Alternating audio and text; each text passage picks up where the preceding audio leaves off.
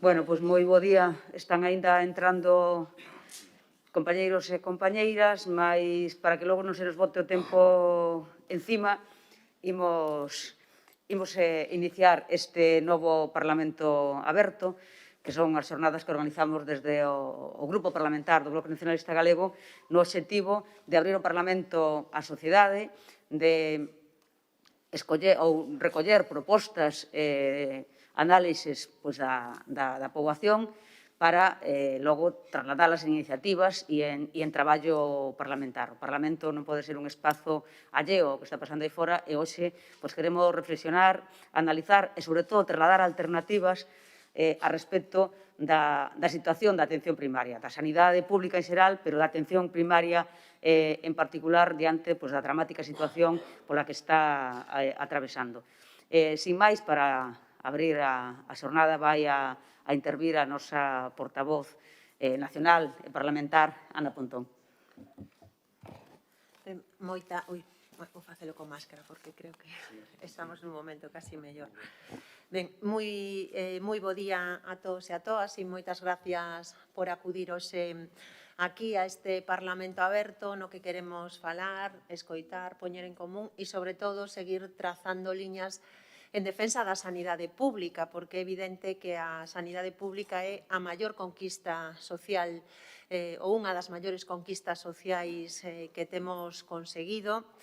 E se alguén poñía esta conquista en dúbida e a utilidade da sanidade pública, veu unha pandemia para recordarnos que sin ela teríamos sido moitísimo máis vulnerables. O temos que ver o que pasa naqueles estados que non teñen un sistema público forte, as dramáticas consecuencias que está tendo esta pandemia. E precisamente seguimos nun momento no que a pandemia vai a seguir marcando as nosas vidas, non? Que se eliminen as declaracións de urxencia non quere decir que o virus non siga entre nós e que non sigamos tendo unha situación que é realmente preocupante. Nese sentido, estamos ás portas dun Nadal cun incremento moi relevante do número de casos que nos poñen de novo en situación de risco e desde o BNG creemos que é moi importante que non nos confiemos e que non baixemos a garda, porque durante estes meses vimos como o virus foi por diante dos gobernos e creemos que toda prudencia é pouca. E é certo que a situación non é igual da que tiñamos fai un ano, están aí as vacinas que nos protexen, pero non hai ningún antídoto que sexa eficaz o 100%. E, por lo tanto, neste momento temos que seguir mantendo a precaución, aínda que nos coste, e, desde logo, saber que non hai nada máis importante que coidarnos. Coidarnos é a mellor receita sanitaria para que podamos seguir celebrando moitos anos máis, véndonos, abrazándonos e disfrutando da nosa compañía, pero coidarnos é tamén a mellor receita económica para poder preservar a economía. E a experiencia destes anos demostrouno. Pero nós tamén entendemos que a prudencia non hai que pedirlle só á cidadanía, a prudencia tamén hai que pedirlle aos gobernos. E por iso temos que decir alto e claro que o Goberno de Feijóo está cometendo unha imprudencia temeraria ao recortar fondos en personal, fondos en sanidade no medio dunha pandemia, cando se está recortando, ademais, precisamente na punta de lanza deste momento na loita contra o COVID, como é a atención primaria. Hai que reforzar a atención primaria con máis medios, con máis recursos e, desde logo, manter non só o 100% do personal que se contratou para os momentos máis duros, sino incrementar as plantillas no ámbito sanitario, porque é imposible poder vencer ao virus se non temos unha atención primaria forte. E é evidente que hai unha decisión política que tomou o Partido Popular e que quere debilitar o sistema sanitario público. E aí temos datos que son totalmente contundentes. Fixadevos, este ano é un ano no que temos uns orzamentos históricos en canto aos recursos que ten o sistema autonómico. Sin embargo, ese incremento de recursos, moitos deles proventes de fondos extraordinarios do Estado español e da Unión Europea, non se están utilizando para reforzar o sistema sanitario público.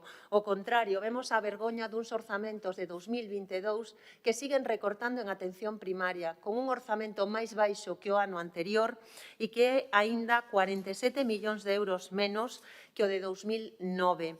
Uns orzamentos que no ámbito de atención primaria representan o 12% dos Sergas, situándonos a cola de todo o Estado a hora de destinar recursos a atención primaria e, desde logo, moi lonxe desa cifra que se recomenda pola Organización Mundial da Saúde do 25%, e con esta tendencia o que facemos é alonxarnos dos obxectivos que a propia Organización Mundial da Saúde está recomendando.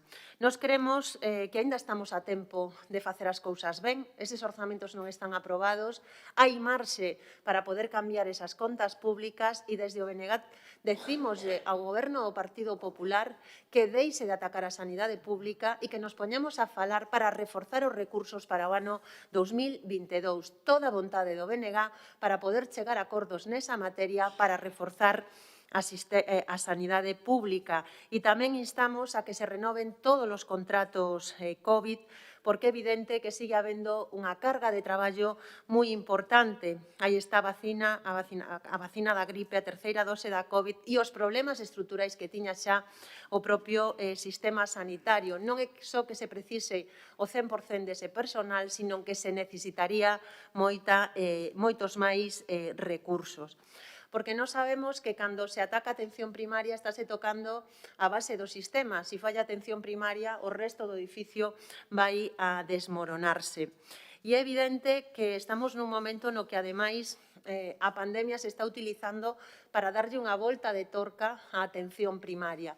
Durante moito tempo, a atención primaria funcionou con deficiencias, non? Porque é evidente que os problemas xa estaban aí, pero que hai 4 criterios básicos que se están rompendo dunha forma brutal. O criterio de proximidade, o criterio de accesibilidade, o criterio de relación directa entre profesionais e doentes e tamén o da continuidade na asistencia.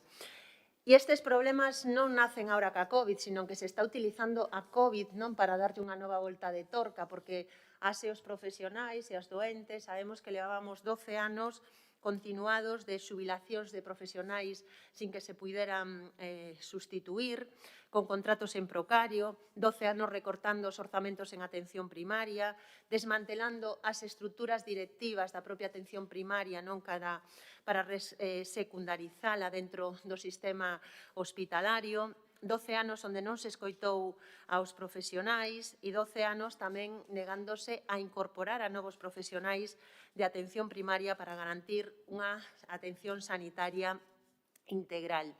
E todo isto tamén nos está levando a que neste momento vemos de novo como a pesar dese confinamento personal e social que vivimos nestos meses, volve a estar aí o malestar expresado nas rúas, tanto na cidadanía como nos profesionais, como en feitos que non son para nada normais, como que un colexio de médicos decida presentar unha denuncia penal ante o colapso que se está vivindo no ámbito sanitario. Creo que son miles de mensaxes de SOS do sistema sanitario público que é necesario escoitar e que é necesario atender, porque é evidente que estamos nunha situación moi grave, en primeiro lugar porque se está deteriorando o acceso ao sistema sanitario público e, polo tanto, está deteriorando a saúde das persoas, que é o que máis nos debe de mover, pero tamén estamos vendo como se lle está dando un maltrato personal sanitario que pon en risco o propio funcionamento. Nós temos que decir unha vez máis, témolo dito moitas veces, non nos cansaremos que hai que facerlle un recoñecemento ao personal sanitario, a todo o personal sanitario, por o gran esforzo que se fixo durante esta pandemia. Pero é evidente que estamos ante unha situación límite, que non chegan as boas palabras e que o que se necesitan son máis medios, máis recursos, dignidade, que é o que están reclamando as e os profesionais. E, por tanto, nós aí tamén creemos que hai que facer un cambio importante de modelo e este tamén será unha das cuestións que hoxe abordemos. E eu tamén quería facer mención a outra cuestión que nos parece moi importante sempre, pero que esta pandemia nos fixo ollar quizáis dunha forma máis intensa, que todo o que ten que ver coa saúde mental.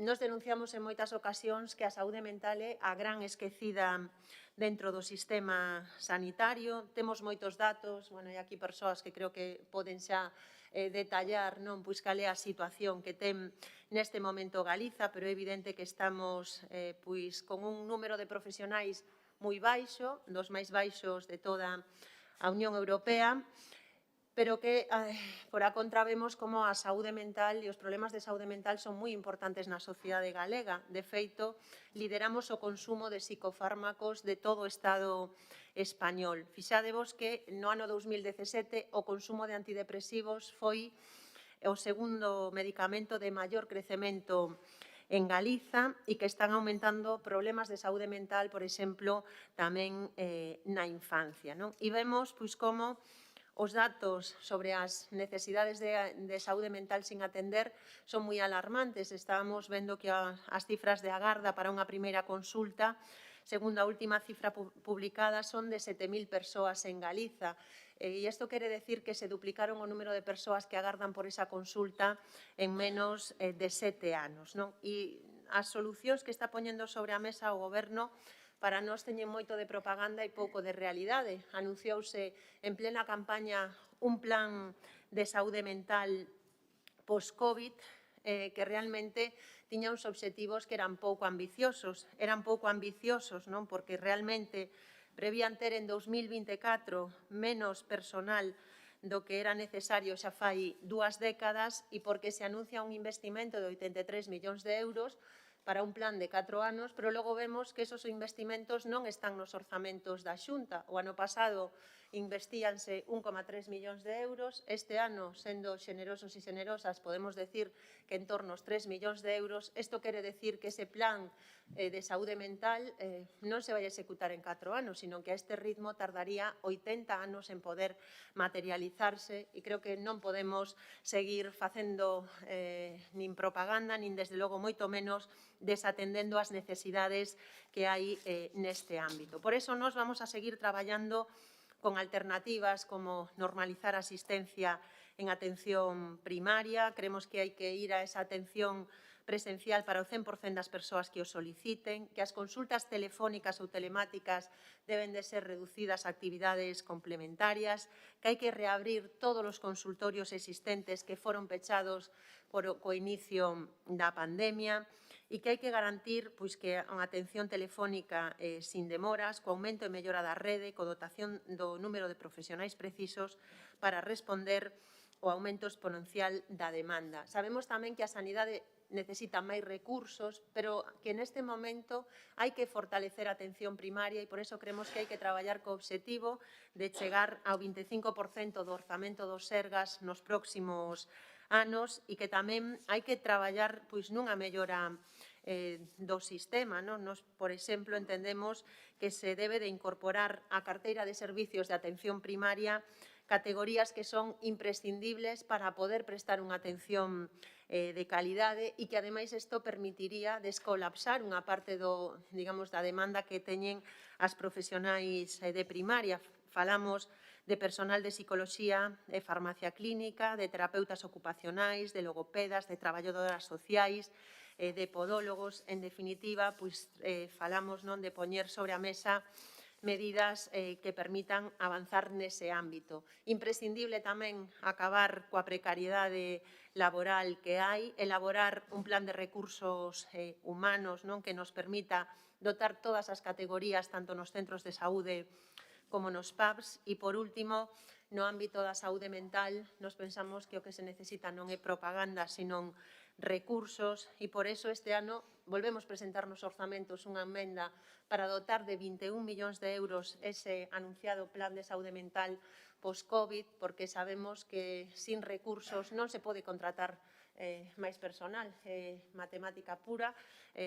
Non creo que lle podamos pedir aos psicólogos e psicólogas deste país que traballen por amor ao arte, senón que terán dereito tamén a cobrar as súas nóminas se realmente se quere incrementar os recursos. En definitiva, hoxe aquí empezamos unha xornada que non é o inicio de nada, é a continuidade dun traballo de escoita, dun traballo de tecer liñas de colaboración e, sobre todo, dun traballo de recoñecemento a unha sociedade galega que está articulada dunha forma tamén moi plural no ámbito sanitario e onde temos desde sindicatos a plataformas, a movementos que levan traballando durante moito tempo, poñendo a ollada no máis importante que defender a saúde, non? A saúde das mulleres, a saúde mental, a saúde das persoas, en definitiva, o dereito que temos a seguir mantendo unha sanidade pública forte, a que este é unha conquista que non podemos perder, e eu tamén creo que hoxe, desde aquí, mandamos unha mensaxe moi clara ao Partido Popular. Non nos imos cansar de defender a sanidade pública e imos vencer a súa soberbia. Moitas grazas.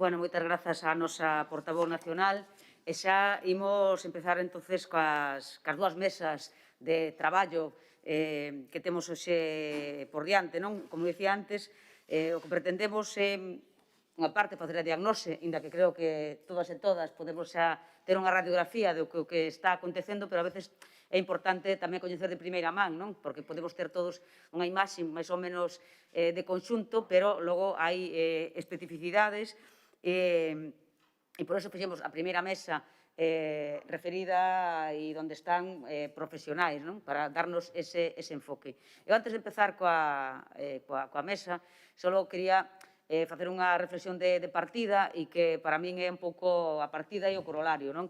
E é que a situación da sanidade pública non é casualidade, non é un problema conxuntural deste momento, nin consecuencia da crise do 2008, onde xa nos dixeron que había que reducir o público, sino que foi toda unha decisión ideolóxica, non? De, efectivamente, reducir o público para engordar o privado. E non hai ningún xeito de engordar a sanidade privada, máis alá de quen teña moitos recursos ou por unha posición ideolóxica que queira ir a unha sanidade privada, non hai xeito de engordala se funciona ben a sanidade pública.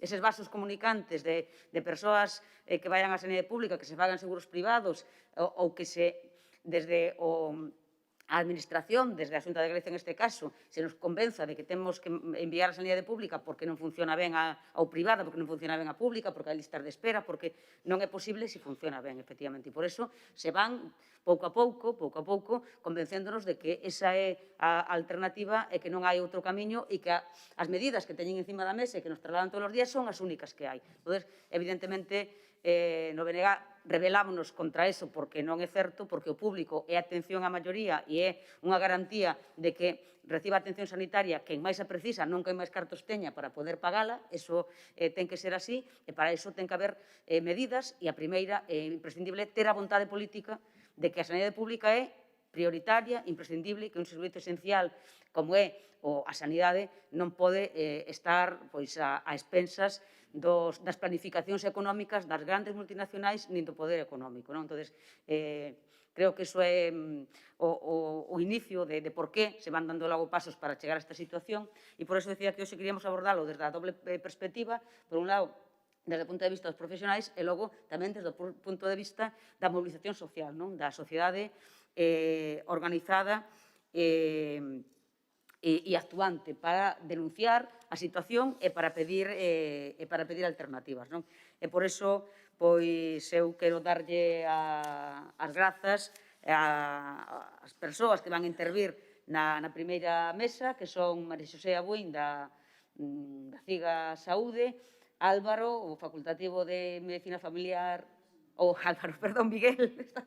Miguel, de facultativo de Medicina Familiar e Comunitaria, Álvaro, de Enfermería Familiar e Comunitaria, Rosa Cerqueiro, que é psicóloga clínica e voceira do Movemento Galego de Saúde Mental, e Xan Sande, que é administrativo, pois tamén nun centro de saúde. É evidente que faltan máis profesionais, faltan máis ópticas, faltan máis tal, pero é imposible metelo todo nunha xornada con tempo reducido de análise e queríamos esa visión un pouco global onde, e como xa o fixo a nosa portavoz nacional, a situación da saúde mental está sendo tamén moi preocupante e por iso queríamos tamén ter esa perspectiva hoxe aquí presente. E logo, agradecerle tamén as persoas que van a intervir na segunda mesa desde esa óptica máis social, Xosé Dios, de Compostela, María Monse Porteiro, da Mariña, Xosé Manuel, da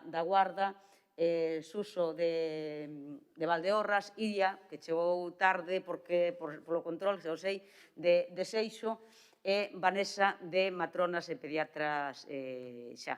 Entón, eu, sin máis, vamos a intentar ter intervencións en 10 minutiños para logo poder abrir unha quenda de coloquio.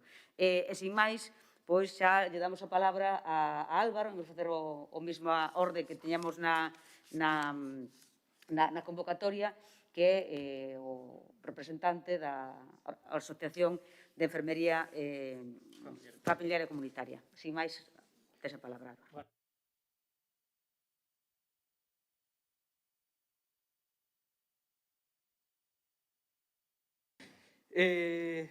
Perdón.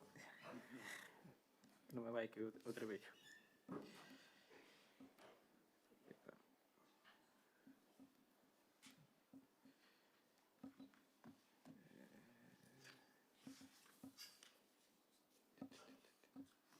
Estas tecnoloxías...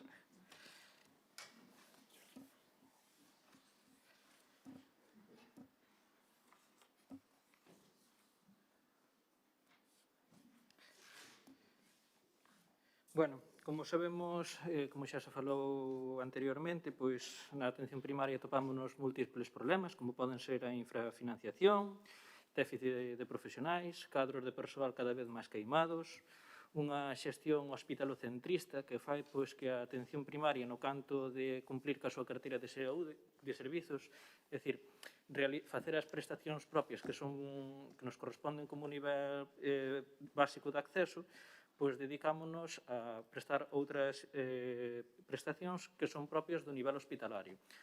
Facilitamos a accesibilidade aos cidadáns, pero a costa de deixar de facer o que temos que facer. Iso que implica? Pois que empregamos a maior parte do noso tempo e cuestións esenciais que só son nosas, que só realizamos nós, pois os cidadáns quedan sen ese acceso a prestacións pois como pode ser a prevención, promoción da saúde, etcétera, etcétera. Tamén outro dos problemas que nos atopamos hoxe na atención primaria e é gravísimo, que é a falta de liderado e falta de horizonte. Hacia onde imos, que facemos, como traballamos.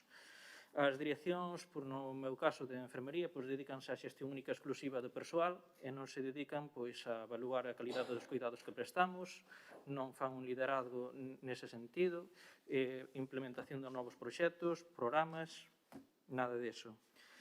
Estamos como organización de atención primaria, os centros de saúde, todo o que é a rede de atención primaria, traballando como polos sin cabeza. Vivimos nun auténtico caos. Non temos quen dirixa, quen marque un horizonte claro. Hai unha absoluta falta de visión comunitaria. É dicir, o sistema só mira a árbore, non mira o bosque, non mira o lugar e o entorno no que teñen os problemas os nosos cidadáns, os nosos pacientes. Iso implica que tratamos un problema puntual, pero ao mellor non tratamos as causas.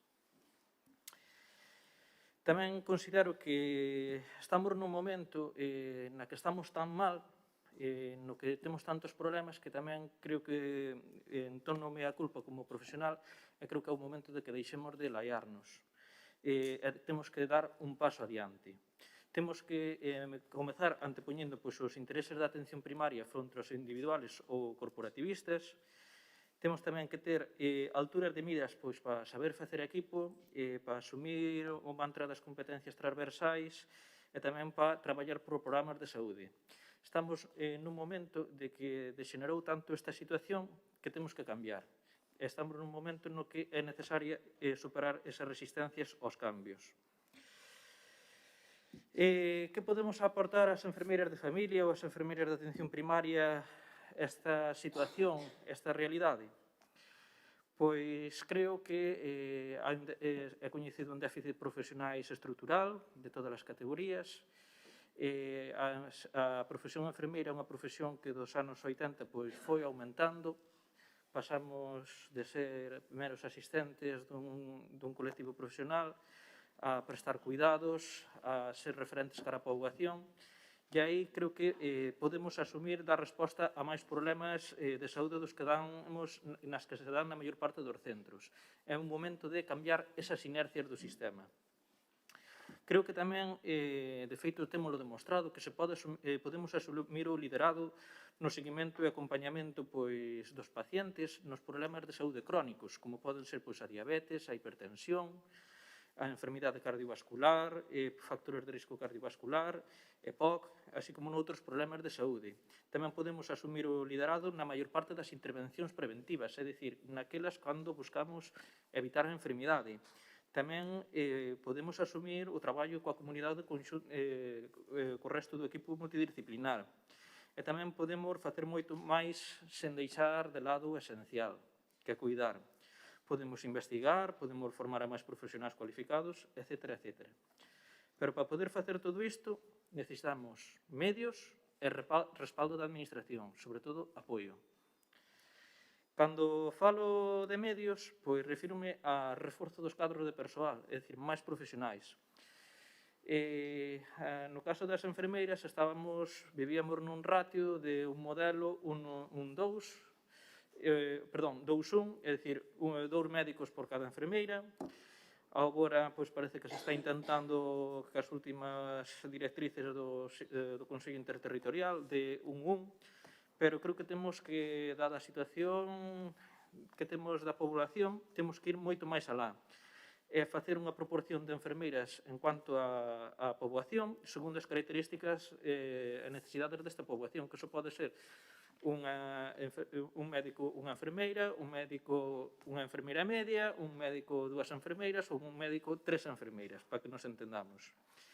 Para ter en conta estes criterios, sobre todo cando falamos dos profesionales dos cuidados, dos que acompañan ao paciente ou as persoas ao longo da súa vida, ao longo do seu proceso vital, ao longo das súas enfermidades que viven con eles, podemos ter en conta cuestións como o envellecemento, a dispersión xeográfica, facemos moita atención domiciliaria, e iso pesa no noso tempo de traballo. Necesitamos tamén, para valorar cantas enfermeiras necesitamos no sistema, avaliar os índices de dependencia. Necesitamos tamén a complexidade clínica e a complexidade de cuidados. Necesitamos valorar a carga de cuidados de enfermería, que non sempre se corresponde coa clínica ou dos médicos. Tamén é certo que dende a atención primaria as enfermeiras necesitamos recoñecemento. E cando me refiro de recoñecemento, pois temos que eliminar ese mantra de que, a enfermeira en atención primaria só toma 4 tensións e fai 4 curas, cando non ten absolutamente nada que ver.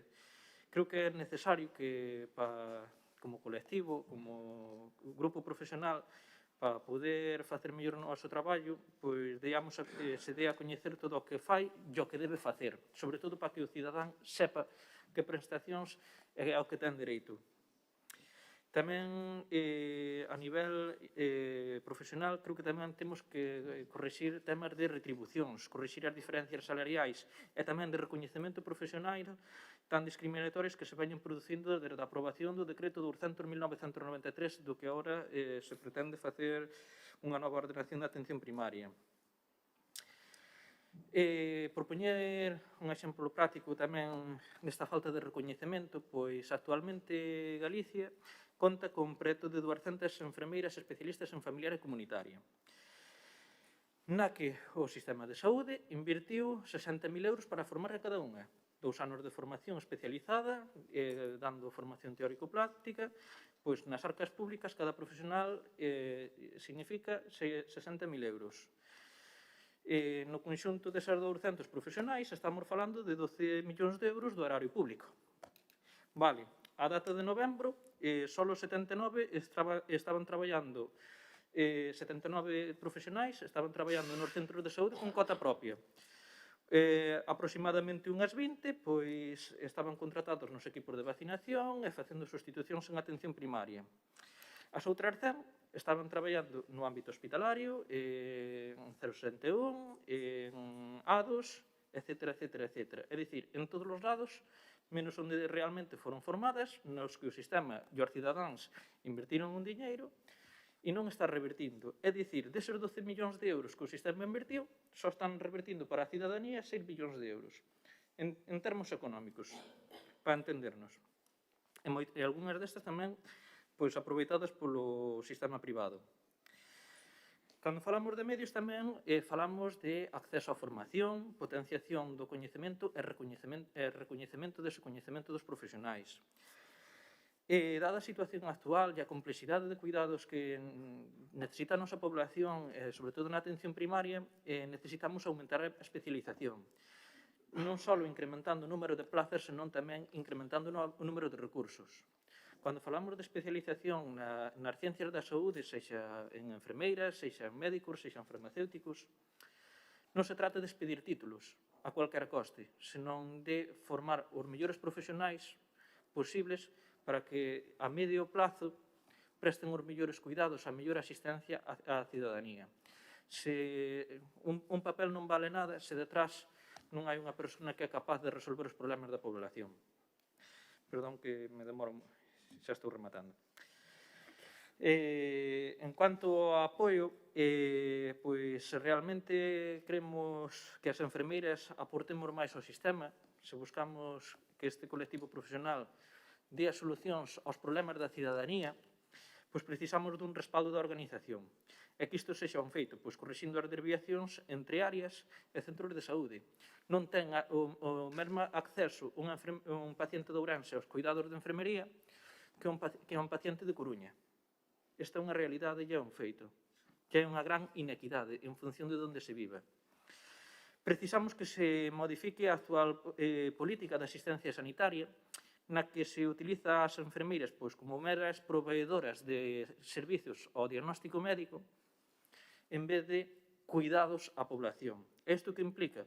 Pois acceder directamente á enfermeira, acceder aos seus cuidados sin necesidade nin o beneplácito de outras categorías profesionais, porque ao final facemos pasar todo polo mesmo profesional, creamos un embudo e colapsamos o sistema sen ser necesario.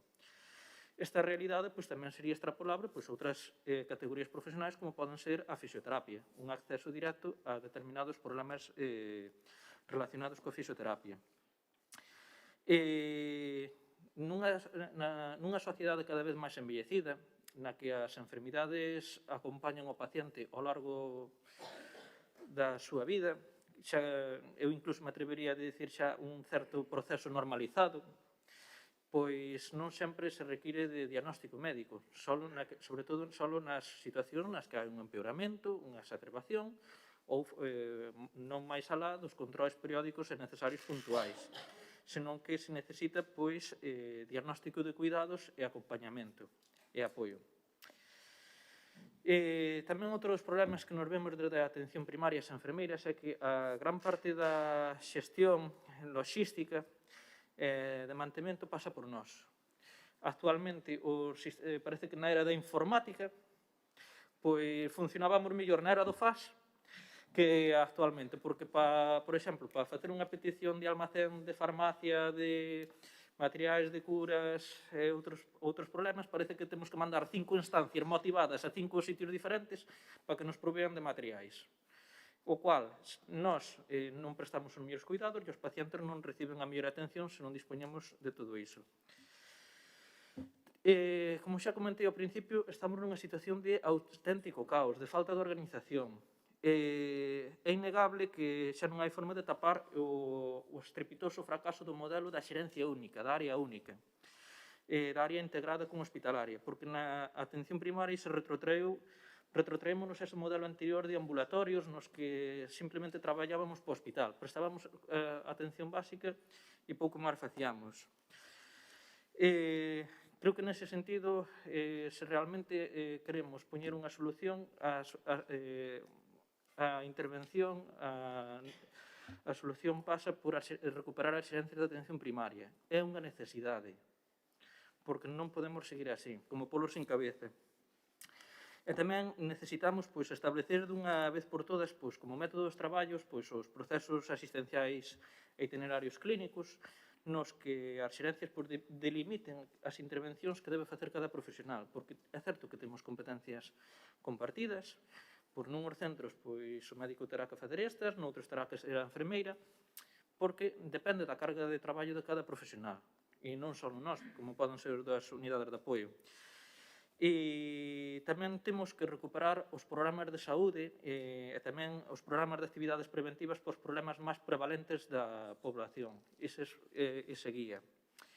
E tamén propoñer un exemplo práctico desta falta de hasta que punto chegamos de caos de falta de organización, pois, por exemplo, no Centro de Saúde de Xinzo de Limia, en maio dotaron dunha enfermeira máis que faltaba. Esa enfermeira estuvo cubrindo ausencias porque do déficit de profesionais. En outubro empezou con cota propia de pacientes. Bueno, imagínanse como pacientes ter que andar buscando polo centro de saúde a enfermeira todos os días, cada día nunha consulta diferente. Bueno, pois levamos desde maio hasta decembro a enfermeira en 4 consultas diferentes porque a xerencia non é quen de establecer unha organización dos espazos do centro. É dicir, de que profesionales, que hai profesionales que en quenda da mañá teñen que usar unha consulta e despois esa mesma consulta os profesionales de quenda da tarde. Chegamos hasta ese punto de caos. Sí, se estou acabando. Eso que deriva? Que esa profesional acaba de coller unha baixa e a xerencia sigue sen poñerlle solución. Unha xerencia integrada, que ten un hospital e todo o demais. Xa para concluir, finalmente, creo que somos conscientes de que a receita para os problemas que temos diante debe ser multifactorial. As enfermeiras de atención primaria podemos aportar moito, para iso precisamos recursos a medio, e é necesario, é esencial, recuperar as xerencias de atención primaria para organizar este caos e traballar en condicións. Moitas gracias, perdonen o tempo que me excedín.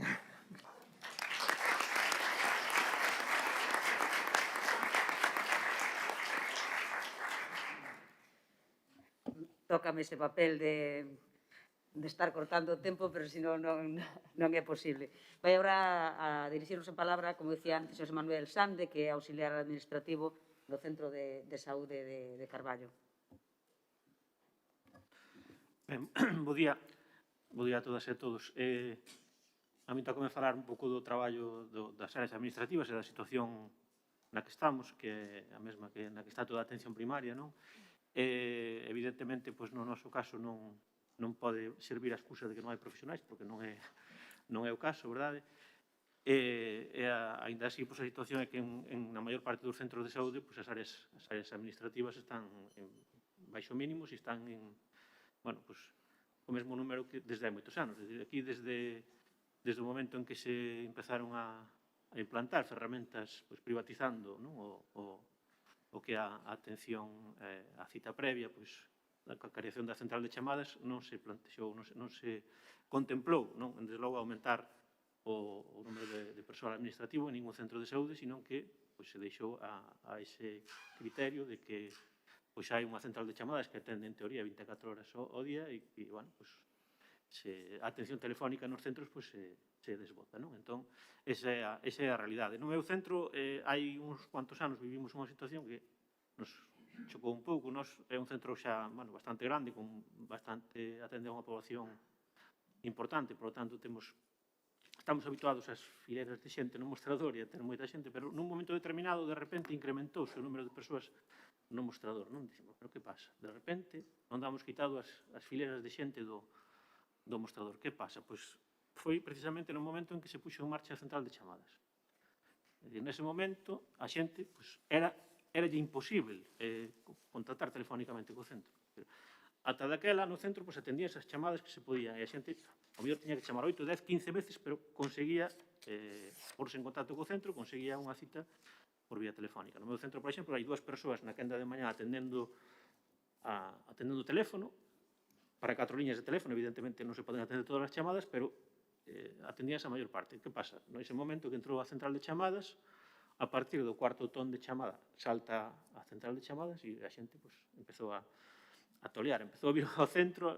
A min, fálame aí un robot, eu non son capaz de incrementou a demanda presencial nos centros precisamente a posta en marcha dese servicio. Eu creo que o da central de chamadas exemplifica a política deste goberno de privatización e, desde logo, como todas as privatizacións, non se pode contemplar baixo un criterio de eficiencia ou económico, porque, desde logo, eu que habitualmente de vez en cando miro as axendas dos médicos, miro as citas que se deron, non? Cantas foron collidas por internet, cantas foron por a central de chamadas, cantas foron no mostrador, no teléfono. Bueno, o número de citas que se collen pola central de chamadas é moi inferior ao 10%, moi por debaixo do 10%, non? Cóllense moitas máis por internet, por suposto no centro e por vía telefónica, non? O canto, pois, evidentemente, é unha ruína, un contrato millonario con unha empresa para xestionar iso, non? Que evidentemente daría para contratar a moitísimos PSXs ou auxiliares administrativos nos centros para poder atender debidamente o teléfono e a atención telefónica, non? Iso creo que é un exemplo claro da política, non, deste goberno de privatizacións. Por outra banda, cada vez se ven incrementando máis o traballo nas áreas administrativas. Nos temos que xestionar todo o que ten que ver con os procesos administrativos. Incrementouse moito, sobre todo, a raíz da posta en marcha do e-saúde, do programa de saúde para acceso á historia clínica e da xestión da chave 365, que se xestiona nos centros de saúde, incluso se xestiona para outros temas que non teñen nada que ver coa sanidade, e iso incrementou o traballo administrativo.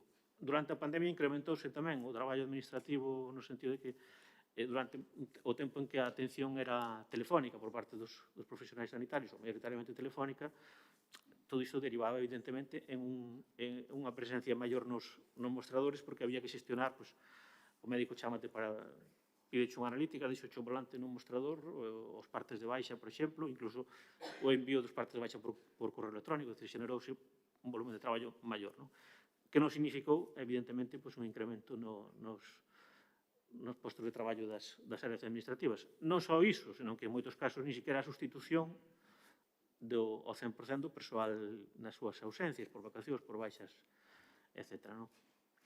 Xa digo, iso non pode justificarse na ausencia de profesionais porque no caso das áreas administrativas non é así.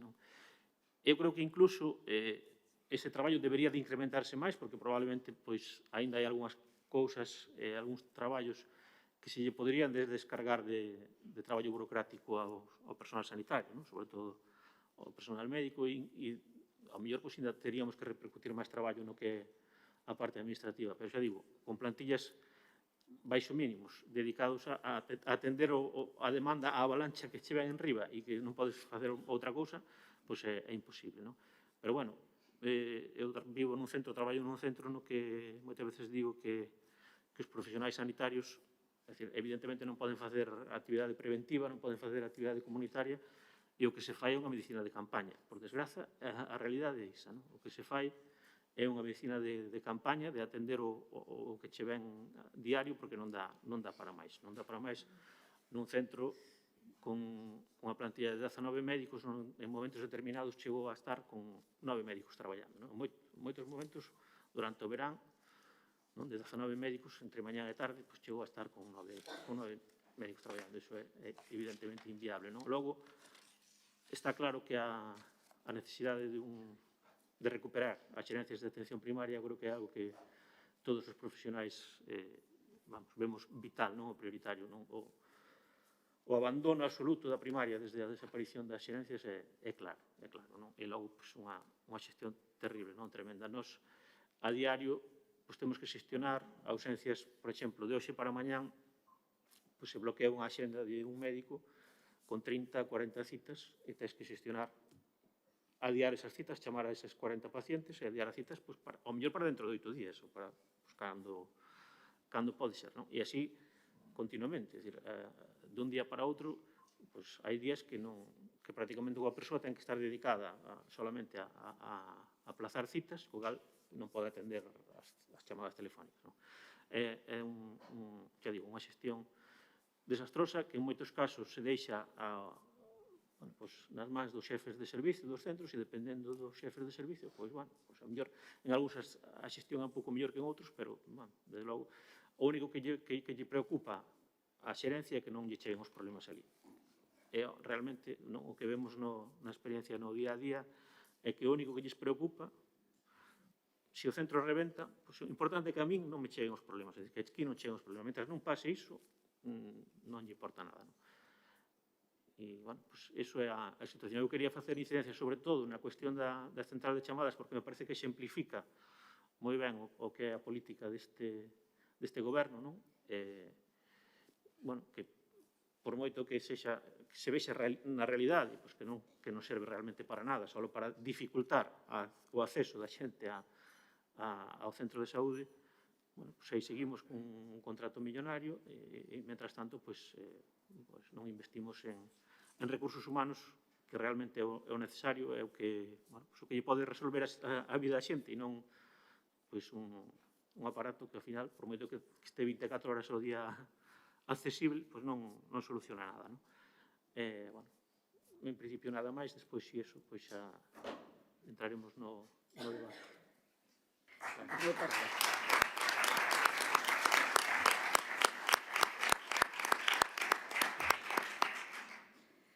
Moitas grazas, Xan. Creo que xa temos un dato encima da mesa e é que profesionais hai, o que hai que querer contratalos, digo, en determinadas especialidades. Digo, para ir vendo que si alternativas si vai habendo a cousas, non?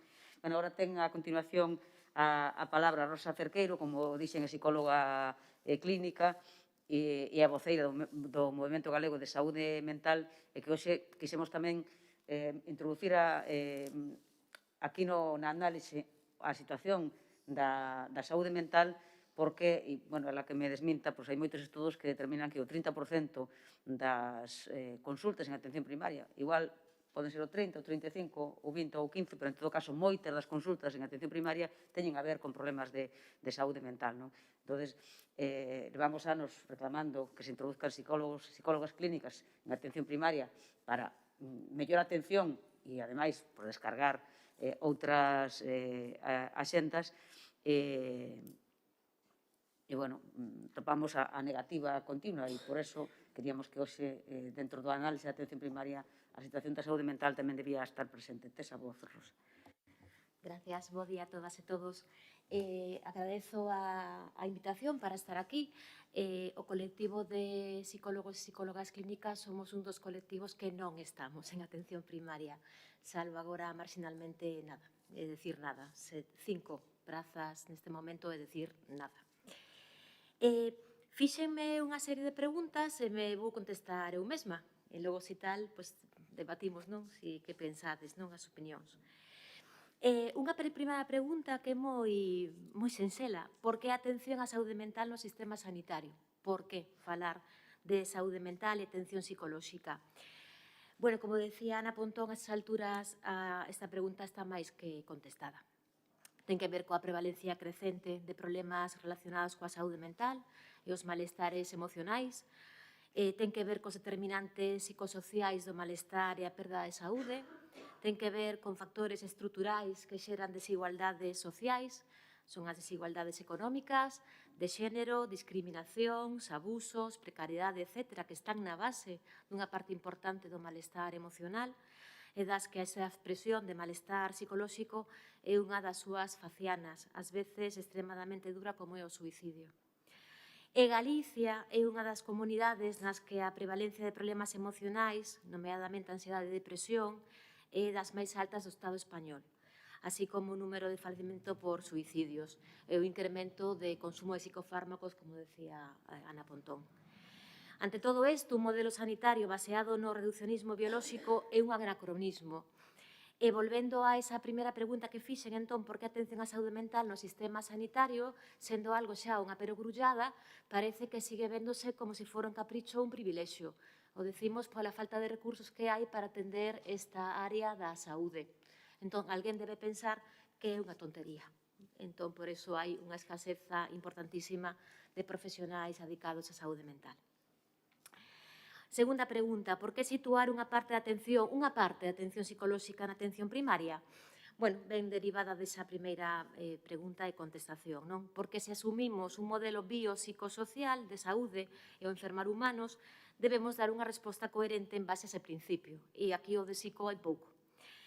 E a atención primaria foi o primeiro nivel asistencial que recolleu este modelo, incorporando unha perspectiva do ciclo vital, a atención dende o nacemento ata a morte, unha perspectiva de saúde integral, incorporando as tarefas de promoción, prevención, asistencia e rehabilitación, incorporando a perspectiva comunitaria, atendendo a individuos, a familias, a veciñanza, e incorporando, aínda que este punto moi alonxado do óptimo, a profesionais diversos, máis aló de os máis importantes de administración, medicina ou enfermería, non? Entón, se incorporan profesionais do traballo social, de odontoloxía, fisioterapia, etc. Entón, creemos que a atención psicolóxica pois debe tamén ser incorporada en atención primaria, non evidentemente para sustituir nada, sino para colaborar. Terceira pregunta. Hai demanda de atención psicolóxica como para justificar a súa inclusión na atención primaria? Bueno, sí, un terzo das demandas de atención primaria teñen que ver con problemas de saúde mental e emocionais. Creemos que agora xa un pouco máis que un terzo. E aproximadamente un 80% das derivacións que chegan á USM, a Unidade de Saúde Mental, veñen da atención primaria. En xuño de 2021, con datos aportados polos Sergas, aínda que lles costou a un medio de comunicación, se comentaba que había un total de 3.186 persoas esperando por unha primeira consulta de psicología clínica e 7.000 en xeral atención á saúde mental. Máis de 3.000 persoas esperando unha primeira consulta que implica entón meses de lista de espera. Rompemos entón a accesibilidade. Ademais, van a acudir a outra localidade diferente ao seu centro de saúde. Vexo aquí moitas persoas de Seixo, as persoas de Seixo teñen que ir a Lérez. As persoas de Carnota e Muros teñen que ir a Noia. As persoas de Cedeira teñen que ir a Ferrol, digo lugares onde traballei. Isto, bueno, pois as distancias poden parecernos pequenas que non temos coche e podemos conducir. Pero se non é así, faise, de verdad, como nos anos, non sei, supoño que 50, é casi imposible chegar a tempo a unha consulta. E isto, entón, sobre todo no medio rural, temos un problema de inequidade brutal. Ademais, van ser atendidos por profesionais que non teñen facilidades para coordinarse. Atención primaria con atención hospitalaria, as USMs aí no medio, máis que por notas de Janus, cando podemos ler con calma as notas que preceden a entrevista, a consulta, e, bueno, o contacto telefónico, si somos quen de conseguir poñernos de acordo para estar disponibles ambos a outro lado do teléfono. Isto da videoconferencia non existe, vale? E, ademais, temos dificultades para asegurar unha continuidade existencial. A Xunta só lle preocupan as primeiras consultas, que son xa de meses, pero temos un grave problema para a distancia entre consultas entre sucesivas, as consultas de seguimento. E no caso de tratamento psicolóxico non é unha intervención de acto único. A primeira consulta é un inicio de moitas ou poucas máis, pero se poderían ser poucas sesións, pero se teñen que verse cada mes, cada 2 meses ou cada 3 meses, xa non podemos facer unha intervención eficaz. Co cual determina a súa efectividade e a frustración e impotencia e o queime dos profesionais e o queime das persoas usuarias. Nesas máis de 3.000 persoas, que agora van a ser moitas máis, senón non estarían neste mes correndo, intentando que os profesionais estén vendo tamén citas pola tarde para reducir a lista de espera, entón supoñemos que vai ser brutal a finais deste ano. Esas máis de 3.000 persoas, haberá diferentes graus de severidade do problema, diferentes motivos de consulta, con diferentes posibilidades terapéuticas, que non somos quen de distinguir co modelo actual de asistencia. Non podemos facer unha mínima prevención e planificación de como facer máis eficaz o noso traballo. Aumentando así o risco de cronificar problemas que se tiveran unha resposta máis áxil, resolveríanse máis rápida e eficazmente. E iso, además, o temos comprobado, se por casualidade de unha persona que esperou poucos días porque, houve anulación, o traballo é moito máis rápido e eficaz. E por non falar do efecto secundario de que as persoas teñan que acudir ao sistema privado cando se poden permitir, non por desexo, senón por necesidade. Isto, entón, é unha perversión do sistema. Entón, a incorporación de psicoloxía clínica na atención primaria tería capacidade de poñer en marcha unha estrategia de atención graduada ou por niveis, con tratamentos breves, para casos de intensidade leve moderada, problemas adaptativos, ou dentro de programas de enlace que agora mesmo non se podería facer e que son colaborativas con outros profesionais, coas matronas, con enfermería, con mediciña, para poñer determinados tratamentos e programas de enlace con formatos individuais e formatos grupais. Todo isto é o que se podería facer e revertiría nunha eficacia clara da atención. Cuarta pregunta. Hai profesionais da psicoloxía clínica suficientes para dar unha atención adecuada? Porque esta é unha das respostas que soe dar o goberno de que non hai profesionais. Bueno, pois sí, sí que hai. Neste caso, sí. Por poñer un par de datos, na OPE que está agora mesmo en proceso de resolución, a OPE 2019 e 2020, que eran 12 prazas, hai un total de 117 aspirantes para estas prazas. Máis que a anterior OPE, que foi a 2016, para 3 plazas. Quero decir, as persoas ven que se hai prazas polas cuales poder aspirar, tamén hai aspirantes suficientes. Nas listas de contratación temporal do Sergas hai 208 aspirantes de acceso libre e un por promoción interna. Teríamos xa, entón, máis de 200 persoas dispostas e disponibles para facer esa atención. Das cuales habería, eu calculei, alrededor de 43 persoas, destas 208, 209, están xa traballando de maneira eventual, pero hai máis dun doble que poderían estar traballando, ademais que coñecen o sistema porque se formaron no PIR, moitos deles tiveron que emigrar ou están traballando na privada, pero teñen unha clara vocación á atención pública, senón non estarían dentro desas listas de contratación esperando. Ademais, non se convocan todas as prazas de formación PIR das que temos acreditadas en Galicia, faltan 5 por convocar, é dicir, habería máis profesionais en formación para logo acceder a esa atención e nunca faltan aspirantes a formación especializada. Tamén hai marxen para xenerar máis prazas acreditadas, é dicir, non hai un problema de recursos. Quinta e última pregunta que me fago. E hai estrutura e medios para poder implantar atención en psicoloxía clínica en primaria? Pois, por suposto, hai centros de saúde, hai despachos individuais, posiblemente, hai despachos seguro, e salas multiusos para realizar os tratamentos grupais, porque nós non requerimos tecnoloxía complexa e cara, que sexa desas donadas. Non requerimos nada deso. Vale. Ademais, temos un corpo de coñecemento científico técnico extenso, probado, de técnicas e procedementos empíricamente validados. Temos a experiencia de traballo de psicoloxía clínica en atención primaria en outras comunidades. Existen experiencias e tamén outros países con resultados positivos. Digo isto porque no plan de saúde mental, puxeron un obxectivo, iban a crearse 7 prazas, unha para cada área sanitaria, xa me diredes ti que dá unha persona para unha área completa, das cuales só 5 están traballando en atención primaria e falan como se fora un proxecto piloto. Non temos que demostrar nada, xa está máis que demostrado. Isto de proxectos pilotos é unha forma de adiar a decisión que non queren tomar por outros motivos. Ademais, temos xa como experiencia propia que dende 2009, é dicir, hai 12 anos que xa hai residentes, psicólogos internos residentes, traballando en atención primaria, co cual hai unha experiencia, tanto dende parte de psicoloxía como dos profesionais de atención primaria, que están encantados e encantadas. Temos esa. E, ademais, levamos moitos anos turrando con este tema dentro das asociacións de psicólogos clínicos do Sergas e agora, dende 2015, xa levamos, son 7 anos, un grupo de traballo do Colexio Oficial de Psicoloxía Clínica, quere decir que temos documentos e se nos queren preguntar, somos quen de decirlle que se podería facer. O sea, lle damos o traballo feito. Que máis queren? Temos todo.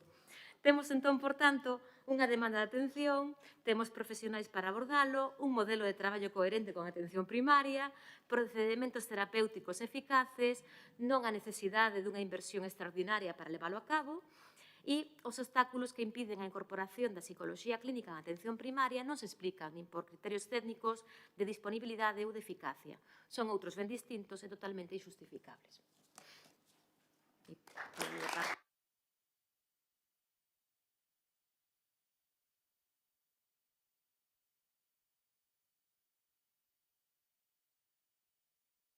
Moitas grazas, Rosa. Creo que hai cosas que xa van clarificando, non? Que hai unha aposta ideolóxica e que non é só falta de profesionais. Ten agora a palabra Miguel López del Puello, un riosano que temos adoptado aquí se adoptou aquí en Galiza, como dicía antes, facultativo de Medicina Familiar e Comunitaria, e que nos vai dar a visión desde esa perspectiva. Grazas. Que tal? Bo día. Pois eu son Miguel López del Puello, traballo actualmente no PAC de Xinzo de Limia, en la que Previamente pasei por prácticamente todos os centros de saúde da área sanitaria de Santiago ata que acadei a praza e agora estou ali. Entón, bueno, teño a experiencia de eses ambos ámbitos, ¿no? A atención primaria en formato da consulta ordinaria, máis as urxencias extrahospitalarias. Gustaría agradecer en primeiro lugar ao Grupo Parlamentario do BNG a oportunidade de participar nesta sesión de traballo, que espero que sirva en primeiro lugar para poñer en común as sensacións que, polo que teño escoitado, sospeito que compartimos moitas das profesionais e mesmo da propia cidadanía, e en segundo lugar, para que esas sensacións podan trasladarse despois en ideas e iniciativas cara a defensa da atención primaria, no? Cara a defensa da sanidade pública. O título desta mesa apela aos profesionais e traballadores sanitarios, por lo tanto, tentarei que a miña intervención se centre no noso punto de vista, particularmente no dos médicos, nas nosas inquedanzas, nos problemas que afrontamos, así como nas nosas demandas e propostas de mellora. Particularmente nas nosas, pero espero que non son as nosas, que sexan extensivas a outras categorías profesionais. Vou comenzar falando do que coido que o problema máis urxente que enfrontan as xerencias do Sergas, se cada o que máis se fala no que respecta aos profesionais sanitarios, que é evidentemente a falta de médicos na atención primaria. O máis ben a suposta, entre aspas, falta de médicos, porque, como veremos, hai matices importantes que introducir nesta afirmación tan categórica que se fai. Non hai médicos. Ben, non hai médicos. A frase talismán, tanto do presidente, como do conselleiro señor Comesaña, como dos todos os xerentes, todos os directores asistenciais, os directores de atención primaria, as directoras xerais de recursos humanos. Dende o seu punto de vista, non hai médicos e non hai máis de que falar. Fin da discusión. A cuestión é que, de xeito paradóxico, hai máis médicos de familia na Galiza e no conxunto do Estado que nunca. O número total de facultativos non deixou de medrar nos últimos 20 anos, se ben é certo que medrou moito máis na atención hospitalaria, na medicina privada, pero na atención primaria tamén. O que xa non hai, por desgraza para eles, é petróleo barato. Xa non dan atopado máis xente nas listas de contratación que estea disposta a asumir as condicións de temporalidade e precariedade que ofrecen, e mesmo cando esas eventuais acadamos unha praza, moitos de nós decidimos non seguir traballando na atención primaria, porque, aínda que as condicións contractuais melloren, as condicións de traballo son peores que nunca. A situación na que está a atención primaria actualmente é peor que nunca. A frase completa que dirían, se fosen honestos, é: non hai médicos que queran traballar nestas condicións, non? Prefiren non dicila enteira, asumen como normal esta indefensión aprendida, e se non hai médicos sen matices, engruñen os ombreiros como se non fose con eles e tiran para adiante. Ninguén profundiza máis algo, e a mí o que máis me molesta de todo isto é que ninguén fai un exercicio de reflexión sobre esa frase. Ninguén fala das potenciais causas, nos motivos que hai tras esta suposta falta de médicos e, por suposto, non asumen responsabilidades. Ninguén asume ningunha responsabilidade. Fan como se esta fose unha situación sobrevida e non ampliamente prevista, como era, fronte a cal non poden facer nada. O traballo das xerencias e das direccións de recursos humanos é precisamente acadar os medios humanos para dar resposta ás necesidades asistenciais. E ante esta carencia crónica de personal, a ninguén se lle ocorre nin sequera dimitir. Oiga, señor, pois está claro que leva meses, cando non anos, sen conseguir o propósito do seu traballo, pois cando menos teña a deferencia, non? A decencia de dimitir, non hai médicos, non conseguiu atopalos, poña de manifesto o dramático da situación. Nin siquiera iso. Esta afirmación de que non hai médicos que queran traballar nestas condicións non se sustenta nunha opinión miña ou nunha sensación persoal, non? É o que está a acontecer coas médicas de familia que rematan o MIR. Non queren traballar na atención primaria. As compañeiras precarias pola atención primaria do colectivo do que formo parte fixeron durante as últimas 2 semanas un reconto exhaustivo de todas as médicas de familia que remataron a residencia nos últimos 5 anos, foron máis de 400, e en conxunto, nestes últimos 5 anos, en suma, só a metade delas están traballando actualmente na atención primaria, 214 máis ou menos. A metade, un pouco máis da metade, un 52-54%, que a mí xa me parece escandaloso. Pero realmente grave é que, a medida que avanzan as promocións, a tendencia é descendente. Nos últimos anos, nas promocións do 2020 e 2021, a porcentaxe é ainda mellor, rolda o 40%, nada máis, as que quedan en atención primaria. Onde están? Logo, non? Onde están todas estas profesionais? Di o señor Comesaña que non hai ningún problema porque o 90% delas quedan a traballar en Galiza. E pode ser certo, pero que queden a traballar na Galiza non quere decir que queden a traballar na atención primaria, nem sequera que queden a traballar no sistema sanitario público. Moitas delas é certo que marchan para as urxencias extrahospitalarias. As urxencias tradicionalmente, sempre, dado que non existe a especialidade de medicina de urxencias e emerxencias, sempre foron un caladero de médicos de familia, isto vai seguir sendo así. Asumímolo, é parte unha parte moi importante da formación dos médicos e médicas de familia, e vai seguir sendo así. Pero as que non traballan en atención primaria non todas rematan aló. Unha boa porcentaxe marchan fora de Galiza, outras marchan incluso fora do Estado, outras recirculan polo circuito MIR, que é bastante frecuente facer unha segunda, unha terceira especialidade, outras tantas saen do sector público, rematan traballando na medicina privada, no 061 e demais. É dicir, teñen un grave problema as xerencias para fixar persoal, para atraer a todas esas médicas de familia que rematan a súa formación especializada, e que a vista das circunstancias prefiren marchar cara a outras oportunidades laborales máis estáveis, máis xustas ou mellor remuneradas. A solución que propón o conselleiro pasa por aumentarse en freo o número de residentes de medicina familiar ou comunitaria. Unhas cifras. Xa están, é dicir, nos últimos boletins oficiais do Estado xa aparecen as cifras de médicos de familia que van a empezar a súa formación no 2022, que rematarán no 2026, e todos os que empezaron estes últimos anos van rematar no 2022, 23, 24, 25. O aumento que houve de prazas de residentes de medicina familiar e comunitaria foi moi marcado nestes últimos anos. É dicir, xa a tendencia xa é ascendente. Remataron agora no 2021 92, o ano que ven 98, o ano que ven 105, 129, 142, 142, é dicir, vamos aumentando o número de residentes. E o que propón o conselleiro é aumentar aínda máis esas prazas, non? E realmente o problema non está aí.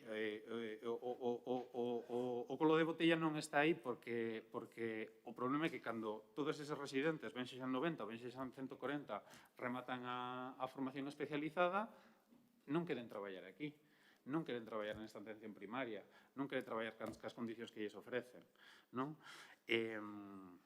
Non é unha solución viable a curto prazo tampouco, porque estamos falando de que todas esas residentes van rematar nos próximos 3, 4, 5, 6 anos. Que facemos mentres tanto? Non? Ante a urxencia da situación, as medidas que temos que tomar teñen un carácter moito máis urxente, valga a redundancia. Na nosa opinión, na miña opinión, as solucións veñen por dous frentes, non? Por un lado, garantir as condicións de estabilidade laboral para todo o persoal que remata a formación, que remata a especialidade, mellorar nesa situación de eventualidade que se ten que dar nos primeiros momentos tras rematar a especialidade, mellorar as condicións para eses eventuais, pero procurar que o tránsito á estabilidade laboral sexa o máis rápido e o mellor posible. E, en segundo lugar, mellorar as condicións. Vai ser imposible fixar persoal sen mellorar as condicións xerais do conxunto do sistema. Este é un problema moitísimo máis amplo que unha cuestión de falta de médicos no curto prazo urxente, non? É dicir, vaticinamos e podemos asumir unha debacle completa de todo o sistema de atención primaria se non melloran urxentemente as condicións de traballo dos profesionais. Os profesionais estamos extremadamente quemados. Xa viñamos quemados de antes, pero nestes últimos 2 anos a situación é moitísimo máis grave.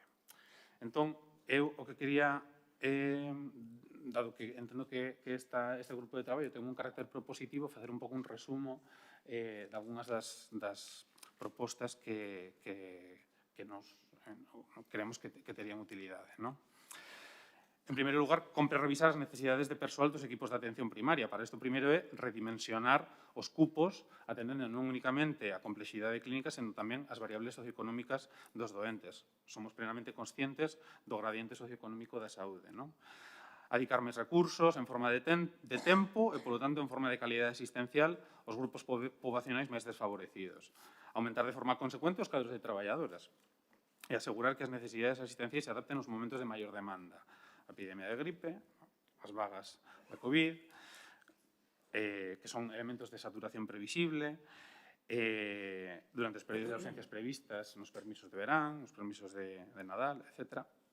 Reformular o modelo de contratación de persoal temporal, fixar o persoal sanitario que remata a súa formación, limitando a eventualidade no tempo, ofrecer condicións de traballo dignas dentro desta fase temporal de emprego, cotizacións de fin de semana, contratos de longa duración, previsión de necesidades, atenuar as diferencias de condicións contractuais entre as xerencias, que fai que haxa moito tránsito de médicos entre unhas xerencias e outras que ofrecen mellores condicións, incentivos á penosidade pola distancia, consolidar o emprego estable, revisión das prazas existentes e das prazas que faltan.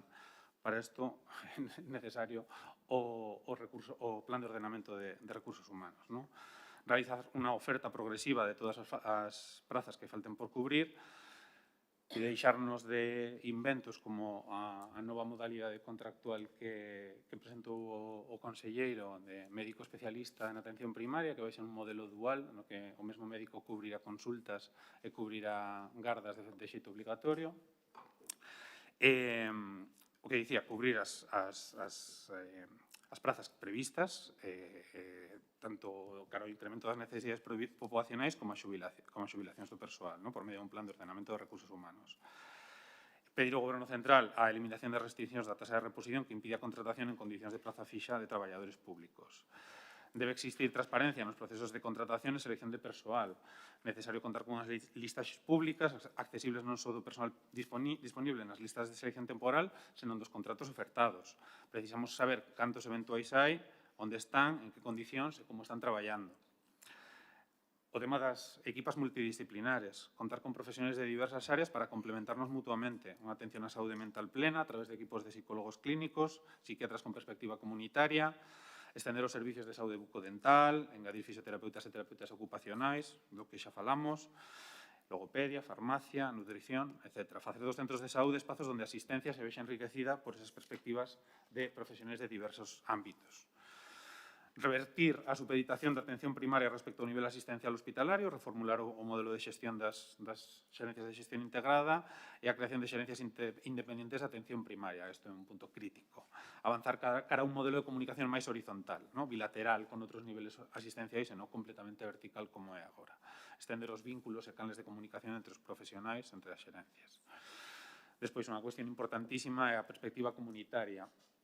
Crear unha estrategia de atención comunitaria na atención primaria, recoñecendo en primeiro lugar a súa prestación na cartera de servizos, adicar recursos, garantir as condicións que permitan o desenvolvemento da participación comunitaria nos centros de saúde e facer dos centros de saúde activos para a saúde. Integrar a mirada da veciñanza, participar nos procesos de toma de decisións colectivas das comunidades, consellos de saúde, concellos, etc. No actual contexto epidémico non podemos seguir demorando a atención presencial e domiciliaria. Se ven a situación, obriga a unha atención telefónica, debemos axustar as axendas e os tempos de consulta para garantir a seguridade do persoal na atención que se faga de xeito presencial.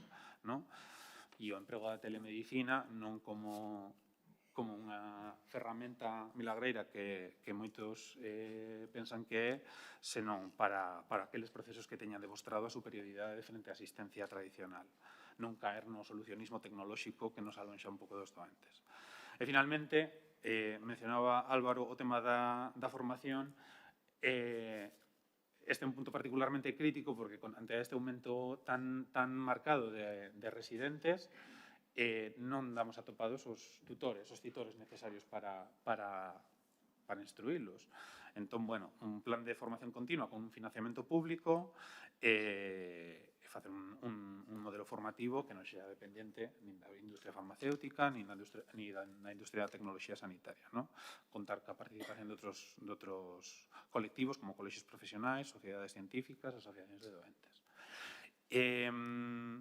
Este sería un pouco o resumo das propostas en liñas xerais que nos faríamos da diagnose do problema tan urxente e tan presente nos medios como é esta suposta falta de médicos que, como vemos, non é 100% como nos pretenden facer creer. Moitas gracias.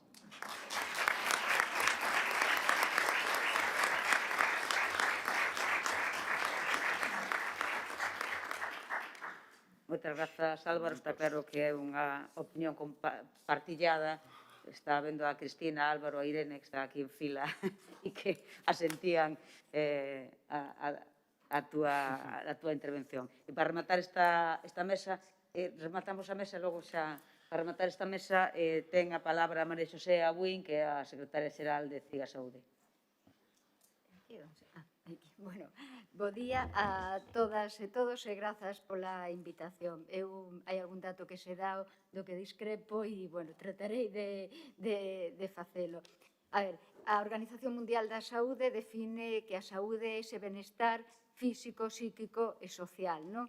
E que o primer nivel de asistencia é a atención primaria, dai que a atención primaria ten que dispor de equipos interdisciplinares, profesionais de todas e cada unha das categorías en número suficiente para atender o conxunto da nosa saúde. A saúde non é só ausencia de enfermidade e eu creo que iso é algo e que se financia con diñeiro público. O diñeiro público son os nosos impostos que transferimos aos gobernos para que nos los devolva en servizos e non para que faga privatizacións e negocio con el, que é o que fai o Partido Popular. E eu creo que isto a sociedade temos que ter claro. Canto máis se privatice, máis negocio, menos saúde. Entón, isto que hai, o que acontece hoxe na sanidade non é algo que nacera onte, nin que está pasando, non? É algo, son as consecuencias das políticas sanitarias do Partido Popular que leva implementando en Galicia dende o ano 2012. No 2012, o Sergas publica un plan de ordenación de recursos humanos, que é un documento onde se recollen o número de profesionais que hai. En ese documento, igual que no resto da poboación, detéctase que hai un cadro de poboación, sobre todo de moitos colectivos médicos, é embellecido, totalmente embellecido. E que a 10 anos, se non se modifica a situación, vai haber un problema serio de cobertura. Vale? E isto é o que está acontecendo no día de hoxe. No período 2012-17 xubiláronse 331 médicas en este país. A cobertura que se fai das prazas son 221 incorporación de novos médicos de familia. Por lo tanto, temos un déficit importante. Vale? O Sergas e a Consellería e o Goberno era consciente desta situación. Sabíase que se iban a xubilar máis profesionais dos que estaba cubrindo. Tamén se sabía que unha médica de familia necesita 4 anos para a súa formación. Por lo tanto, a situación de déficit estrutural que hai hoxe é unha política, unha consecuencia das políticas do Partido Popular. Non sei se os lembrades todos daquelas campañas maravillosas que facía de imos facer máis con menos. Pois é verdade que fixeron máis con menos. Máis precariedade, máis desigualdade e peor calidade asistencial. Entón, hoxe, o que existe é, hai xa 55 prazas a día de hoxe no país que non teñen un médico ou unha médica asignada, xa hai cupos, máis de 55 cupos que non teñen e tampouco se poden cubrir o resto de incidencias. Non se poden cubrir as baixas, non se poden cubrir os permisos, non se pode cubrir nada.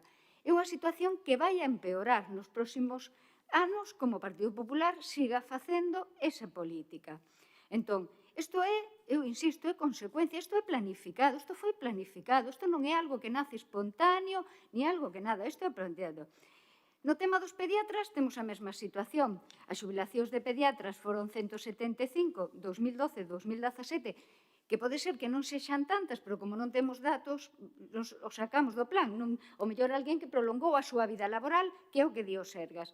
Bueno, as incorporacións de novo son 96 prazas de pediatra. Esa é a consecuencia que coñecedes bastante mellor a xente que vivides na zona da Costa da Morte, na zona do Rosal e en outros na zona do interior. Xa non falemos donde que os nenos e as nenas siguen sin ter o dereito a asistencia pediátrica, vale? E hai para nós máis situacións. O tema das matronas. A ver, o tema das matronas, que non haxa unha matrona en todos os centros de saúde, que as matronas leven esperando pola súa ordenación desde o ano 2000, é unha política ideolóxica do Partido Popular. Non ten sentido non ter matronas, nin que as mulleres, todas as mulleres, independentemente de onde vivamos, poidamos acceder en condicións dignas ao programa da muller. E que ese programa da muller só se limite polo Partido Popular a edad fértil, porque despois as mulleres desaparecemos da vida. E a que non quera ter un embarazo, olvidade, xa non sodes mulleres para o sistema. Vale? Entón, isto é concepto ideolóxico. Non hai outra cousa. Non hai outra cousa. O sea, a muller vai moito máis alá da súa edad fértil. E se non queres ser fértil, porque non decides que non hai maternidade, estás excluída do sistema. Xa non tes, vale? Entón, despois hai outras cousas, como ben decían os compañeros.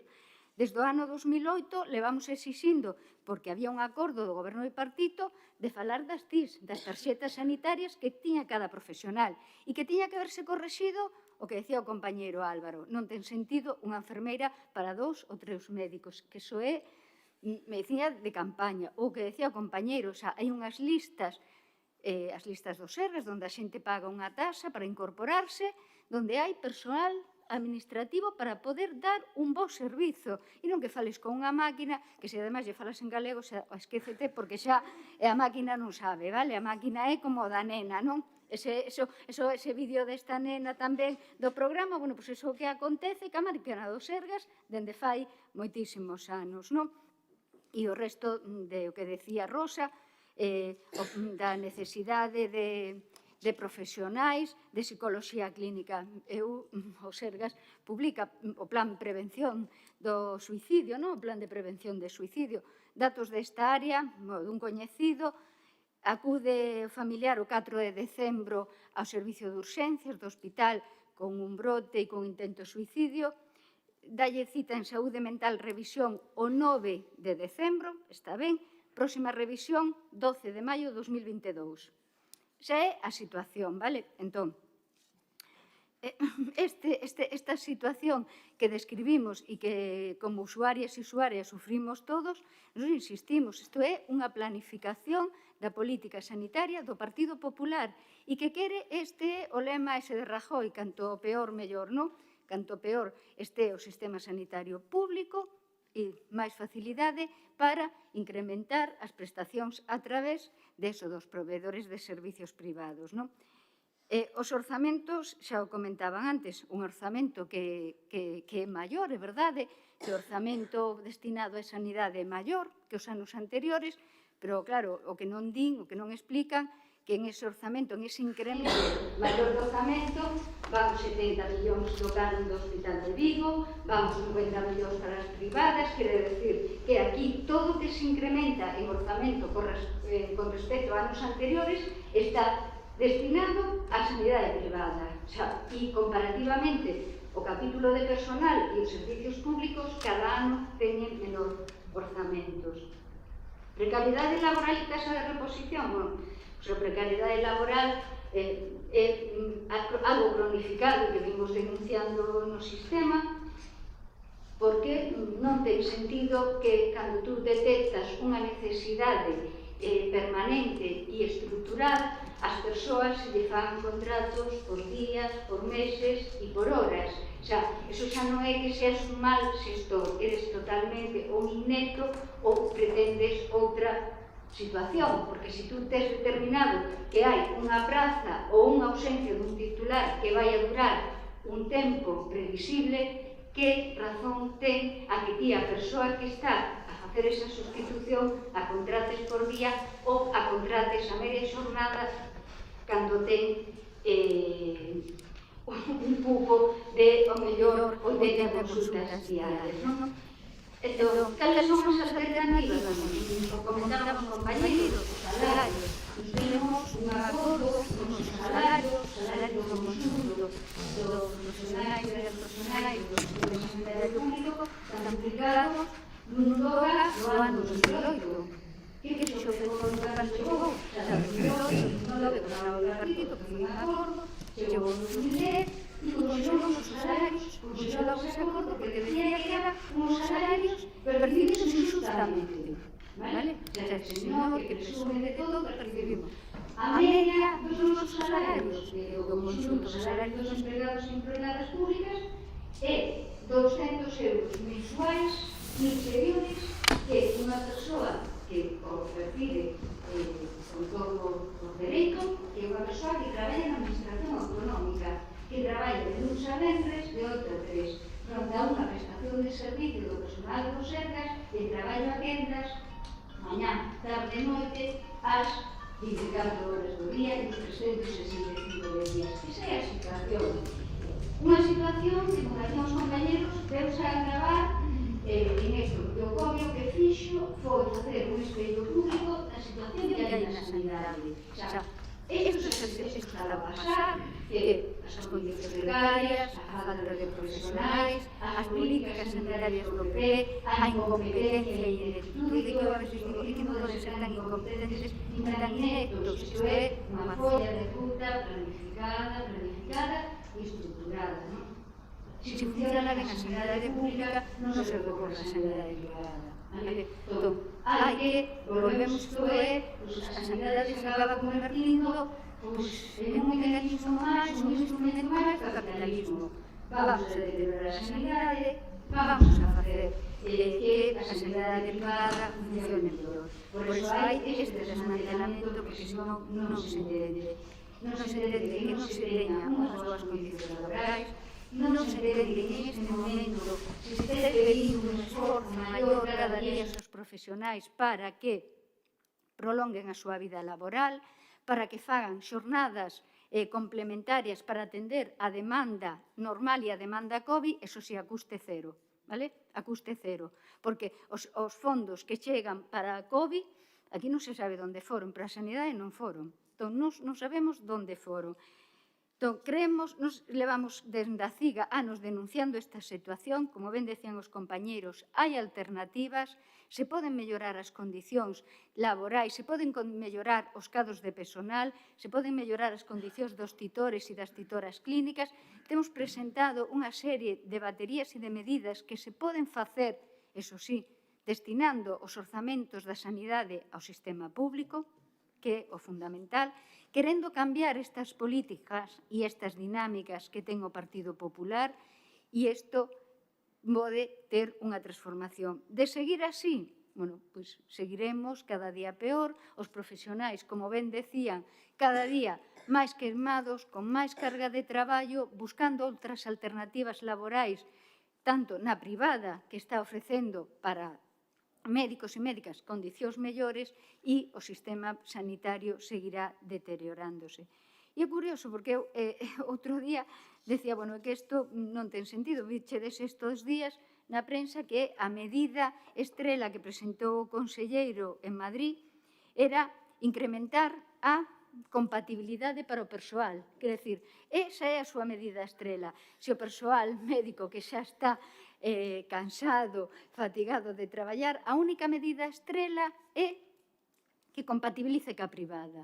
Diga, xa, a túa medida estrela, se tes déficit de profesionais, terás que facer que, se esa persoa tes déficit de profesionais, que esa persoa poida facer un incremento de xornada retribuída, non a custe cero, pero dentro do sistema para garantir a asistencia. Non, a súa medida estrela é que poidan compatibilizar a sanidade pública e ca privada. E ora, desto é moi perigoso, porque a veces decimos, bueno, van á privada, claro, van á privada, con lo cual é perigoso porque rompe a equidade, non todo o mundo ten dereito a poder, todo o mundo ten diñeiro para poder ir a pagar unha consulta privada, pero tamén rompe a equidade, porque non sei se os lebrades unha denuncia que facíamos fai anos, que era a perversión deste sistema, e era que tú pagabas unha consulta privada, pero despois tiñas todas as peticións de resonancia, de probas complementarias ou de inclusión en listas de agarda no sistema público, vale? Entón, claro, isto é o aproveitamento, vou retamatando, isto é o aproveitamento, non é só que a xente poida ir a unha consulta, porque tú non vas a unha consulta para que solamente te faga un diagnóstico, porque seguramente o diagnóstico xa o ves de atención primaria diagnosticado, o sea, tú vas buscando unha solución. E esa perversión que se facía fai anos e que nos entendemos que isto é un retroceso donde agora é moito máis doado, porque remato nun minuto, antes moitas compañeras que acordábamos que cando a xente da privada viña ás consultas a buscar as peticións para facer as probas, isto ahora xa non se necesita, collanos, podeslle pedir, e como podes ter unha proba diagnóstica ou como pode ser incluído nunha lista da garda cando non pasaches polo sistema público, vale? E eu non quero, xa non é criminalizar as persoas, porque é verdade que a ausencia, a enfermedade é algo que todos e todas queremos buscar solución, pero estas políticas do PP de recortes, de precariedade, de destinar os orzamentos públicos á sanidade privada e de estas medidas só sirven para máis sufrimento, máis desigualdade, menor equidade, e esta é a consecuencia, e creo que todos debemos ser conscientes e todas, e isto hai que porlle fin. Grazas e, perdoade por extensión.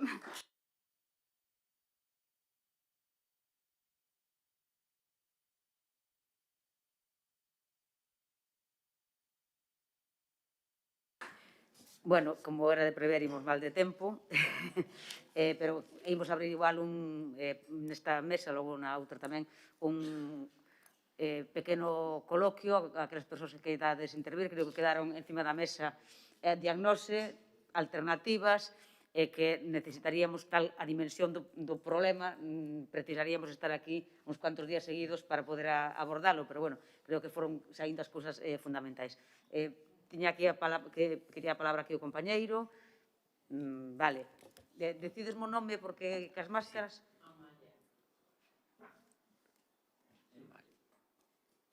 É que de verdad que cas máscaras non...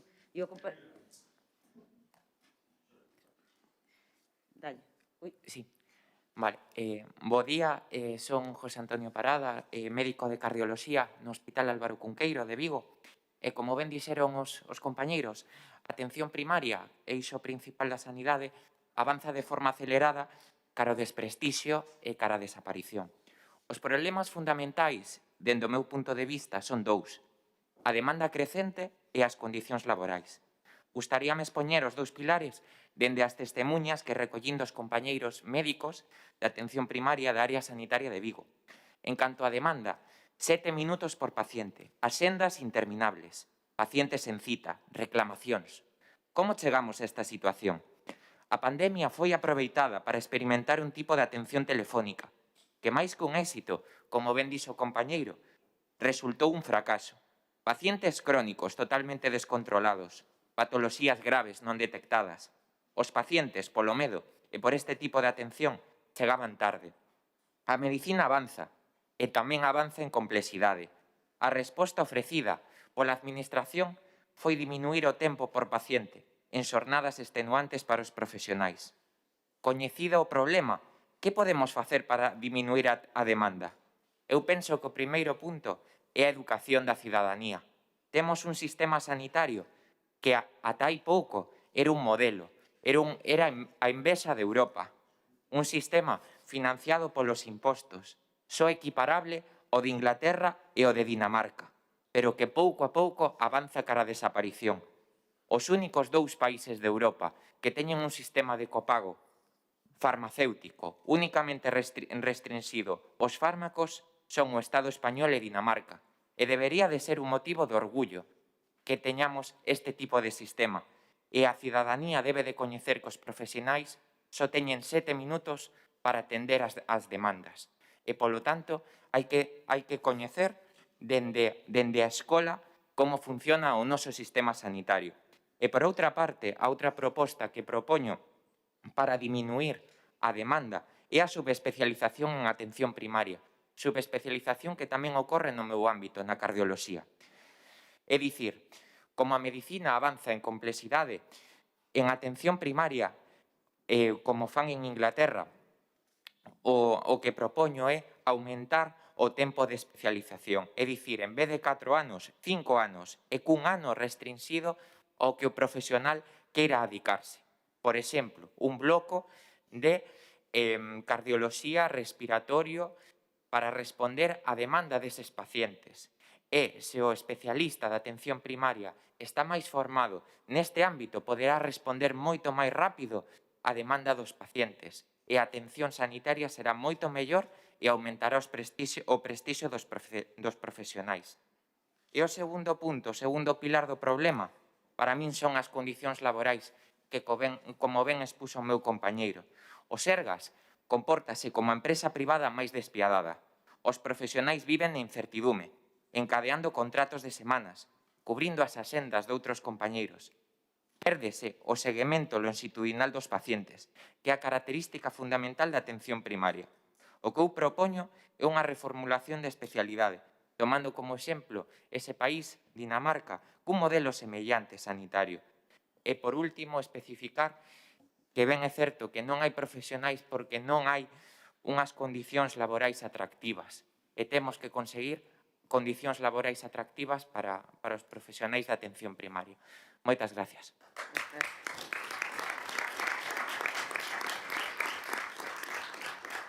Amaya, tes a palabra. Eu agradeceríavos que sei que quedase un pouco feo, pero que forades un pouco breves, porque senón vai ser imposible poder facer unha pausiña e seguir ca outra mesa, vale?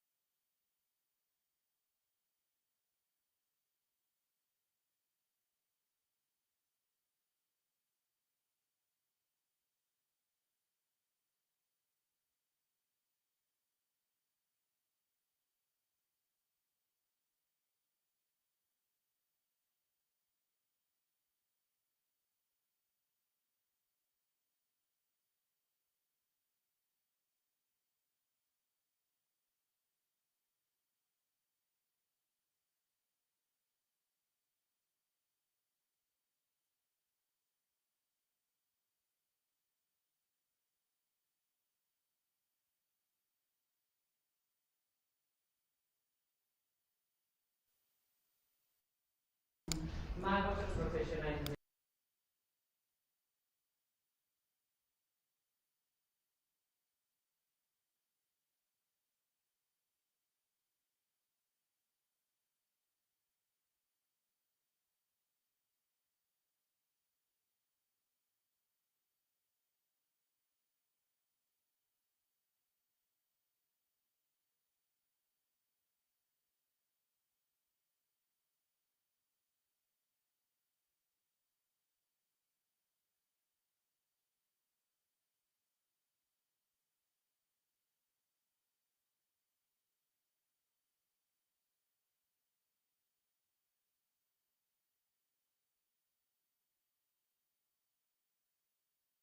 Boa pregunta, Amalia.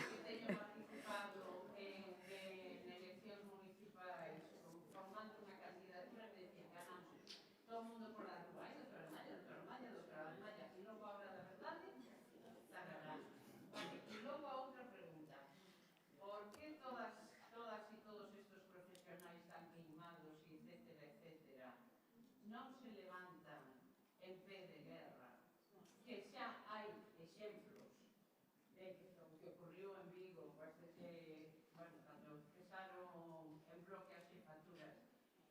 Que pasa cos sindicatos que a súa vez generan desafección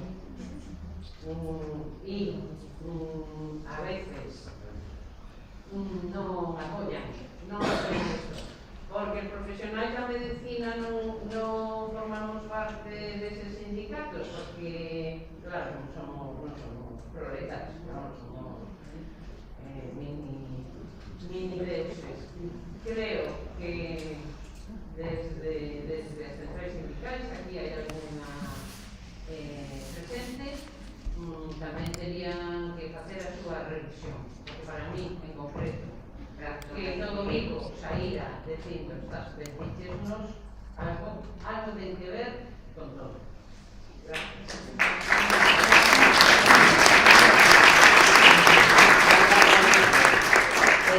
Hai estas palabras pedidas. Eu sei que o tema o explicamos e estamos para porque queremos analizar o que pasa, sobre todo ter alternativas de como actuar, que dirección e onde poñer o que aquí podemos abordar moitísimos que non digo que hai como 8 palabras pedidas e que vai contigo llevar intervencións pequenas como pregunta, porque senón é imposible. Lamento cortarnos, pero senón non saímos aquí e hai que facer a seguinte mesa. O compañero este señor Gael, Gael Fanta, que queda para que non lle pedido non.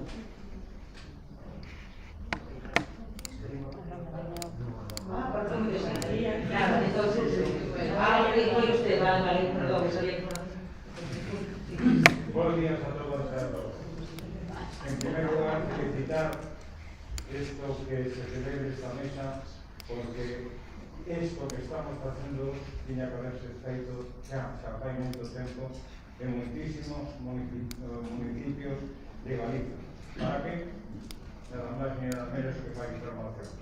Porque está falando, casi seguro, o máis bello, o que eu veño en sustitución do Conciliar de Escritura de Bueu, José Leal, porque él tiña un compromiso en Bueu, entonces eu fui presidente da asociación esto non o rato, estou vivindo ahora en Bueu, e precisamente dixemos que eu podía ir.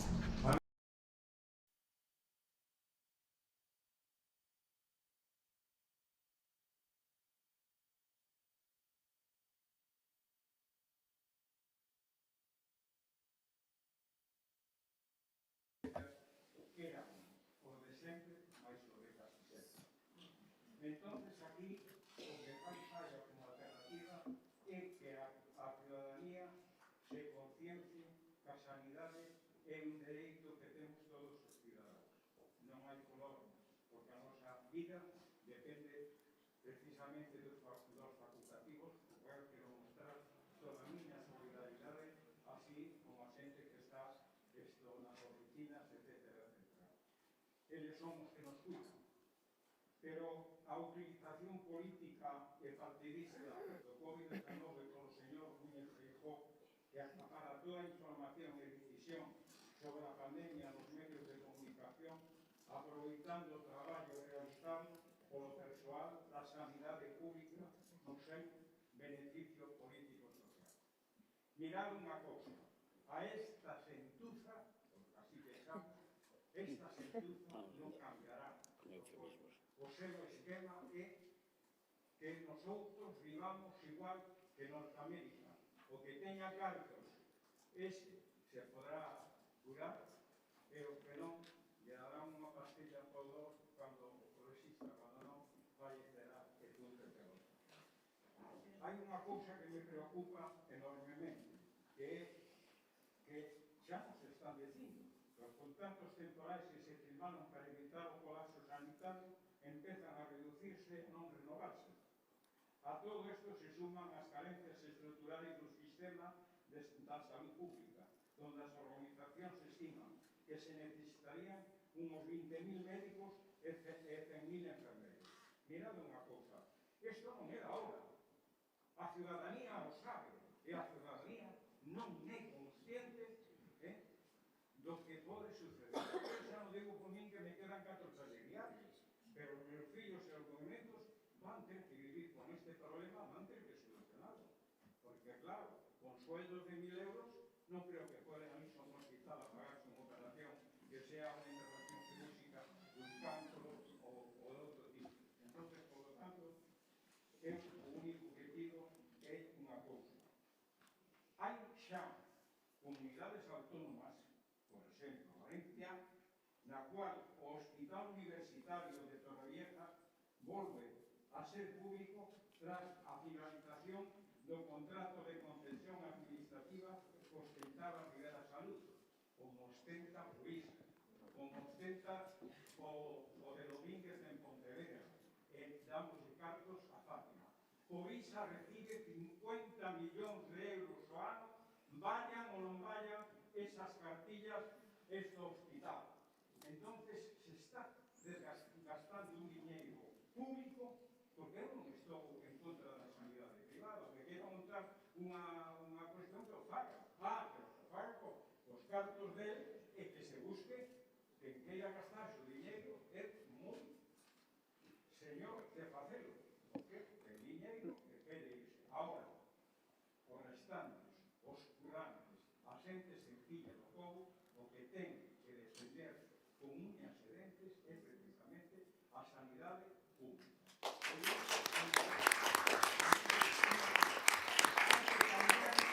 Hai que cambiar o ritmo a este depredador da sanidade pública chamado Feijóo. Non pode ser que 350.000 persoas salgan á calle e este señor nos desprecie, insulta a nosa inteligencia. Ou se toman medidas drásticas e mirades, estades falando con unha persoa que é capaz de estar 80 horas negociando, pero para conseguir algo positivo de dentro dunha parte ou de outra. Pero este señor non se desprecia totalmente a ciudadanía galega. Entonces, por lo tanto, hai que tomar outras medidas. Non vale salir 350.000 persoas a calle e hai xente que está desmoralizada e non de resultados. Sinto ter que cortarte, pero que senón isto... Vou tomar unha decisión... Moitas mesas destas, moita información e mora boa xuventude. Sodes o noso reemplazo. Gracias.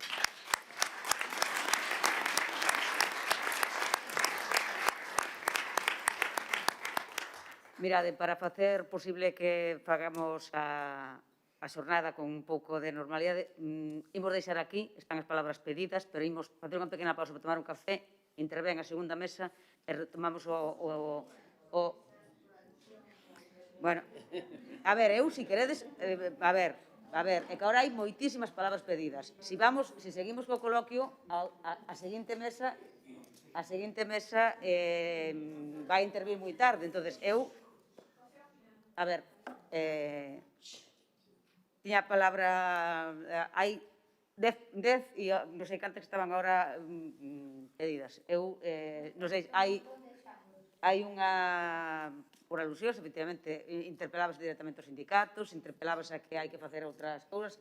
Eu xa sei, hai moitas cuestións que non saliron aquí, de colectivos e de problemáticas que non saíron, é imposible abordalo todo. Eu, sinceramente, creo que facemos unha paradiña de 10 minutos, tomamos un café, imos ao baño, se reservan o tempo a seguinte mesa e se ciñen ao tempo, logo temos todo o tempo que todos queiramos para facer o coloquio. Mira, imos tomar un café, salindo á dereita hacia o fondo, temos unha sala ali con café, vale? Por favor, son as 12:02, ás 12:15 retomamos para que realmente poidamos seguir co coloquio e ca seguinte mesa. Bueno, non lle decimos nada cando miren así.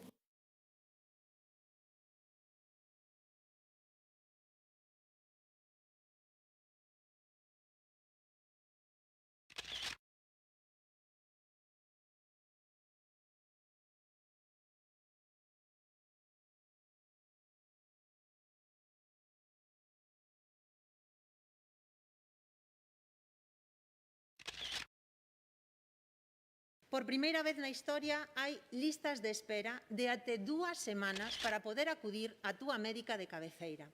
Por primeira vez na historia non se garante a atención presencial nos centros. E por primeira vez na historia os profesionais son desprestixiados polo seu goberno que os acusa de non querer atender as persoas e é absolutamente indecente esta difamación despois de todo o que fixeron nesta pandemia. Indecente. No BNG temos moi claro que imos defender con uñas e dentes unha conquista histórica porque estamos falando da saúde dos galegos e das galegas. E por iso hoxe lle pregunto ao señor Feijóo por que está utilizando esta pandemia para liquidar a atención primaria. Señorías, a atención primaria xa estaba no chasis despois de 10 anos de recortes. Recortes orzamentarios porque, pese ao tsunami COVID, aínda temos 45 millóns de euros menos en atención primaria que fai 12 anos. Recortes en personal, porque este goberno, o seu goberno, converteu en normal non cubrir as baixas, nin as vacacións, nin as xubilacións. Unha atención primaria que está afogada por a falta de medios, de personal, e agora vemos como vostede utiliza a pandemia para darlle a puntilla. Se non rectifica de inmediato, será vostede, señor Feijóo, o liquidador da atención primaria. Antes da súa chegada, esta era a xoia do sistema sanitario e vemos como 12 anos despois está colocada ao borde do colapso. E é que as probas son incontestables. Por primeira vez na historia hai listas de espera de até 2 semanas para poder acudir á túa médica de cabeceira. Por primeira vez na historia non se garante a atención presencial nos centros. E por primeira vez na historia os profesionais son desprestixiados polo seu goberno que os acusa de non querer atender as persoas e é absolutamente indecente esta difamación despois de todo o que fixeron nesta pandemia. Indecente. Esta é a situación hoxe e vostede é o máximo responsable. Disparate e unha contradición. Se hoxe unha persoa se levanta con 40 de febre, que fará? Pois collerá o teléfono e intentará acudir ao seu médico de cabeceira. Se a resposta que obtén é un contestador telefónico ou unha semana de espera, que alternativa lle dá vostede? Ou ir a urxencias ou acudir a un médico privado se pode pagalo. E seguramente isto explica moito de por que fan o que fan co sistema sanitario público deste país.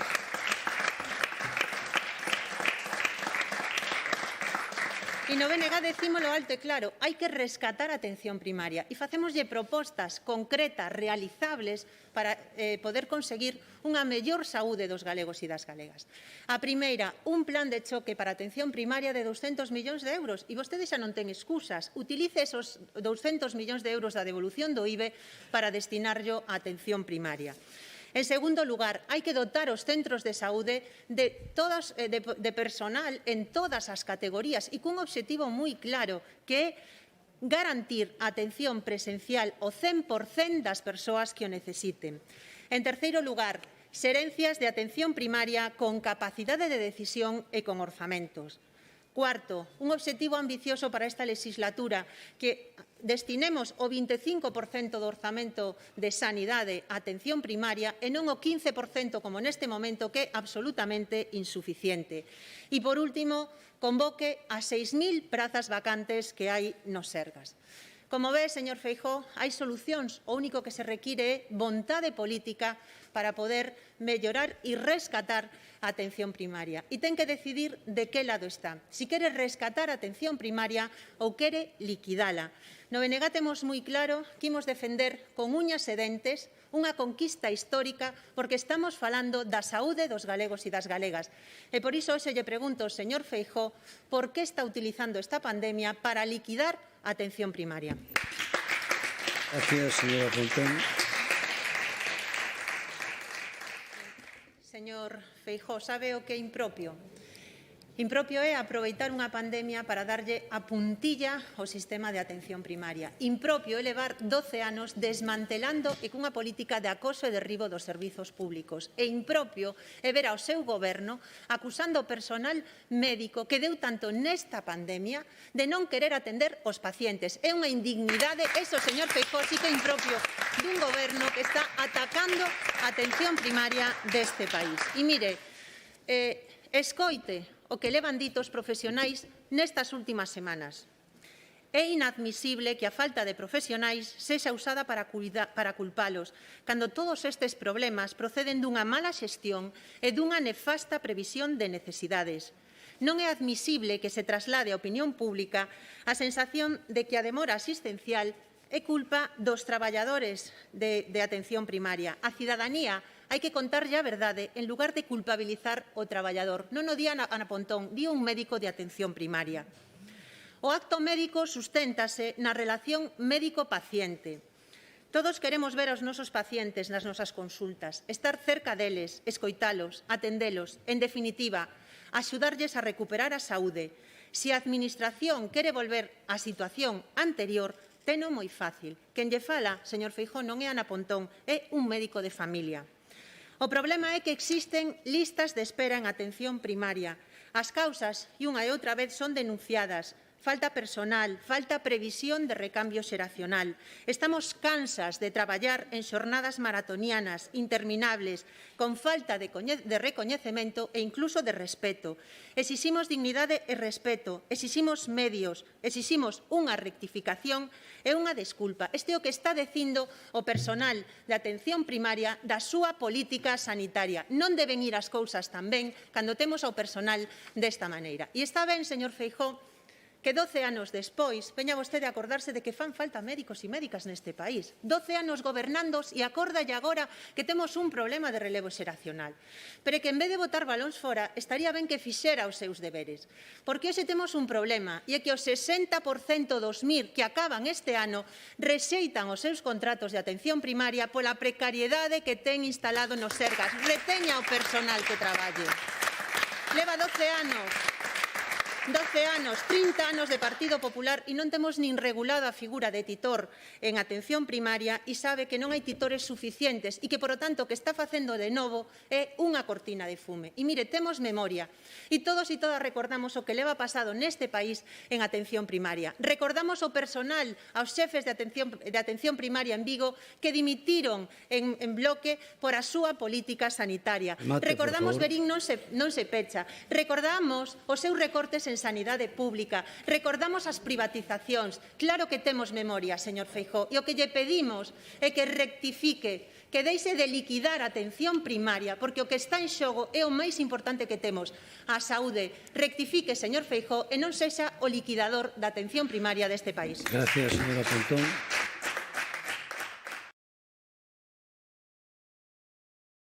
O BNG, como dixen, ten traído esta tribuna en múltiples ocasións a situación laboral do persoal do Sergas, non casualidade, senón unha situación de precariedade, de temporalidade, froito de 12 anos de políticas, de recortes, de ouvidos sordos, de prepotencia, de ordón e mando co persoal, non? Un sistema sanitario totalmente infradotado de profesionais, en algunhas especialidades, como o caso de enfermería, moi por debaixo dos rateos do Estado español ou da Unión Europea, profesionais que levan en situacións de eventualidade 10, 14 14 anos, decir, unha situación de logo non aceptable, non? Pero eu hoxe quero traer aquí pois, o testimonio, dous testimonios que nos, un publicado e outro que se nos fixo chegar, non? Digo, para que, a ver se dan conta de que non é un problema de que nos inventemos unha realidade, sino que é unha situación padecida polos profesionais. E o primeiro que lles vou a ler é unha carta que nos manda Amelia, que di: bo día, son a nai dunha enfermeira. Durante este ano e pico a miña filla estivo loitando contra esta pandemia que nos atacou tan gravemente. O tempo foi pasando e tras sucesivas olas a causa parece que quere mellorar, aínda que hai que darlle tempo e veremos o que acontece. Como nai, síntome orgullosa da miña filla, pero tamén de todos os seus compañeros e compañeiras e de todo o persoal que loitou e sigue loitando contra a COVID. Cando parece que todo vai mellor, a miña filla vai peor, tocou fondo. Todo ese tempo estivo evitando visitarnos, vímonos moi pouco e con moitas precaucións, porque tiña medo, moito medo, a contaxiar a súa familia. Un bo día dixo: xa non podo máis, teño que volver á casa, estou triste todo o día e non fago máis que chorar. Non podo ir ao hospital porque me dá tanta pena toda a xente que só choro e necesito axuda. Volveu á casa, pero cando recordo o que me dixo sinto que me falta a respiración. Un día chorando díxome: mamita, que só estiven este ano. E así, sós, é como se sinten a maioría dos que estiveron e están inmersos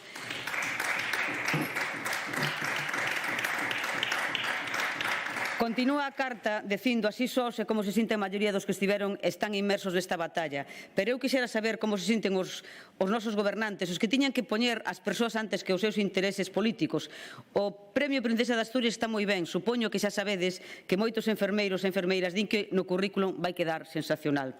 E agora eu pregunto, di esta nai, podedes explicarlles por que se a enfermería é un grao universitario e ten 4 anos de estudos, como casi todos os graos, seguen sendo un nivel 2 e non poden optar ao nivel A1, aínda que teñan un máster? Podedes explicarlles por que o Sergas os segue a tratar como as últimas monas e chamando a esta xente que loitou tanto ás 3:15 para ir a traballar ás 3, ou cando unhas vacacións 2 días ou un antes, cando o persoal tivo que pedilas 2 ou 3 meses antes? Podedes explicarlles por que hoxe lles dan un turno en urxencias, por poñer un exemplo, e mañá mándanos a planta ou os de planta mándanos para urxencias? Podedes explicarlles por que nos intenta darlles unha estabilidade para poder organizar a súa vida? Podedes explicarlles por que se necesitan enfermeiras e as prazas que se convocan non se corresponden coas necesidades? Podedes explicarlles por que nestes momentos sacan a oferta de emprego para os Sergas cando todos sabemos que o persoal non tivo un respiro desde hai máis dun ano para preparar unha oposición, xa que a maioría dobraron turnos, non se lle deron días libres nin vacacións e o seu desgaste psicolóxico foi enorme? Podedes explicarlles por que teñen que pagar do seu peto as consultas de psicoloxía? Podedes explicarlles por que se non poden pagar a consulta de psicoloxía teñen que esperar tanto tempo para unha consulta no servizo público e esta é tan curta e separada no tempo que de pouco vale? Podedes explicarlles por que nestes momentos son tan necesarios. Se son tan necesarios, non se contratan máis especialistas neste campo, psicólogos clínicos? Podedes explicarme a min, como nai, todo isto? Poden, señores diputados e diputadas do Partido Popular, explicarlles a Amelia algunha das preguntas que fai aquí en nome da súa filla? Eu agardo que teñan algunha explicación, porque as preguntas que se fai a Amelia e que se fan moitos profesionais do sistema sanitario do noso país merecen algunha explicación. E tamén vou a ler brevemente a contestación que fai nun medio de comunicación un médico dese centro de saúde da Guarda, contestando ao que dixo aquí o conselleiro a respecto dos contratos. Como é longa, só vou ler un par de parágrafos. E di este médico, Álvaro Lamas, a respecto do tema dese contrato que desgranou aquí o señor Torrado, di: non son de carácter económico as nosas queixas. Preocúpanos a calidade asistencial, preocúpanos non poder atender en condicións as persoas usuarias, preocúpanos a nosa saúde física e mental e, por suposto, a dos nosos pacientes. Tememos polo futuro da atención primaria. Por exemplo, podían ofrecernos maior estabilidade contractual e continuidade nunha mesma praza. ou mellorando o trato até humano que a gran empresa que é o Sergas dá ás súas propias empregadas, poucas atencións e, por encima, moitas veces difamadas en prensa en sesión parlamentaria. E fai tamén unha pregunta: quen quere, tendo outras opcións, traballar onde só reciben desprezos? Estas cuestións non as di o BNG, dinos nais, dinos profesionais a respecto da situación na que traballan, a respecto de cal é a situación dos profesionais e das profesionais na sanidade pública. Porque o persoal, señores e señores do Partido Popular, leva realizando moitos esforzos e sacrificios para que a situación de deterioro da sanidade pública de Galiza non sexa máis evidente. Lévanse afanado para que esta situación non se teña trasladado con máis intensidade aos doentes e por parte dos Sergas, do Partido Popular, na vez de terlles compensado ese esforzo non fixo máis que maltratalos, ningunealos e desprezalos. Esa é a realidade. Grazas, presidente. Señor Feijóo, deixa vostede unha Galiza peor que a que atopou hai 10 anos. E a verdade, digo yo, sen acritude, pero este ben podería ser o seu epitafio como presidente da Xunta de Galiza. Deixa vostede unha Galiza peor que a que atopou. E se hai algunha área que se viu especialmente damnificada pola súa desfeita ao longo destes 10 anos, esa é a sanidade pública, até o punto de poñer en risco a vida das persoas. Porque os recortes matan, señor Feijóo. E tristemente neste país temos os casos de Dozón e da Estrada para lembralo. Este país leva mobilizado durante anos, plantándolle cara á súa política de acoso e derribo da sanidade pública. Galiza está chea de veríns, non se pecha. Un día son as nais e os pais de Verín, pero é que o día seguinte son as de Zas, as de Coristanco, Val do Dubra, Cerdido, Moeche, as Somozas ou San Sadurniño. E o día seguinte son as de Cee, Laxe, Malpica, Carballo, Cangas ou Meira. E podería seguir así, sabe por qué? Porque o 60% dos concellos deste país non teñen pediatra. Repítolle outra vez. Galiza leva anos mobilizada con situacións tan inauditas como a demisión en bloque das xefaturas de servizo de atención primaria na área sanitaria de Vigo. Quere que lle lembre que denunciaban eses xefes de servizo? Estáse poñendo en risco a vida dos nosos doentes. Unha poboación que non ten boa atención será unha poboación enferma. Fin de la cita. Pero iso non é todo.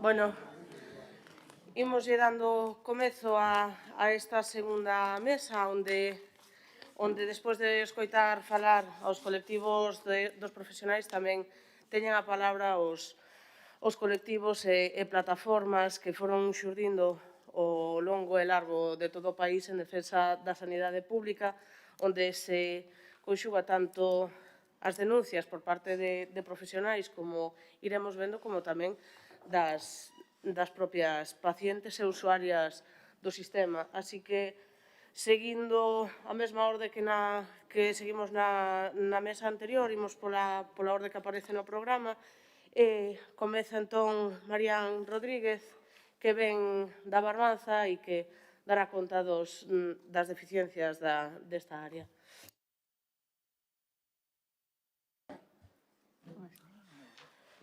Ola, bo día.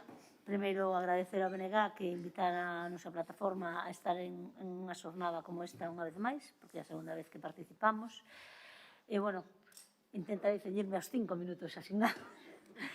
A parte da situación global, nós como plataforma participamos en Sanidade Pública en todas as campañas que como SOS hai a nivel de Galiza, pero despois están as pequenas ou non tan pequenas loitas comarcais nas que sempre vemos que hai como moita máis implicación da cidadanía, non? Os humanos e as humanas somos así, parece que o que nos toca como máis de cerca o asumimos máis como unha loita persoal e a veces tamén que claro, as frases non hai médicos ou non... O problema global e as soluciones globales nos superan, non? Como o Barbanza non é diferente ao resto da Galiza, o que nos pasa é que eu vou poñer os dous exemplos que en este tempo tivemos como plataforma en canto a atención primaria, que vexo que si leemos o que pasa é o que está pasando en todas as comarcas, non?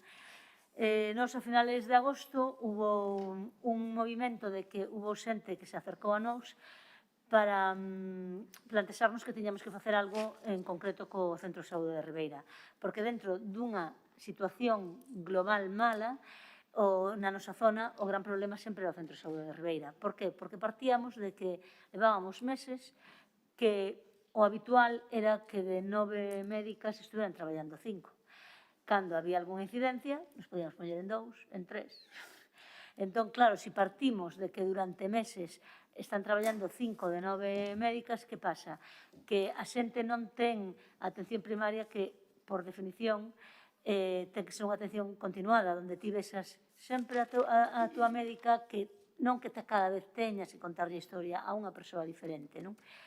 E no caso de que podas contarlle a historia a alguén, porque con ese número hai problemas de lista de agarda en atención primaria que vai en contra do concepto mismo do que é unha lista de agarda.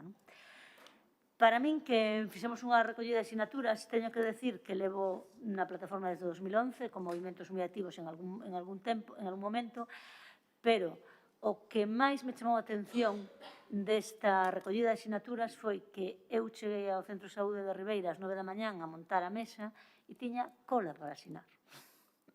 Se había xente esperando a que chegáramos. E tamén outra cousa que me chamou a atención é que na maioría das recollidas de asignaturas a xente nos poñemos nos mercados habitualmente e a xente se vai acercando, vamos captando e vais acercando. A gran maioría era xente que veu exprofeso, o sea, a xente salía do traballo na hora do café e viña a asinar. Porque leran redes sociais que íbamos estar recollendo asignaturas. Entón, eso nos dá unha idea de como estaba a situación, de como a xente vivía de forma que había que rematar xa, non? Entón, para min foi o máis chamativo desa campaña. A xente viña a nós non tiñamos que ir a buscar a xente, vale? Despois, a principios de outubro, nos pasou algo tamén, que se puseron en contacto con nós os veciños de Suño. Que pasa en Suño? Suño é un consultorio con unha sola médica, un solo médico. Claro, de repente, esa persoa marcha e non é... Claro, a atención a dan en Porto do Son, non? Sabemos que todo o tema da situación do confinamento se aproveitou por os Sergas para pechar algúns consultorios, que algúns se reabriron e outros non. Entón, a xente ten medo que de repente eso supoña como, bueno, a excusa é que quedamos sin médica esta temporada e a mellor xa nunca máis, non? De feito, cando empezaron a moverse, a recoller sinaturas, a protestar, a salir en prensa, o que fixeron foi facer que fora compartido coa médica que estaba en Portosín. Non sei se coñecedes o Barbanza, Portosón é un concello con poucos habitantes, pero moi extenso, porque é unha mistura entre concello de costa e concello rural, vale? Portosín é un extremo, é a parroquia dun extremo de Portosón, a que está máis cerca de Noia, e Suño, que era onde había conflicto, é outro extremo de Portosón, é a parroquia que está máis perto de Ribeira. De feito, a xente de Suño é que máis cerca está do hospital, que o hospital está en Ribeira.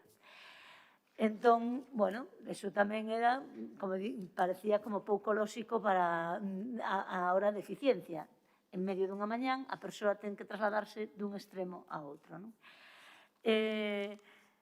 Entonces, simplemente poñer dous exemplos de que se moveu en cuestións locais a plataforma en este tempo, que penso que ven a ser un pouco o que está pasando en toda Galiza, non?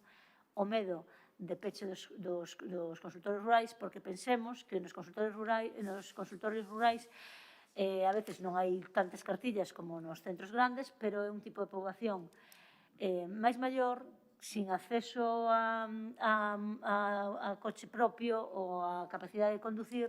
Entonces, nos enchemos a boca dicindo que non queremos ter unha Galiza baleira, pero se non queremos ter unha Galiza baleira, evidentemente vai ser máis caro ter servicios en esas zonas, pero é parte, nós en ningún momento como plataforma falamos de eficiencia en términos económicos, sino que falamos de equidade, e a equidade implica que é máis caro dar atención en Suño que no centro de Ribeira, punto. O Sergas o ten que asumir. Nos, como cidadanía, non podemos aceptar as diferencias de acceso á sanidade pública.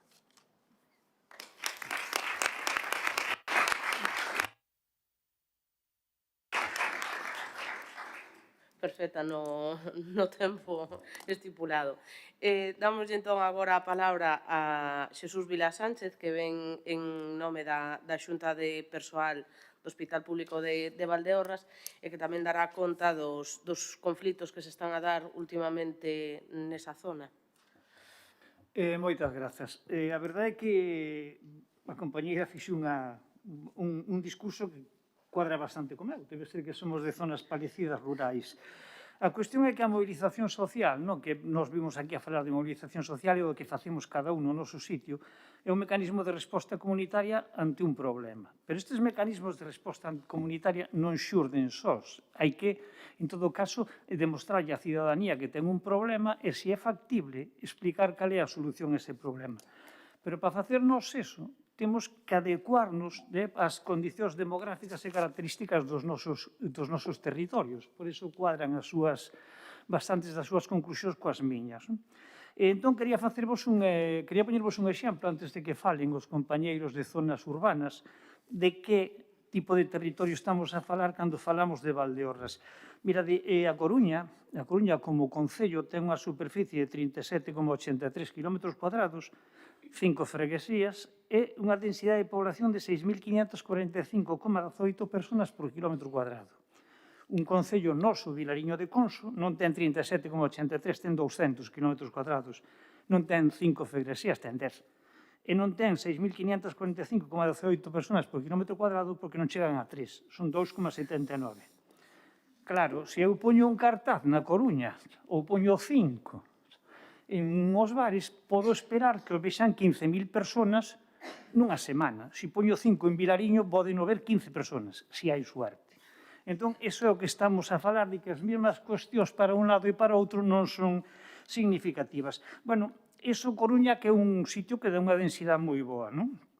pero nos podemos ir a Compostela, que ten 220 kilómetros, un concello grande, e 443,5 habitantes por kilómetros cuadrados. Ou a Cambados, que si mireino porque mirei onde nacera Monse, e fun a mirar que carallo pasaba con Cambados. Ese ten 23,4 kilómetros cuadrados, pero ten unha densidade de 586,37 personas por kilómetro cuadrado.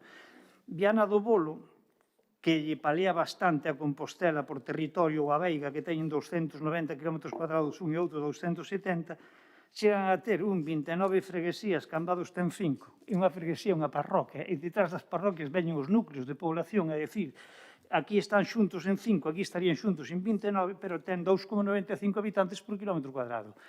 Polo cual, en ese caso, nós decidimos que non vamos facer concentracións por todos os sitios, porque as concentracións en todos os lugares non son útiles, e máis son contraproducentes, porque ademais son desmotivadoras. Unha concentración na Veiga, primeiro que non vou conseguir que vaya nadie, porque tampouco teñen líneas de comunicación.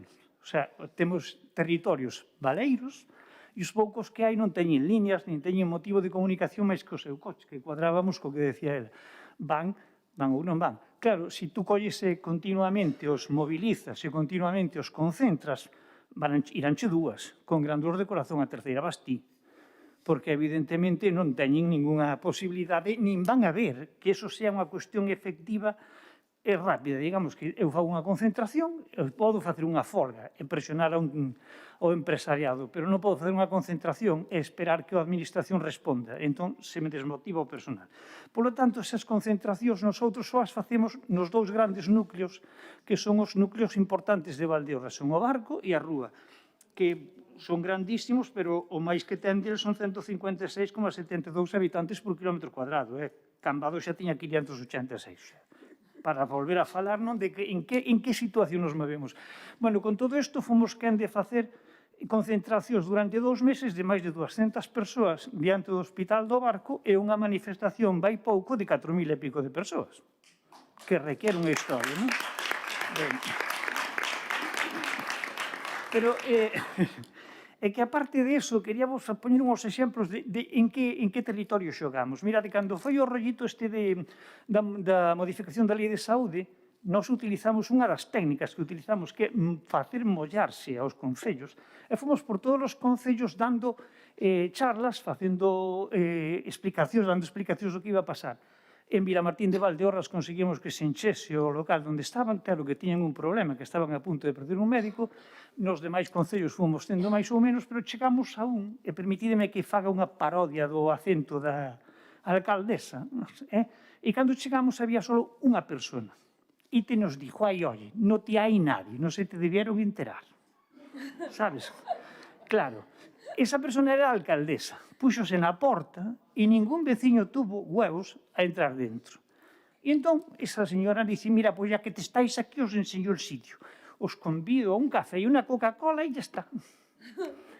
E nos liscamos. Polo tanto, por veces, facer concentracións, levar ou obligar a población a dar a cara, tamén é contraproducente. Entón, nós que facemos? Facemos o que decía as recollidas de firmas. Témolo feito en Vilamartín de Valdeorras, fomos casa por casa, recollimos firmas e entregámolas directamente ao que en aquel entón era o xerente do área, Dionisio López Bellido. Cando un recolle firmas, capta, coleguea co que firma, e o capta para a súa acción. É unha cuestión importante. E, ademais, é como moitísimo máis privado, non tes que dar a cara diante do teu caciquillo local, e non tes que ir buscar un taxi para que te leve para o sitio, para algo que crees que non che vai valer para nada. Despois tamén podemos, ou nós facemos movilización dentro dos consultorios, é dicir, nós sí que temos compañeiros sanitarios, médicos, enfermeiros, PSXs, o que sexa, que son basicamente contrarios a este sistema, e entón sí que axudan a mobilizar. Eso cabrea moitísimo a determinados alcaldes e logo se produce unha polémica en prensa que sempre é boa para nós. Temos utilizado, e ademais pedimos, ou decimos que é unha cousa moi boa que utilicedes, aos concellos mocións, presentar mocións. Nós temos en Valdeorras a sorte de ter representación nos dous grandes concellos, digamos, a Rúa e o Barco, e, por tanto, presentar unha moción está asegurada e debatila tamén.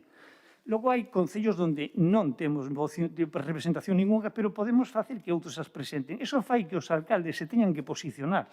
Cando un alcalde se posiciona en contra da cidadanía ou en contra do PP, é unha cuestión que lles saca sarpullidos, porque se poñan como se poñan, perden. Entón, claro, e entón iso acaba sendo despois unha polémica en prensa que nos interesa a nós, non? Nosotros tamén temos que usar e usamos, polo menos no rural, os debates en redes. A prensa chega onde chega e os nosos paisanos leen o que leen. A mitad das veces nada. Pero chegan os debates en redes e chegan os netos e falan e provocan. Iso é unha cuestión que temos que utilizar moito nas zonas rurais, nas zonas pequenas, onde hai menos de 3 habitantes por quilómetro cuadrado, onde podes atopar un jabalí antes que unha persona. É máis doado estar en redes que poñer cartaces, vale? E temos que utilizar o efecto halo. O efecto halo que está moi claro. A quen carallo lle importa o que opina este señor do tenis, Nadal, de política? Pero sale sempre, porque é Nadal. Bueno, pois nós teremos que conseguir ser ese Nadal na política local. Tipo, se hai que dar a cara por outros planes, os daremos, pero nos teñen que reconocer como figura defensora da cidadanía e logo entrar a debatir, a discutir duramente da sanidade. A sanidade é importante, certo? O que temos nós que explicar é que facemos e como somos quen de sobrevivir en sitios tan dispares como Valdeorras, o Barbanza ou a Coruña. Nós estamos aquí dicindo que facemos en Valdeorras e por que o facemos, non? Temos que crear liderazgos.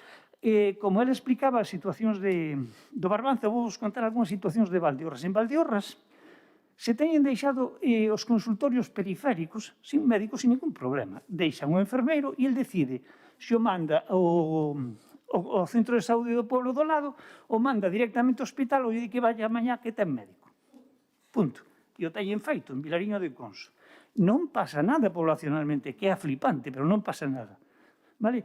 Teñen feito tamén cousas tales como non pretender mandar a alguén ao bolo e cando a enfermeira monta en cólera e os sindicatos nos cabreamos tamén, por certo, son sindicalistas eses que non facemos nada, e os sindicatos nos cabreamos tamén, pois entonces mandan a un médico a media xornada. E tampouco pasa gran cousa, polo visto. Bueno, e tamén teñen feito, hai zonas especiales de urgencias, a veces, onde un médico localizado atende a dous concellos. Aquí nós temos unha zona especial de urgencias que é a Veiga ao Bolo, que chega a ser, a ver se teño por aí, pero, a Veiga ten 290 km cuadrados e o Bolo, máis ou menos tendrá, ao mellor van a 500 km cuadrados, unha cousa así, esa zona. Cando non hai médico, non o cubren.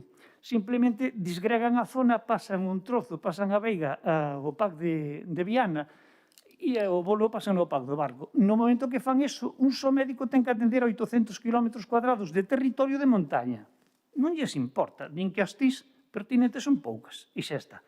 Ben, nós temos que facer que todos eses problemas que xurden día a día e que a población non coñece, nunca os dé esquecido. Sacalos en prensa, provocar, facer que se debatan. E é a única forma de manter a unha población basicamente con unha tensión, sin que deixen de estar con esa tensión, con ese ánimo combativo, hasta que chegue realmente o momento de facer algo útil del. Que nos guste ou non nos guste, é cada 4 anos cando se vota. Así de simple, Podémonos poñer patas para arriba ou patas para baixo. A nós quedanos poñer en pelotas diante do hospital, porque o resto fixámoslo todo. Só queda iso. E entón é o que estamos a facer en Valdeorras e con todo iso, coas pouquiñas posibilidades que temos, coa pouquiña xente que hai, sin líneas de comunicación, somos capaces de sacar 4.000 e pico de personas á calle. E todo iso sin axuda de nada, con as manitos. Nada máis.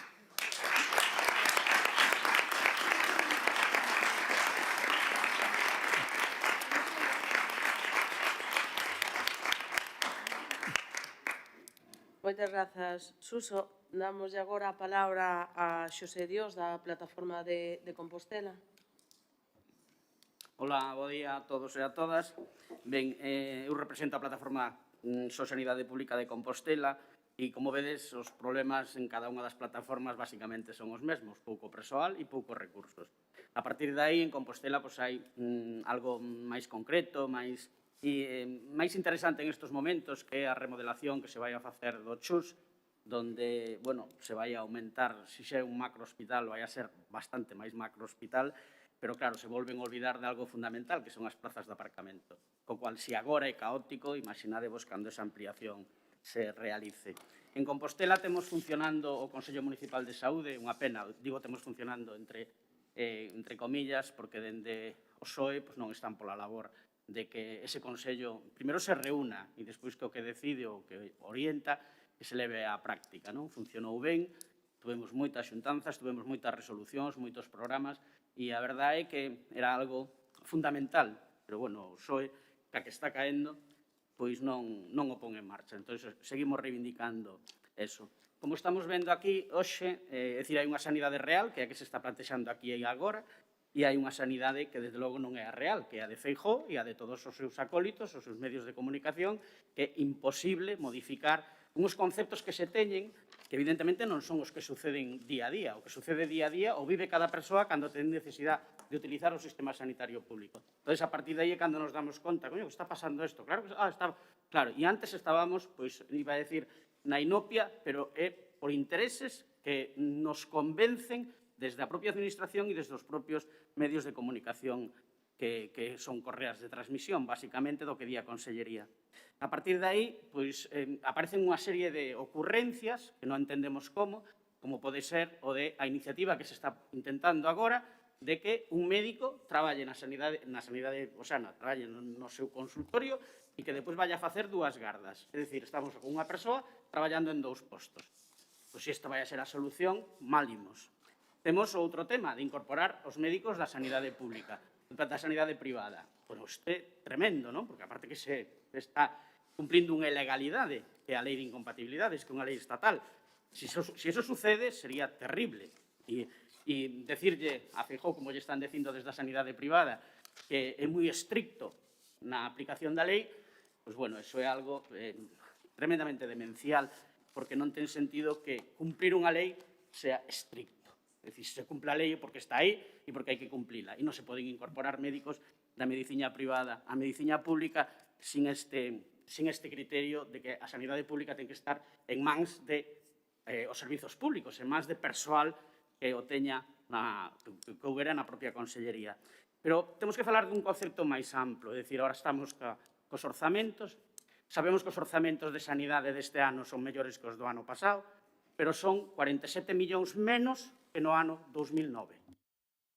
Co bipartito había 47 millóns netos, estou falando, non estou falando de proporción ni nada, sino netos. Por que?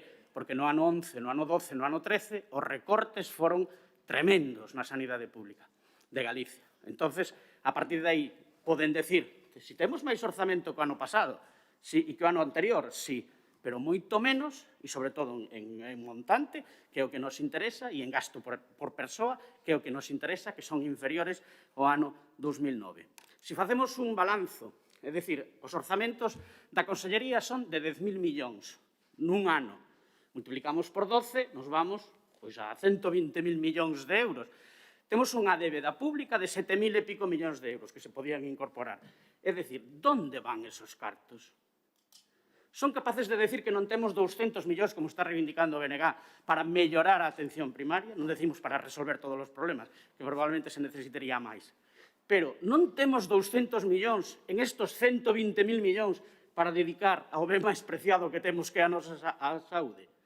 É dicir, é algo que non se acaba de entender. E a pregunta do millón é onde van os cartos. Porque os agricultores están cabreados, os do mar están cabreados, a industria está cabreada, os pensionistas están cabreados, a educación está cabreada. Pero onde van os cartos? Que son moitos millóns de euros que se utilizan e recursos que se teñen cada ano como para non dedicar. Estamos pedindo 200, non os 11.000. Que o mellor había que dedicalos. Pero estamos pedindo 200 millóns para mellorar a atención primaria. A partir de aí son cousas que non se entenden. Eles sabrán onde meten os cartos. Se comentou aquí, e o comenta Feijóo, e aparte non se consola que non quere, de que non hai médicos. Evidentemente, non hai médicos, pero tampouco hai enfermeiros, traballadores sociales, porque tampouco se sustituyen. Non é que só os médicos non se sustituyen, é que non se sustituye ningunha outra categoría profesional e non sabemos por qué. Porque, como vimos, hai persoal suficiente. Que se diga que isto pasa na Comunidade Autónoma de Galicia, pasa en outras comunidades autónomas e pasa en outros países. Ben, ciñámonos ao que está pasando no Estado español. Se nunha convocatoria MIR se presentan 14.000 persoas, e hai 6.000 plazas, quedan 8.000 médicos e médicas sin contratar. Como din que non hai médicos? Evidentemente están en outros servizos que prestixan a profesión. A partir de aí, non hai médicos. Se tú en vez de 6.000 crearas 14.000, tendrías a posibilidade de contratar persoal tanto nos centros de saúde como en hospitais.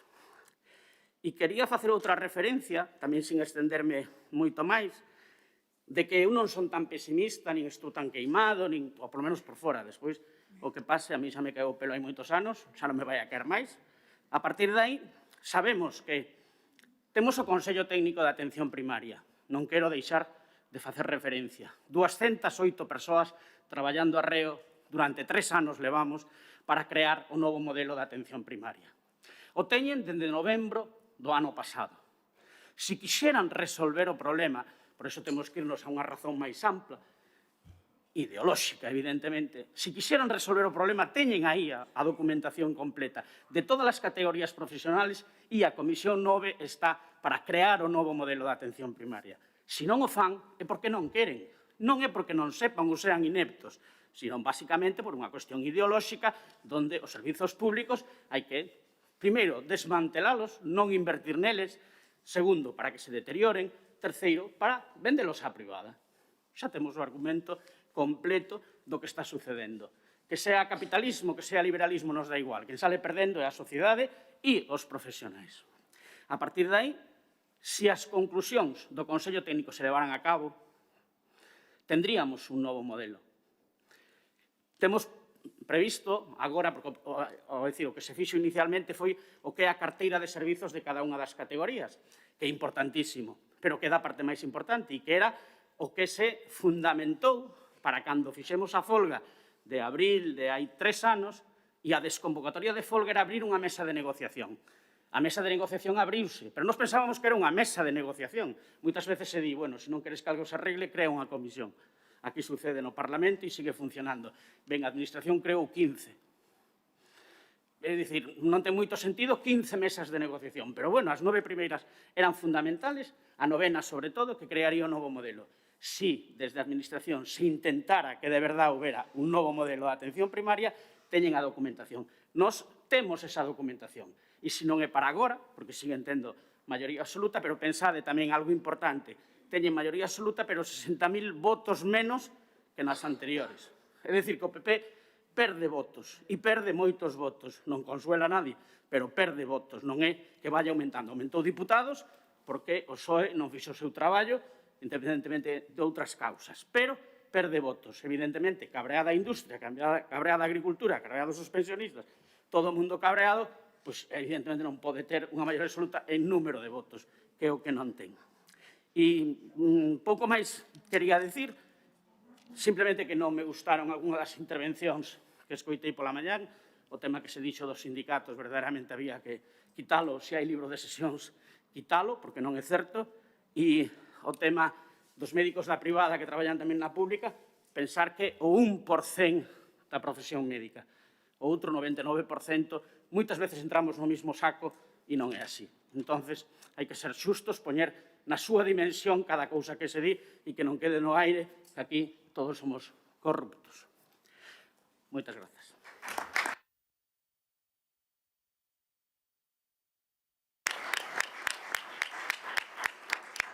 Grazas, Xosé. E agora a quenda de Vanessa Vikendi, de Pediatras e Matronas xa, algo que... Dixen matronas, perdón. Algo que afecta de xeito transversal a gran parte do territorio. Ola, bos días a todos e todas.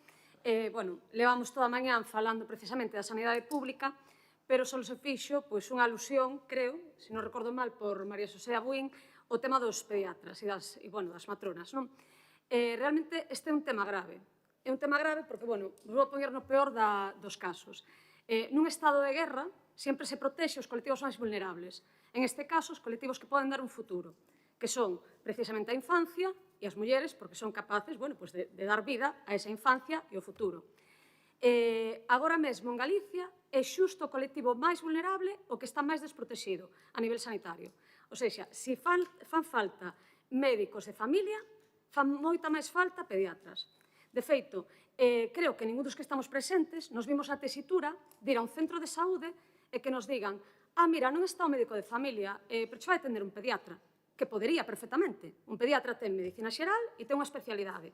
Sin embargo, si vamos cos nosos fillos e fillas e nos dicen non hai pediatra, vai che atender un médico de familia. No mellor dos casos, un poricultor, que, bueno, polo menos ten algún coñecemento porque ten un curso maior, esa parte de medicina xeral. Entonces, estamos falando aquí do porqué, de por que se creou toda esta situación, etc. etc. A nós, dende pediatras e matronas, realmente, o porqué se creou nos importa, pero o que nos importa máis son as solucións a corto, medio e largo plazo.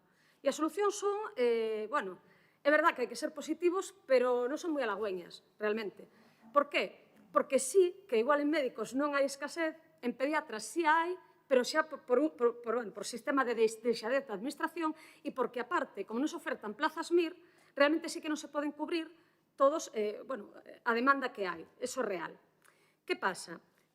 Cal é a solución da Xunta de Galicia, neste caso? Ningunha. Ninguna. O sea, se se obvia o tema dos médicos de familia, o tema dos pediatras e das matronas se obvia moitísimo máis. De feito, vos podo decir que dende pediatras e matronas xa falamos ca Valedora do Pobo. A Valedora do Pobo é verdade que nos dixo que lle aportáramos documentación, cousa que non é o noso traballo. A ela é quen ten que recabar esa documentación porque é o seu traballo, basicamente. Se nos estamos dicindo que hai unha demanda, se nos estamos dicindo que non se cubre, señora, infórmese usted que para iso cobra. Pero non. Nos dice, mandádeme documentación para que eu vexa que é verdade o que me estades dicindo. Bueno, isto sin comentarios. Ya mandamos. E xa non recibimos resposta. Estou falando do mes de maio, abril, aproximadamente. Pedimos tamén falar co conselleiro da Xunta, con Julio García Comesaña. E resulta que, nos dixo que nos recibía, que sí, que lle dixéramos cando e quenes íbamos a ir.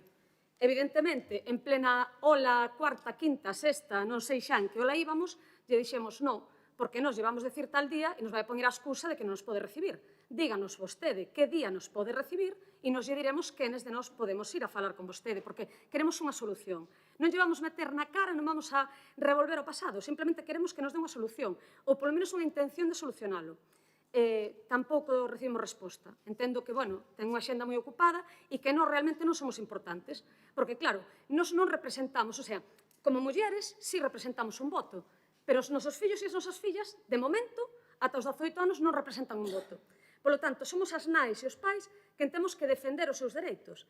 Polo tanto, claro, miña filla non vai a votar. Vou a votar eu, vai a votar o meu marido, pero miña filla non. Entón, é menos importante. O sea, é a visión que temos, da nosa asociación, que parece que non importa. E si importa. O sea, a infancia é o futuro. Un neno non é un adulto en miniatura. Un neno ten necesidades especiais. Por qué? Porque moitas enfermidades de detección temprana, non sei ahora mesmo, porque un exemplo, porque é verdade que non son profesional sanitaria, pero sí que é verdade que hai moitas enfermidades que a detección precoz delas fai que se podan subsanar. En este caso, despois, claro, cando somos maiores, temos problemas, despois, tema psicolóxico, tamén nos leva precisamente cousas que non se detectaron na infancia, etc. etc. Eu creo que máis importante que a intervención é a prevención. Eu creo que ese é o pilar fundamental e creo que a prevención debería de ser o que se incentivara dende a sanidade de atención primaria. Non se fai, por qué? Porque, claro, como se vai facer se terminamos que vamos ao centro de saúde, non hai pediatra, matrona xa, como dixo antes tamén a compañeira, matrona xa nada, porque isto é unha cuestión de que somos mulleres e punto, basicamente. Queda moi feo decilo porque parece como moi... Pero é verdade, non importa tanto. E as mulleres, ademais, se non decidimos ser nais, é verdade que tamén temos a menstruación, é verdade que tamén temos a menopausia e é verdade que temos un sistema reproductivo completamente diferente aos homes. Entón, temos necesidades especiais. E como, pondría máis exemplos, pero sería absurdo. Entón, que pasa? Que se centra moito o tema na tecnoloxía. Se centra moito no tema tecnolóxico, se destina moi pouco a capital humano. Entón, que facemos? Vamos ao centro de saúde cos nosos fillos e fillas. Non nos atenden porque non hai pediatra ou porque o pediatra está de vacacións ou está de baixa, ten todo o dereito a estar de baixa, é unha persona humana, evidentemente, e entonces nos derivan a outros centros de saúde. De feito, ahora previo ao 14 de novembro, cando houve a grande manifestación, nós sí que fixemos como unha peregrinación simbólica polos centros de saúde. Era unha peregrinación do que temos que facer día a día as nais e pais cos nosos fillos.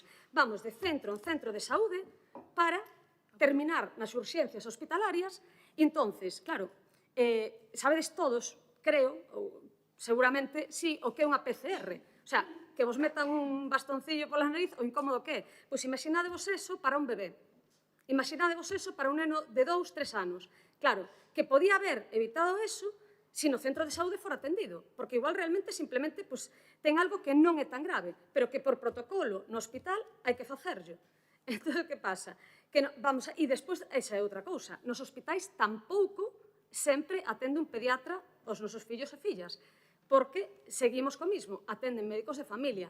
Nos puntos de atención continuada, nos PACs, que falaban antes deles, a mesma historia, non todos dispoñen de pediatras.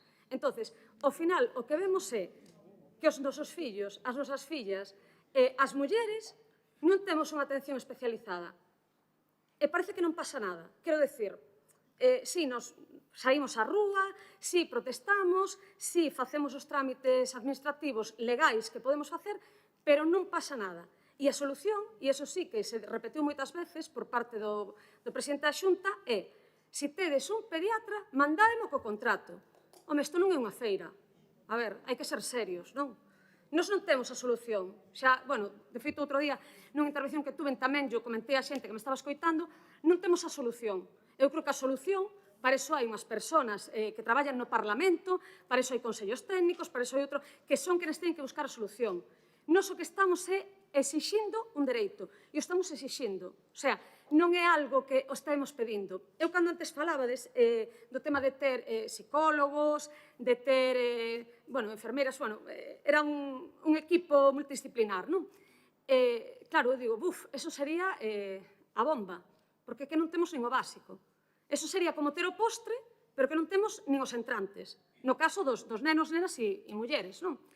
Entonces, me parece que habería moito que decir ao respecto.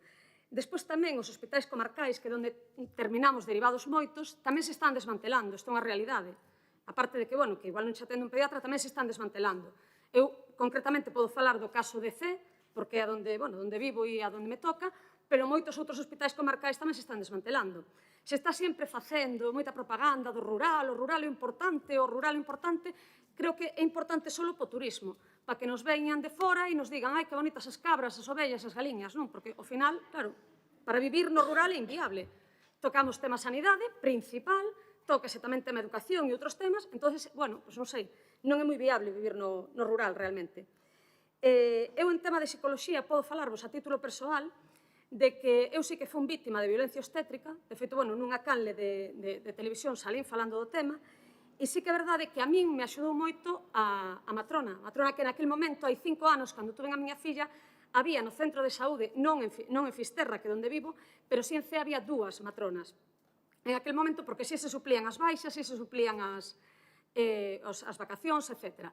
A día de hoxe hai unha que está atendendo non só o que é a área de C, o sea, está atendendo a moitos outros concellos limítrofes, polo tanto, ten unha sobresaturación. En aquel momento si se facían clases de pré e posparto que xustamente axudaban a superar todo este tipo de cousas, porque, claro, a falta de psicólogos en atención primaria, pois era a matrona para estes casos, non? Entonces, agora mesmo non hai eso. A parte, se aproveitou a pandemia para coller e dicir, que non vos podedes xuntar, claro, non nos podemos xuntar, depende para qué, porque hai cousas para as que parece que sí se pode xuntar a xente, e non é por nada, me gusta, pero o fútbol xunta moita xente e parece que non pasa nada. Pero despois, se nos queremos xuntar para facer unhas clases pre ou posparto, hai 1000 problemas. Eu creo que o problema é estrutural, non é realmente pola pandemia. Temos outro tipo de pandemia que non é o COVID-19 en Galicia e, en general, non?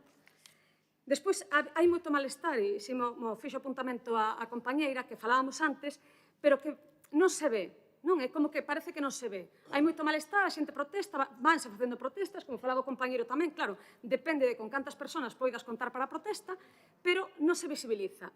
Aí teño un punto, entre comillas, crítico que decir que sí que é verdade que os medios de comunicación a veces axudan e a veces prexudican.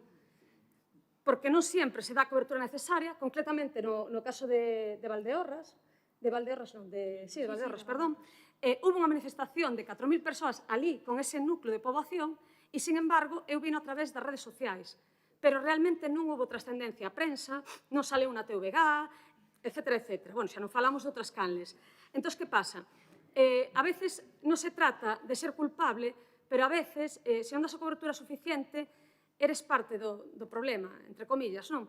Porque realmente é un problema. Se tratas de ocultalo porque é máis bonita a foto de vamos a vacinar ahora aos nenos de franxas de 5 a 12 anos e vai salir a foto aí, mi madre, que guai, somos pioneiros en Galicia. Claro, e resulta que hai bebés que teñen que dar vacinas aos 2 meses, aos 4 meses, aos 6 meses, e están dando a vacina dos 2 meses, con 8 meses, con 1 ano, e non pasa nada. E esas son vacinas pautadas, por un motivo. Estamos nun momento de crise? Sí. Hai que dar as vacinas do COVID-19? Por suposto, pero tamén hai que dar as outras. Porque entón, que pasa? Hai persoal para dar as da foto e non hai persoal para dar as básicas, as que xa están pautadas. Eso me parece un problema grave. Por iso digo que un pouco, bueno, hoxe aquí está a prensa tamén, e creo que son un factor importante a prensa e os medios de comunicación para dar visibilización do problema. Porque só levantando os colores a quen manda, e me dá igual o color, o sea, sabemos que chegamos hasta aquí, pero me dá igual que partido mande, dá o mismo. O tema é, quen manda ten que escoitar, non pode facer oídos sordos. Entón, si sae nos medios de comunicación, si nos mostramos proactivos a hora de exixir os nosos dereitos, entendo que nos ten que escoitar, non queda outra. E despois esa foto de tantos vacinados, que teña abaixo un titular de tantos sin vacinar que as vacinas pautadas. Oi, pois me parecería moi importante, non? Entón, bueno, decir simplemente que nós sí que estamos loitando por uns dereitos propios como mulleres e polos dereitos dos nosos fillos e fillas, e agradecervos a todos, bueno, que me escoitedes, espero que non pasara moito do tempo. Gracias.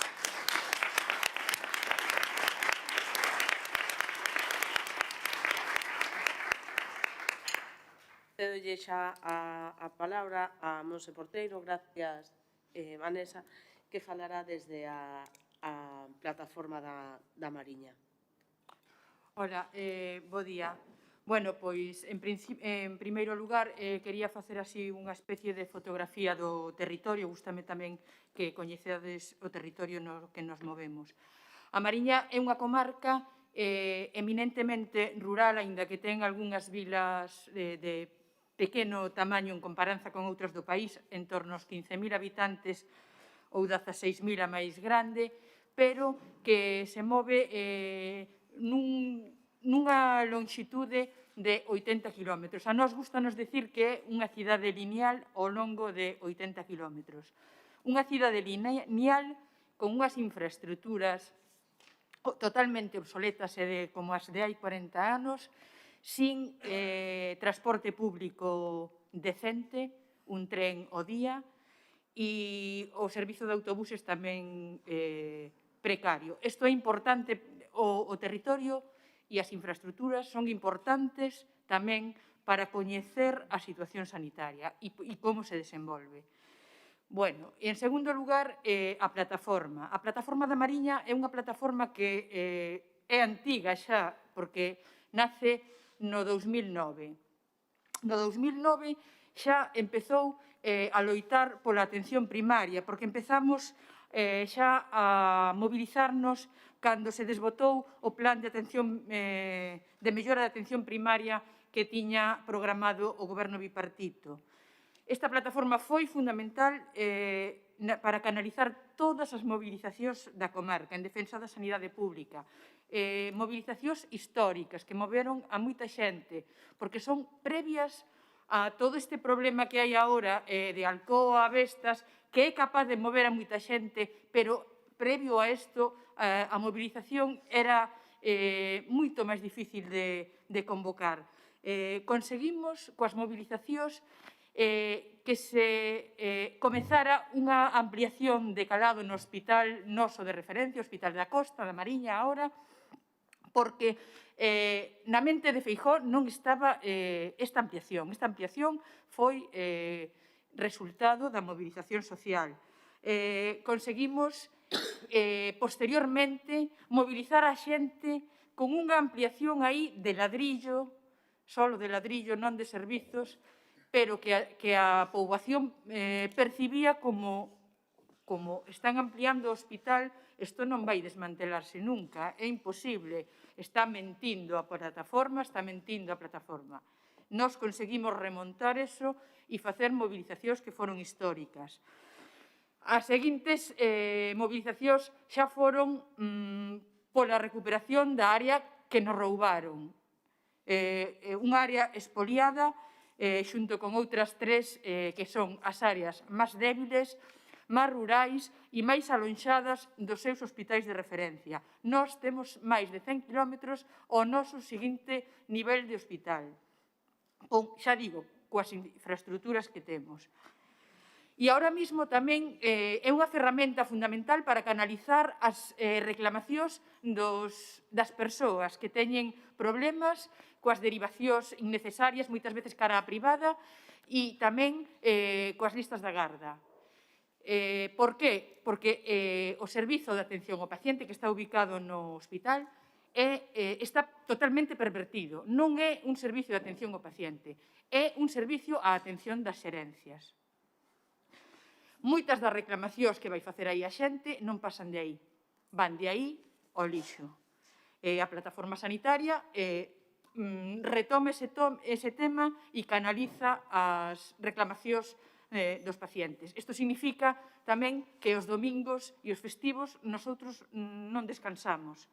Estamos recibindo reclamacións polo teléfono, o sea, xente que quere reclamar. Ben, e unha vez xa sabida a situación, agora o problema.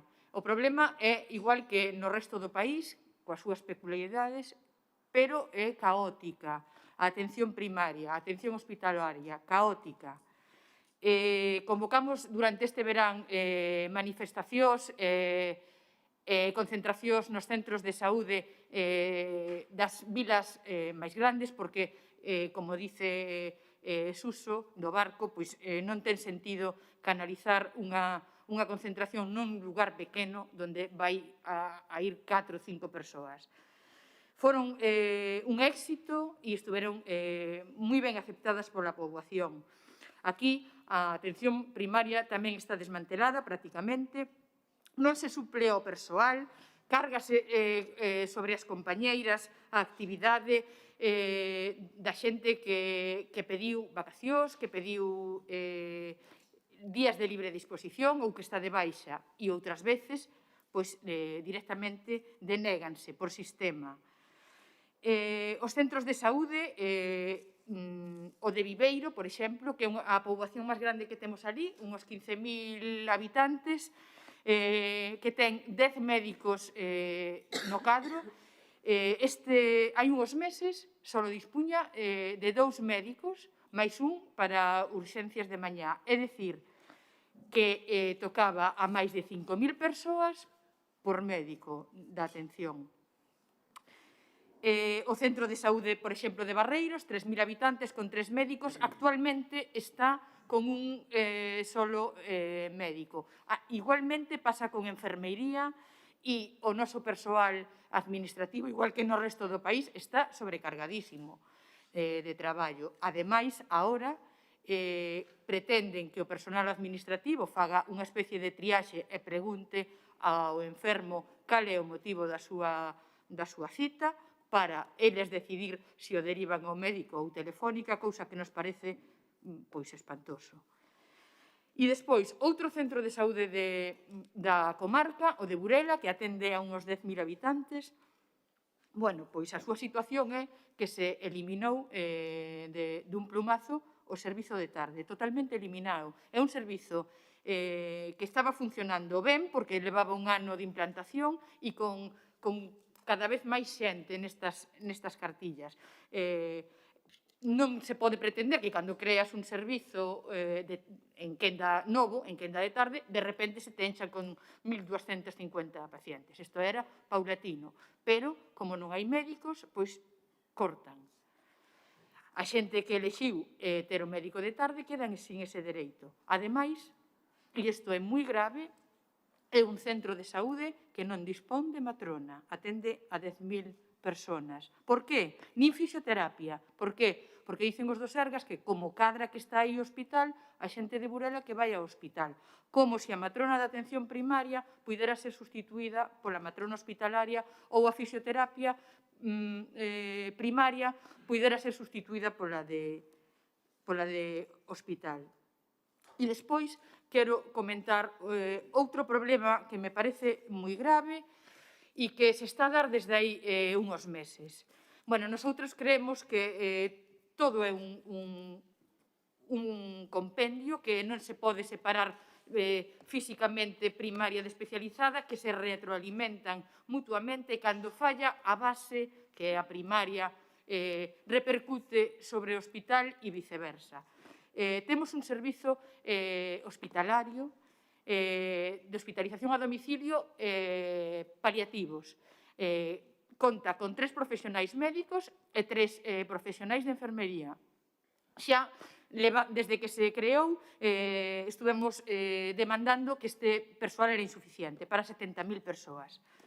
Pero, desde hai unhos 6 meses, estes servizos contan con 2 dos 3 profesionais que teñen casi sempre ou con un profesional solo, co cual o Sergas decidiu que, por si acaso primaria non tiña moito traballo, máis do 60% da poboación da Mariña deixara de ter este servizo e recaera sobre todo este traballo sobre os centros de saúde. Non sabemos se chegarán a cubrir este servizo, pero estamos como cando naceu de maneira piloto. Estamos preparando, bueno, xa fixemos reclamacións en este sentido porque isto é un servizo moi sensible, paliativos, e sairemos en prensa nos próximos días. Aquí, en esta comarca, e como nas outras, imagino, hai un éxodo masivo de profesionais cara a outros lugares donde se ofrecen uns contratos que dentro da eventualidade son millores porque te ofrecen de entrada unhos 6 meses. A nosotros están nos ofrecendo contratos aos profesionais de un mes, de xeito que se tú nese mes enfermas, tes que coller unha baixa, perdes todos os dereitos, xa quedas sin os dereitos que che corresponden e, bueno, así imagino que está todo o país. En 5 anos a situación será dramática polas xubilacións que vamos a ter, tanto de medicina como de enfermeiría. E, bueno, nada máis. Moitas gracias por escoitarme.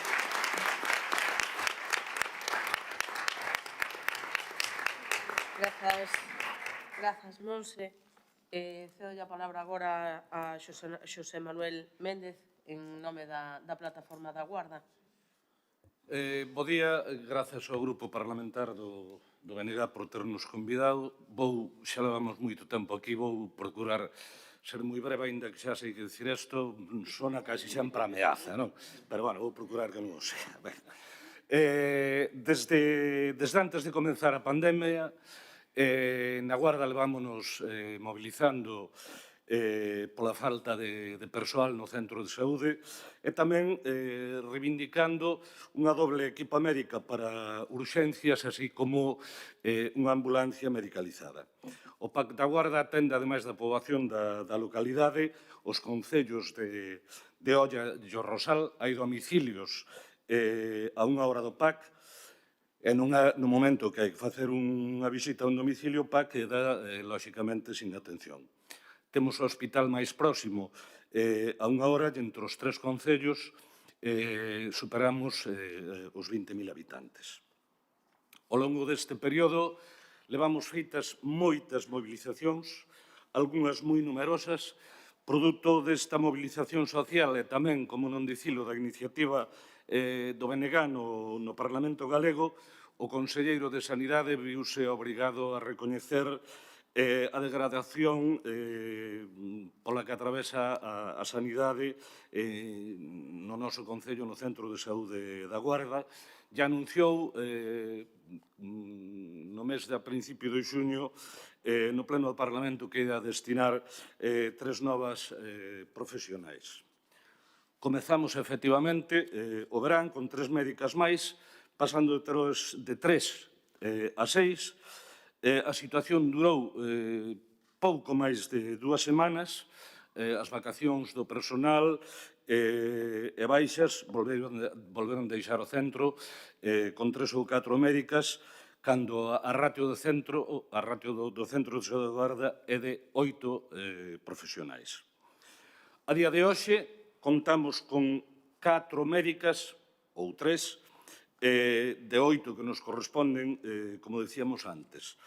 Temos 2 pediatras que viron incrementado o seu traballo de forma exponencial porque retiraron a pediatra que atendía a Olla e o Rosal. E entón, agora, as 2 pediatras que había atenden na práctica o doble de poboación infantil. Olla, de 2 médicos da atención primaria que lle corresponden, ten na actualidade 1, é unha poboación que supera os 3.000 habitantes. O Rosal, que lle corresponden 3 médicos, neste momento ten 0 médicos, 0, e está atendido por unha médica que ten unha prolongación de xornada do Centro de Saúde de Tullo do Tomiño, unha médica cada día a que cadra, claro está, non? O Rosal ten unha poboación de máis de 6.000 habitantes. Bueno, despois destes datos que acabo de dar, quero compartir con todas vós unha reflexión.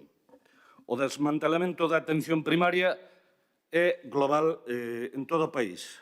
Agora, ben, nós, desde aquela esquina, pensamos que se agravan aqueles concellos que, como a Guarda, Olla ou Rosal, somos, por decirlo de alguna maneira, a periferia da periferia.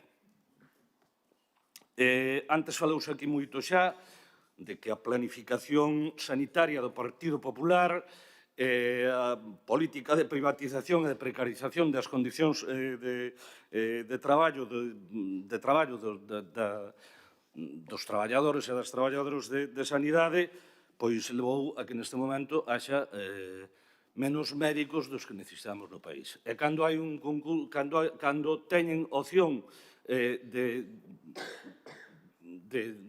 optar a un posto de traballo, pois, lóxicamente, non escollen a esquina do país. Isto percibímoslo incluso comparándonos con Tui, que temos a 25 kilómetros, pero que está a 20 minutos de Vigo, e a Guarda está aproximadamente a 1 hora. Nese sentido, vai a reflexión. O mellor, ademais de mellorar as condicións laborais a nivel xeral dos profesionais da primaria, que é unha reivindicación escoitada aquí desde a representante da CIGA, bueno, en xeral a todo o mundo, habería que ter en conta algunha outra cousa. O mellor habería que pensar en primar, de alguna maneira, nos procesos de mobilidade aquelas persoas que van a destinos en zonas do país que sufrimos dunha maneira máis clara a falta de médicos e médicas. É unha consideración que deixo aquí. E, bueno, efectivamente, acabo aquí xa, como dixen antes, cumplo a palabra, decirvos que o día 21 temos unha nova movilización, neste caso convocada por todas as plataformas en defensa da sanidade pública que hai constituídas no Baixo Miño. E, bueno, se algún ou algún de vos ven por ali, seredes, pois, moi ben recibidos. Moitas grazas.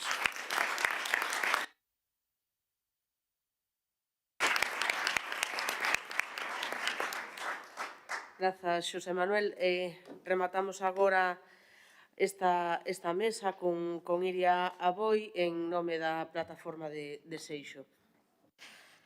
Pois moi bo día a todas e a todos, xa a remate do día prácticamente, e grazas ao Grupo Parlamentar do BNG por este convite ao Parlamento, o segundo, dende que constituímos a plataforma en defensa do Centro de Saúde de Seixo. A nosa plataforma é bastante recente, está organizada nunha área territorial relativamente pequena en comparación pois con todas as plataformas que falaron anteriormente. Non somos a periferia da periferia, porque estamos no que é considerada a Galiza Atlántica, pero nesa Galiza Atlántica tamén hai periferia. E nós somos dunha periferia do Concello de Marín, e obviamente temos unha ubicación parroquial que atinxe a 4 parroquias, e se me permitides, contareivos para comezar unha anécdota do día da manifestación de Santiago, porque houbo quen me dixo que éramos a plataforma Revelación, porque viñamos dun sitio moi pequeniño e resulta que causou moita sorpresa toda a movilización que tuveramos nas nosas parroquias, toda a xente que levamos a Santiago, o desplegue e tal. Nun momento, ademais, donde é bastante difícil facelo, mobilizar, sensibilizar e ter a xente tensionada con esta pandemia. Tentarei, aínda que somos plataforma Revelación, falamos ao final, tentarei dar algunha pincelada de como está a situación ali, porque a nosa plataforma coallou ao inicio do verán. No mes de xuño xa estaba xubilado un dos nosos enfermeiros e soubose da xubilación dun dos 2 facultativos para agosto, unhas datas moi propicias para a administración para poderlle botar o peche ao noso centro de saúde.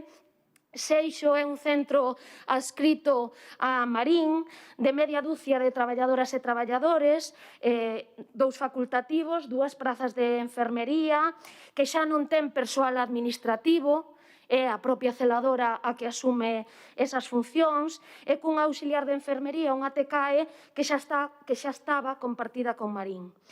Convén sinalar que o noso centro está moi arraigado na comunidade, construíuse en terreos donados por unha veciña, tivo melloras grazas ao empuxe veciñal e do persoal, estivo funcionando con atención presencial durante toda a pandemia, o que é moi valorado pola veciñanza. E, obviamente, cando comezou toda esta cuestión das xubilacións, non foi extraño que as alarmas saltasen de vez, tendo en conta que a maior parte dos centros periféricos de outros concellos estaban pechados ou ían pechar.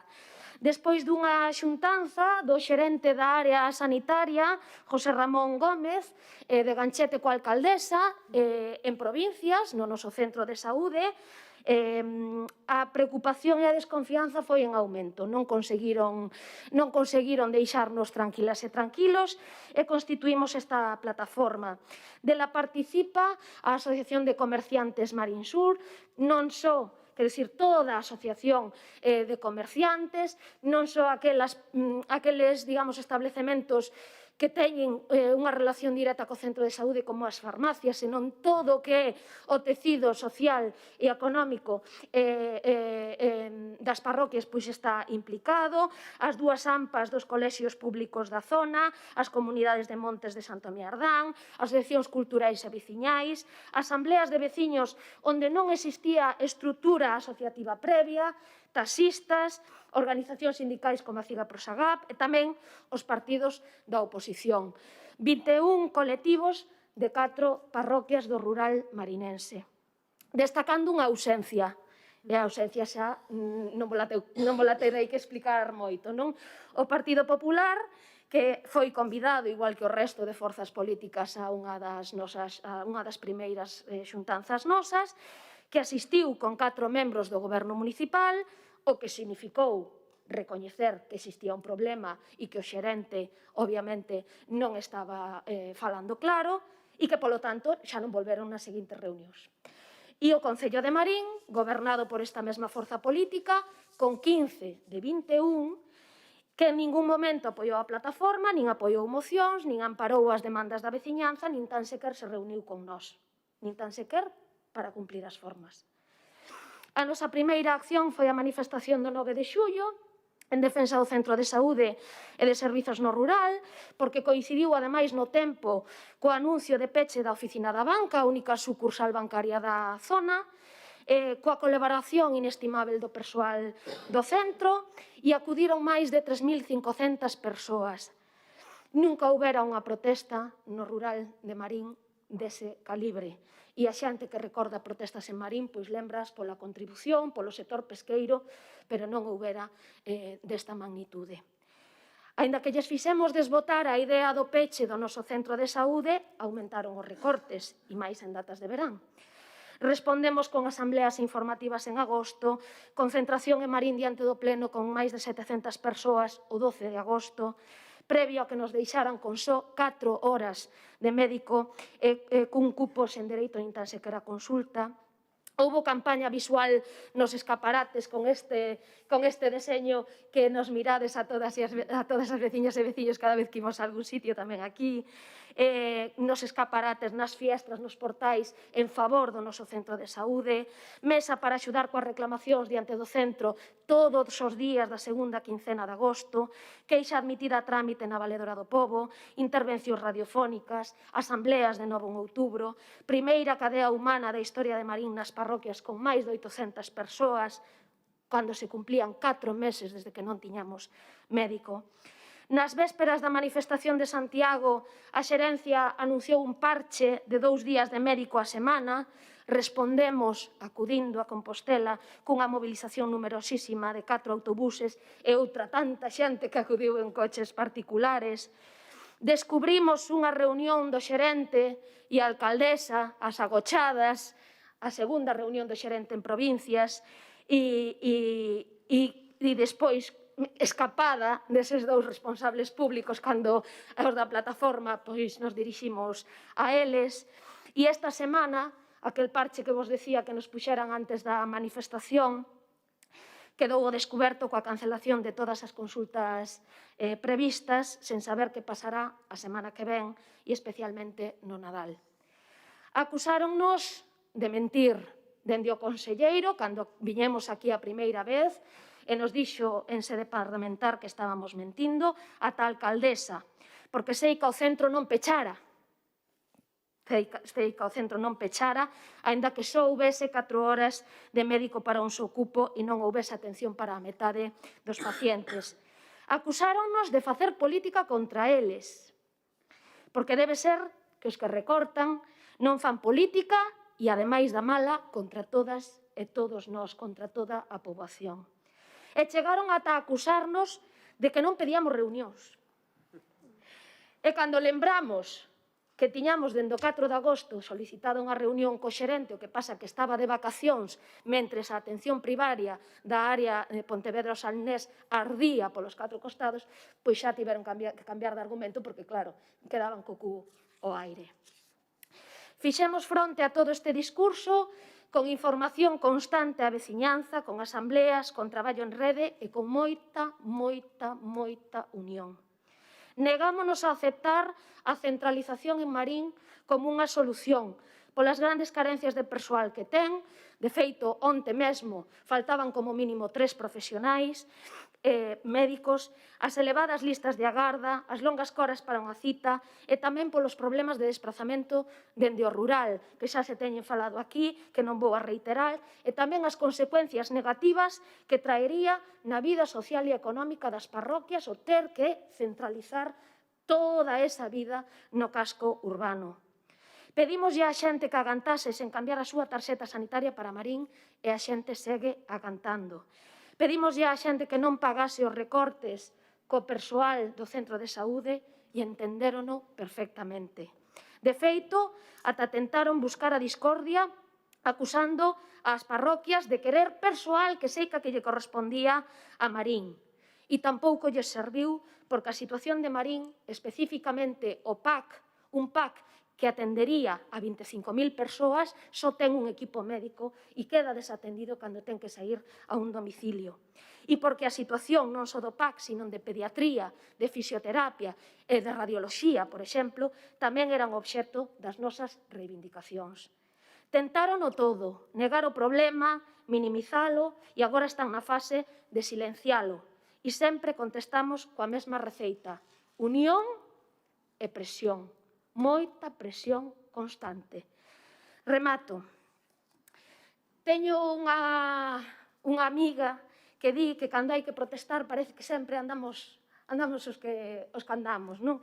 E que para ir a Santiago pois parece que só van as ofrecidas e os ofrecidos, non? Como se viñéramos a Santiago ofrecidas e ofrecidos para protestar. Por sorte, e con moitísimo traballo, a nosa plataforma e as plataformas que estades aquí conseguimos aglutinar e mobilizar a moitísimas ofrecidas e a moitísimos ofrecidos. Iso é mérito, no noso caso, de moitas persoas como as que hoxe me acompañan, como a Ana, como a Irene, como a Sara, como a Mucha, como Chuco, como Paca, como Lucía e como moitas outras, e a verdade é que estou moi agradecida de poder dicilo aquí públicamente e demostrarlle todo ese agradecemento á xente coa que comparto tanta pelexa. Con moito traballo e con moito esforzo conseguimos activar a veciñanza en plena pandemia. Conseguimos ter información permanente da atención sanitaria no noso centro a través da colaboración veciñal e que todo saia á luz e que os medios non o poidan agochar. Conseguimos darlle voz a unha poboación que non conta, maioritariamente maior, con dificultades para organizarse e defenderse do abuso que é perder o seu dereito a unha atención sanitaria digna.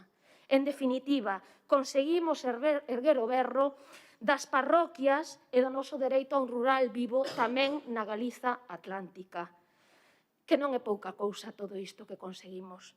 E, ademais, non temos intención de deixalo de facer en 2022. Entón, nesas imos andar. Deixo aquí, nada máis, moitas grazas polo convite, moitas grazas ás miñas veciñas e veciños pola lección de dignidade que dan cada día e moito ánimo ás plataformas e a todos os colectivos que falastes anteriormente na loita que temos por diante. Grazas.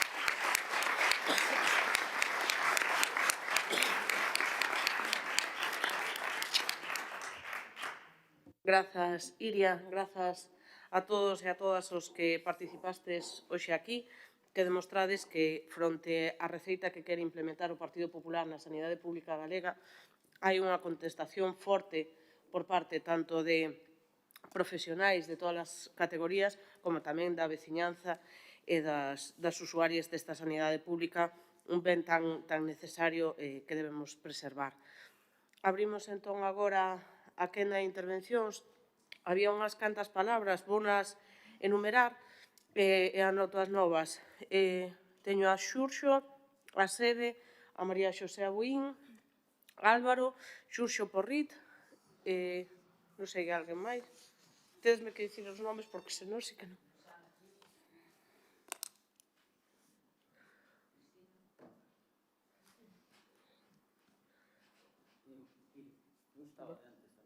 Vale.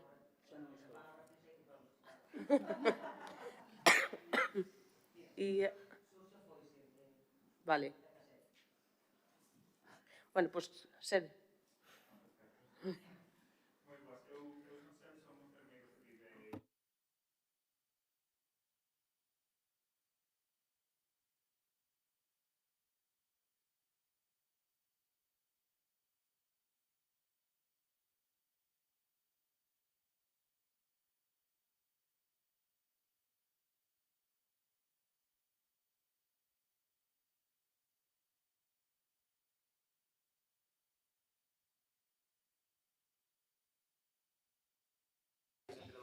Varios anos, o que pasa é que xa non os coñezo.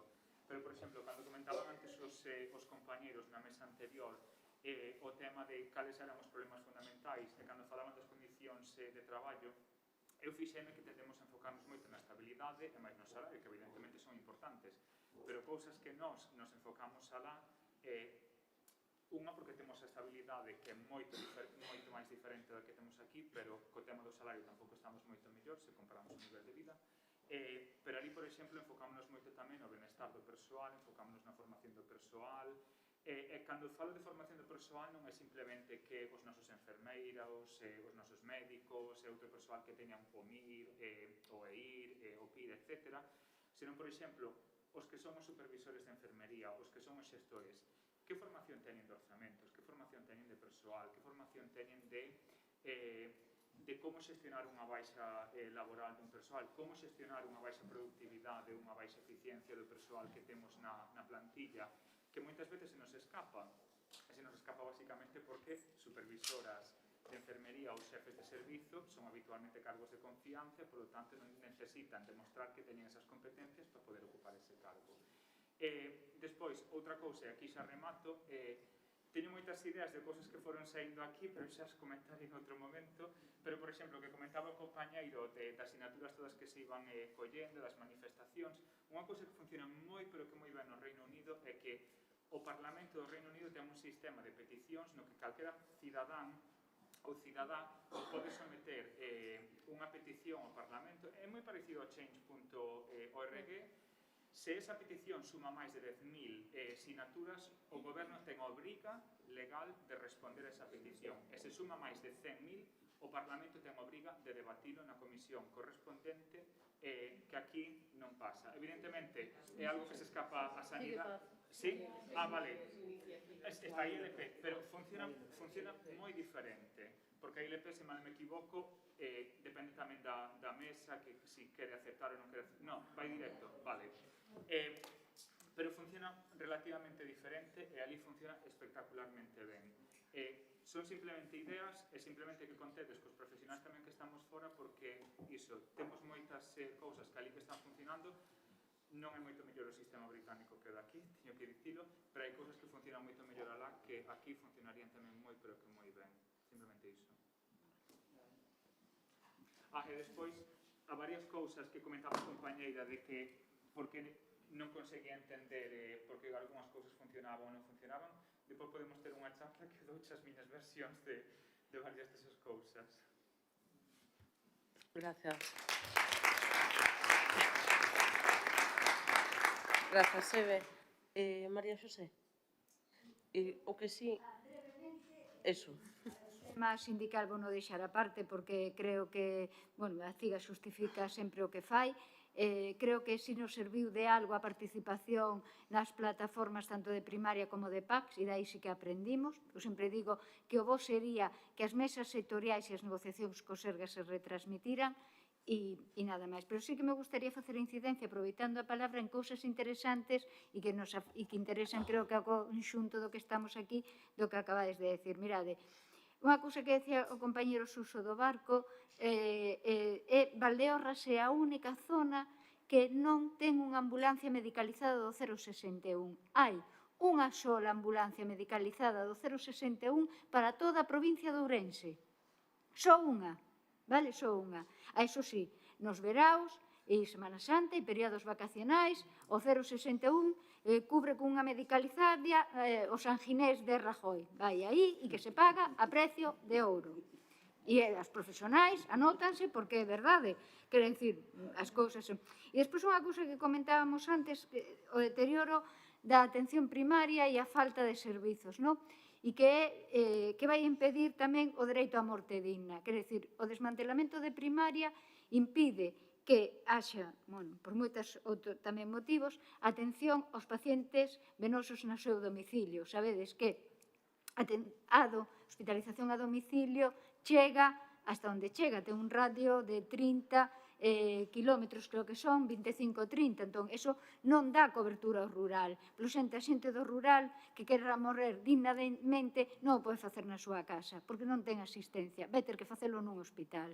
Entón, iso é unha situación grave que moita xente tería todo o dereito a ter unha morte digna asistido na súa casa e que este modelo impide que a xente o poida facer ese dereito, senón que teña que ir ao hospital. E despois unha cousa que tamén, para rematar brevemente, o que decías de negociar as condicións de traballo dos postos de difícil cobertura. É dicir, iso é algo que se nega sistemáticamente o PP e a Consellería a facelo.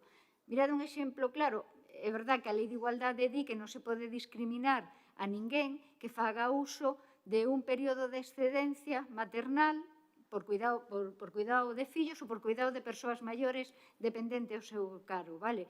A lei di que tes que puntuarlo, pero tampouco di que yo tes que puntuar en igualdade de condicións que o personal que sigue estando en activo nos Sergas, non? Entón, un médico ou unha médica para que se vai a ir a Valdeorras, vale? Si sabe que despois nun concurso de traslado o que pediu unha excedencia por cuidado de familia e quedou a traballar aquí no Hospital de Rosaleda vai ter a mesma puntuación que a él. Entón, iso é, o Sergas o fai a Consellería exerce de presidente da patronal. Quer dizer, fai a mesma contra aos seus propios traballadores. Tú para que te vas ir ao barco de Valdeorras a traballar se sabes que mañán queres optar a un servicio, a un concurso de traslados e a túa puntuación vai ser igual que aquel profesional que pediu unha excedencia porque ten un fillo ou unha filla menor e que se quedou a traballar na privada, non? Entón, esas cousas, bueno, son as que a xente debe de coñecer e, sobre todo, bueno, nos levamos anos dicindo o tema da ambulancia, unha soa medicalizada para toda a provincia de Ourense, e o dereito que a xente ten que ter tamén asistencia para poder ter unha morte digna no seu domicilio, no seu entorno, con asistencia digna, non? Só esas cousas.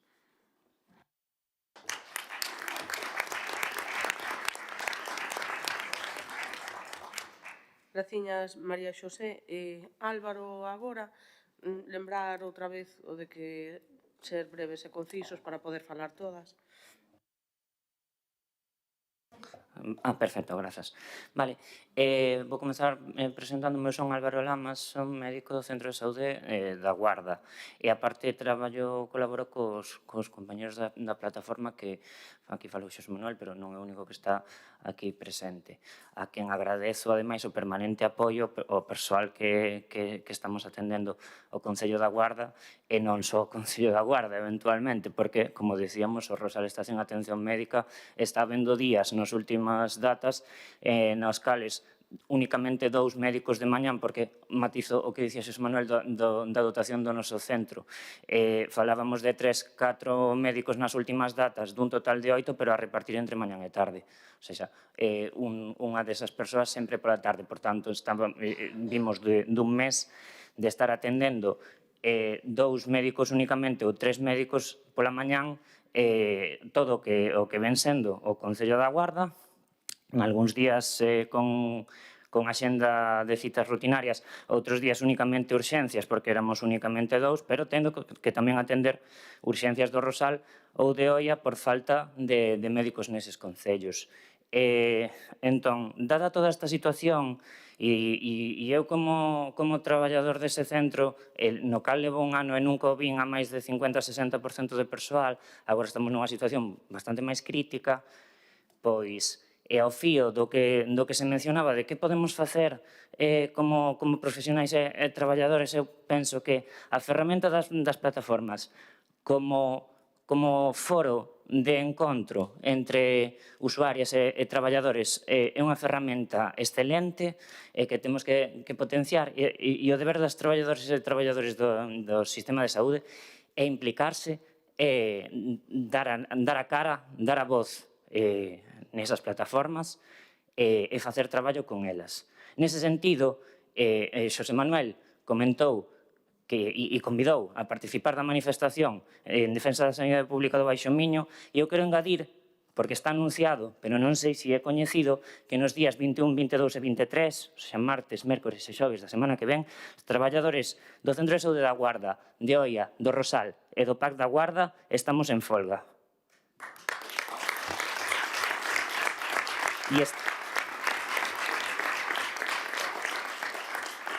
E estamos en folga porque queremos defender o dereito dos nosos usuarios a unha atención digna, así como o noso dereito a poder atendelos en condicións sen que nos pase unha factura a nivel emocional e psicolóxica tan tremenda, porque cada vez vamos caendo máis. E isto tamén nos vai implicar que entre xaneiro e maio do ano que ven teñamos que repartir 2 prazas de urxencias de sábado de mañán entre 5 persoas para os 3 concellos.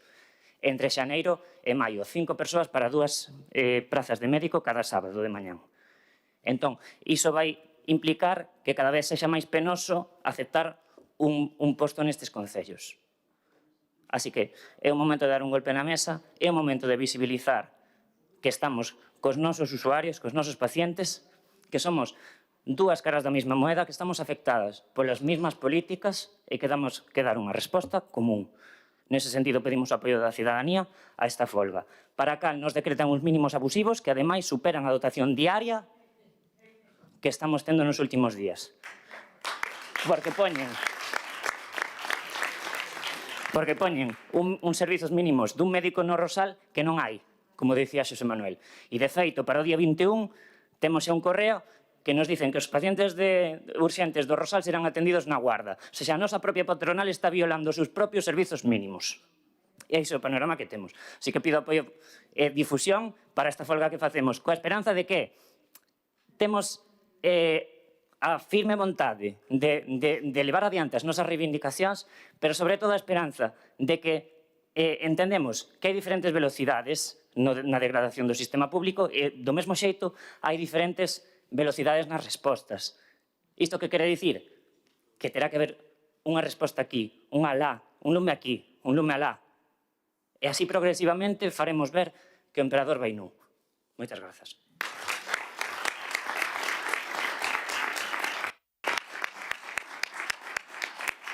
Grazas, Álvaro, todo o apoio nesta folga. Xurxo. Hola, bo día. Bueno, eu son a plataforma en defensa do Condado Paradanta.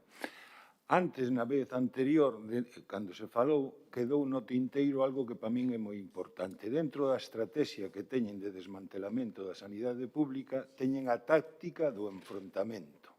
Están a enfrontar os pacientes cos sanitarios, están a enfrentar a primaria con a especializada, están enfrentando os propios profesionais. De feito, dentro da enfermería non estábamos moi de acordo, eu xa me subirei, de que hubiera unha lista específica de especialistas, porque de pronto o Sergas inventouse que tiña que haber un enfermeiro especialista e o mellor xente que acababa a carreira accedía antes a traballar que xente que levaba 20 anos traballando, dábanlle máis puntuación. Bueno, dito isto, que hai que romper, dende logo, nos na plataforma, sempre que facemos calquera concentración, falamos de que o enemigo non é enfermeiro, que o enemigo non é administrativo, que o contratan por un día, etc. Ben, agora, con respecto ao segundo, nos juntamos con só sanidade pública porque pensamos, o defendemos, e creo que a Asamblea do Condado Padaranta o acepta, que temos que dar un salto cualitativo con respecto ás movilizacións. Os 20.000 de Vigo, os 18.000, bueno, 1.800 según a voz, de Santiago, as manifestacións que se fixeron en Vilagarcía, outro día en Moaña, entranlle por un lado e salenlle por outro. Creemos que hai que facer algo que lles doia, que teña que sair na prensa, lle guste ou non lle guste. Nos fixemos non sei se este é o sitio máis indicado para decir o que queríamos facer, pero non temos ningún problema. Sería ocupar as áreas sanitarias, é dicir, non ocupalas, senón ir alí, con 20.000 reclamacións por escrito, chegar por alí, meterse dentro e ocupalas e levar as pancartas.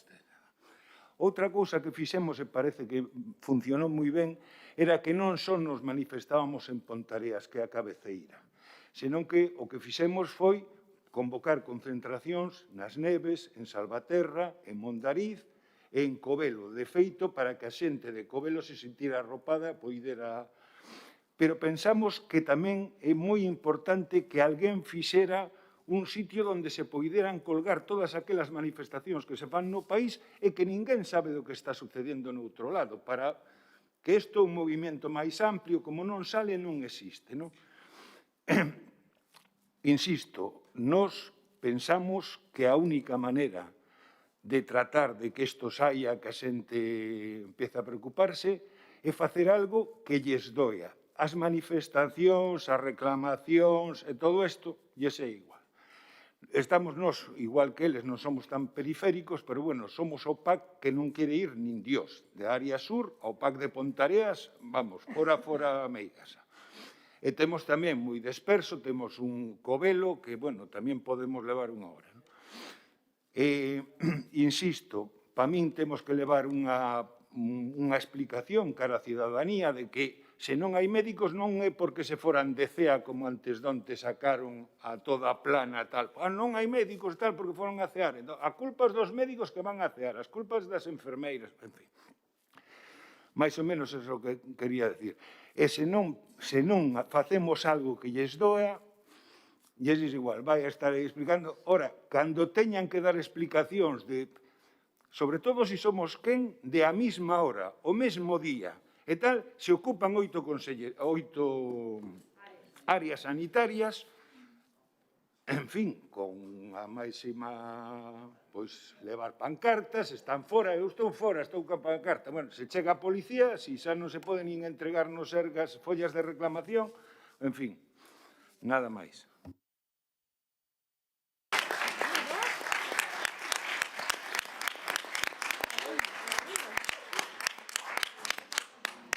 Grazas, Xurxo. Rosana, agora. Bueno, eu vou ser breve. Estou de acordo con todo o que decides. Eu quería poñer en riba da mesa o abandono institucional, un pouco na liña do que falou Montse Porteiro desde a Mariña, das comarcas de Lugo Sur, que ademais non somos área sanitaria. Eu vivo no Concello de Pantón, teño veciños a 100 kilómetros de Lugo capital, que non poden ir a Ourense, que o temos a 17 kilómetros de distancia, onde sí podíamos ir hai 15 anos. Con todos os problemas que iso conleva e o despoboamento, ademais, porque estas políticas inciden no noso despoboamento, porque se empadronan no Lau de Ourense para poder ir ao hospital ao Lau de Ourense. Entón, isto, a falta de médicos e da primaria, non vou dicir nada novo, que vos sodes expertos no tema, pero nós temos unha diseminación no territorio, é dicir, espallámonos no territorio dunha maneira moi parecida a que explicaban desde Valdeorras, e Valdeorras e as comarcas do sur de Lugo ou do actual partido judicial de Monforte e de Chantada podían, ao mellor, plantearse unha área sanitaria propia xuntando poboación aí. É unha opción como outra calquera, porque a provincia é importante, ás veces, porque Lalín, cando pesaba Cuíña, pasou a ser área de Santiago e da provincia de Pontevedra e non houve ningún problema. Pero para que unha persona de Pantón, insisto, a 17 kilómetros do hospital, vaya a outro a 110, pois sí que hai un problema porque é da provincia de Lugo. Polo tanto, eu, como vos digo, son concelleira en Pantón, temos 2 médicos para 2.500 persoas, cando teóricamente se buscades parece que tiñamos que ter 3, pero hai 6 meses tiñamos 4 médicos. Sei que é máis grave por a ratio da poboación de, por exemplo, a área sanitaria de Vigo, da que eu son nativa, sei que sodes moitas máis persoas para menos médicos, pero pido que se teñan en conta todas estas circunstancias. Ademais, o desmantelamento, por exemplo, do Hospital Comarcal de Monforte implica o desmantelamento das áreas de Lugo Sur a nivel poboacional e socioeconómico. E para acabar, planteaba a Malla, creo, desde Pontevedra, cal é o problema que esta xente siga votando o PP. Eu non son socióloga, pero son politóloga. A acción de voto vai totalmente separada a este trato que nos dá. É dicir, cando un veciño meu vai votar o PP, non está pensando en que lle quitaron o médico.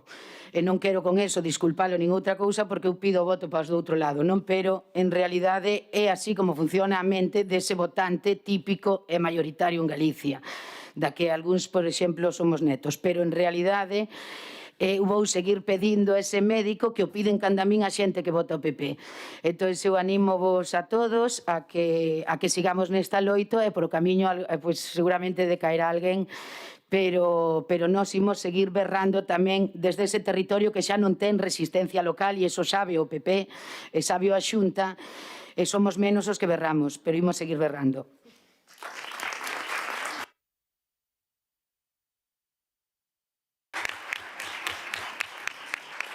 Grazas, Rosana. Cristina. Chámome Cristina, son médico de familia no Centro de Saúde de Ribeira e solo dúas cousas, porque tiña aquí 3 millóns apuntadas, pero a importancia... Non está... Sí, está encendido, pero non está preto. A importancia da xerencia de atención primaria, porque actualmente a xerencia única actúa como aquel de vasos comunicantes e eles están desviando non só todos os fondos, sino todo o personal para a atención hospitalar. O sea, non é certo, non sei quen o dixo antes, o de que faltan médicos. Pode ser que non haxa todos os que queiramos, pero tampouco faltan tantos como eles din. E o feito de que a xente non se quede en atención primaria non é porque non queira quedarse, sino porque o que lle ofrecen para quedarse en atención primaria é indigno. Ninguén con 2 dedos de frente asinaría os contratos que actualmente están ofertando. Co cal, como a xerencia é única, se a eles en ese momento o que lles vale é, digamos, dotar a nivel hospitalar, van a ofertar algo tan malo en primaria que a nadie se lle pase pola cabeza aceptalo. E a outra cousiña é que quería facer un pouco de fincapé na xente que falou das plataformas, fora, perdona que non me lembro o teu nombre, que ves de parte de pediatras e matronas, entendo que a nivel país, e Xosé, que ven pola comarca de Compostela, pero se mal non me equivoco, traballas na Serra, non? E Iria, que viene dun rural, menos periférico, por así decirlo. O resto da xente que falou a nivel reivindicativo son todos de zonas rurales, Valdeorras, Barbanza, A Mariña, perdona que se me olvidou, da Guarda. Alguén ten que poñer en riba da mesa, e poñelo en riba da mesa xa, que hai que primar esas plazas. Falando do que falou o compañeiro, de quen traballou fora e quen non traballou, eu antes de traballar no Sergas traballei en Portugal, aterricei nunha zona moi rural, recén acabada a carreira, iba a la aventura, sin saber a donde me iba, e sorpresivamente, cando recibín a miña primeira nómina, nunca vira tantos cartos na miña vida, sinceramente. Traballaba nos Arcos de Valdevés. Era unha plaza especialmente carenciada, donde alguén, que conste que eu, cando asinei o contrato, non o sabía, puxo 1.000 euros encima da miña nómina para que eu fose traballar ali.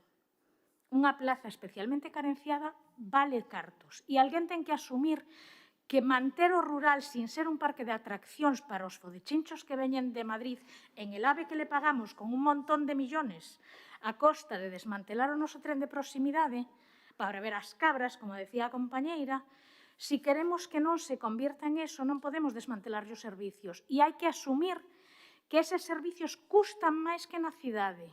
Na cidade un médico custa tanto porque é capaz de atender aquel número de población.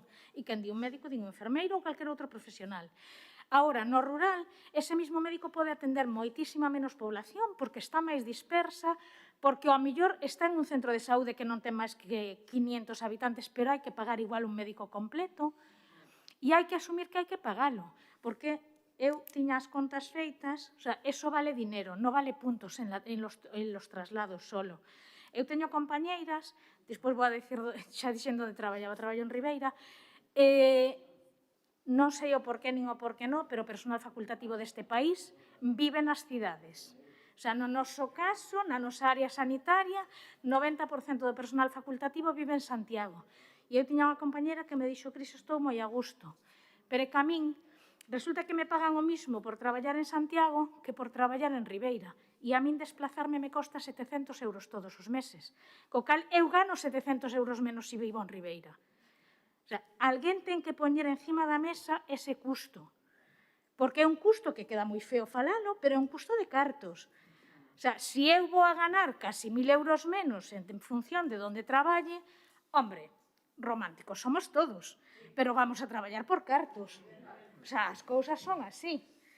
E quería vos decir algo máis, pero creo que xa se me foi.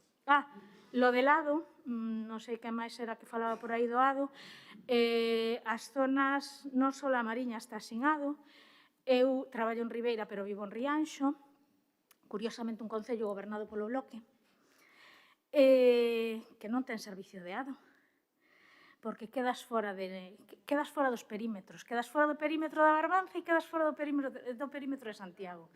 E como quedas fora do perímetro, e ao mellor se o alcalde fora outro, pois se ampliaba o perímetro, pero non se amplía. E xa o último, o da Ribeira e Xuño, porque a mí me tocaron os dous, o sea, eu non sei se son eu quen persigo os problemas que me persiguen a min. Eu era a médica do Centro de Saúde de Xuño e estaba encantada de la vida, podémoslo decir. Por circunstancias personais preventiva díxome que non podía seguir traballando ali, que tiña que adaptar o meu posto e que tiña que ir a traballar a un centro de saúde máis grande. Máis grande non, con máis médicos. Polo que falaba, alguén que falou por aí de enfrentarnos de uns a outros, no momento en que a min preventiva me contacta e me di tes que adaptar o posto, non podes seguir traballando aí, gerencia me llama e me dice, Cris, teste que ir para o SON. A miña resposta foi en medio da pandemia, a miña resposta en ese momento foi, como que teño que ir para o SON? Si é o teu centro raíz? E digo, me parece ben. E os meus pacientes terán que ir. A miña resposta non saleu do despacho. A miña resposta foi, sabes que che van a facer unha manifestación diante da porta do despacho e eu vou ir con eles. Mujer, non te pongas así. Non te pongas así, en ese momento apareceu un médico. Eu desplaceime, pero apareceu un médico que ocupa o posto. Se eu en ese momento acepto, o centro pechase. Co cal, o feito de non enfrentar a xente uns cos outros e saber que estamos todos do mismo bando tamén é moi importante. Porque é o que están intentando un día detrás de outro e detrás de outro. Despois desplazáronme, eu estaba en Xuño, estupenda, entón para adaptarme ao posto me desplazan a Ribeira, mes de Xuño de inicio da pandemia, non de este, sino do anterior, un centro onde hai 9 médicos de mañán, eu incorporeime en Xuño e coñecín aos meus compañeros en setembro.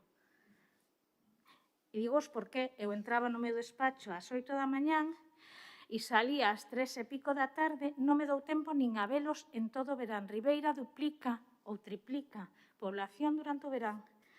Pois ese verán estuvemos 3 personas os días que estuvemos máis e a min non me tocou, pero houve moitos días de 2 personas. 2 personas me refiro, perdón, 2 facultativos de mañán. En un centro onde tiña que haber 9 e que duplica ou triplica poboación.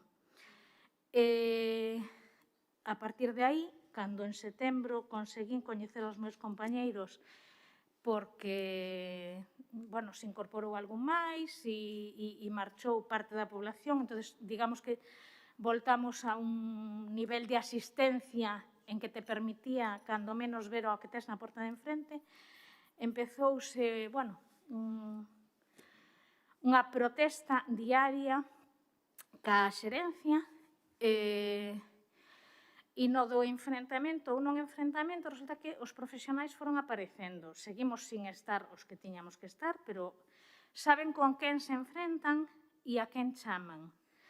Eu este verán, que la volvimos a armar, claro, pois un día coloquei un papel completamente inofensivo na porta de que hoxe en este centro faltan, non recordo nin cantos facultativos faltaban. O día seguinte recibín unha chamada amenazadora dicíndome que, que eso non se hacía así. E digo, como queres que o faja? Digo, estou informando aos meus pacientes de que estamos menos da mitad do personal, pero os pacientes non tienen por que saberlo. Digo, como que non teñen por que saberlo? No, a primeira afirmación foi, esos non son los canales. Los canales. A miña pregunta foi, digo, ao mellor non queda bonito que poña un folio escrito de que faltan tantos facultativos. Dígame vostede cal é o medio de comunicación ao paciente de que falta a mitad do personal. Mujer, es que el personal, los pacientes no tienen por qué saberlo. Y digo, hombre, pues eso será a súa opinión. A miña é que o van a saber.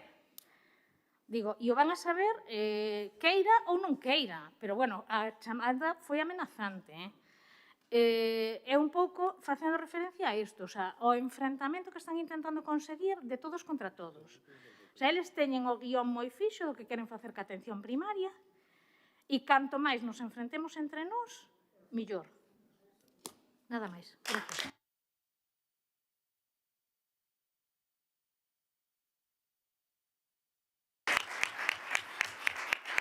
Grazas, Cristina. Quedan tan só dúas palabras, entón agradeceríamos a brevidade.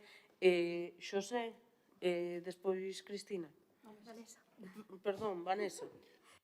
Vale, grazas. Bueno, moi breve tamén decir que dentro da plataforma SOS nacional temos en estes momentos unha comisión de 10 persoas para seguir elaborando movilizacións e para seguir incorporando xente a esta comisión. O que decía o compañeiro de facer as concentracións, de tomar as áreas sanitarias, está no organigrama que temos de traballo para que despois das vacacións podamos iniciar unha iniciativa legislativa popular para recoller 15.000 firmas. Espero a colaboración de todos, que nos axudedes e que se podan conseguir esas 15.000 firmas para presentar no Parlamento e que dende aí se intente dar solución aos problemas da atención primaria. Animamos, en este caso, a Rosana e compañía, que temos na plataforma pouca xente de Lugo, e que se incorporen, sobre todo Lugo Sur, e que se incorporen á plataforma. Eu creo que o país está representado na plataforma SOS nacional, pero, hai zoas que están máis coxas que... Vale, pero unha persoa que este, para canalizar e para distribuir a información na zoa, sería ben agradecida. E eu quero dar o que decía antes, a sanidade real acaba de ser exposta aquí esta mañán, e ese dato de optimismo, é dicir, temos a información, temos as persoas, temos o que hai que ter para poder ter un novo modelo de atención primaria. Falta que podamos gobernar. Eso é o máis difícil, pero, en eso estamos todos. E eu espero que en esta legislatura que sea a última deste goberno tan nefasto para a sanidade pública en Galicia. Grazas.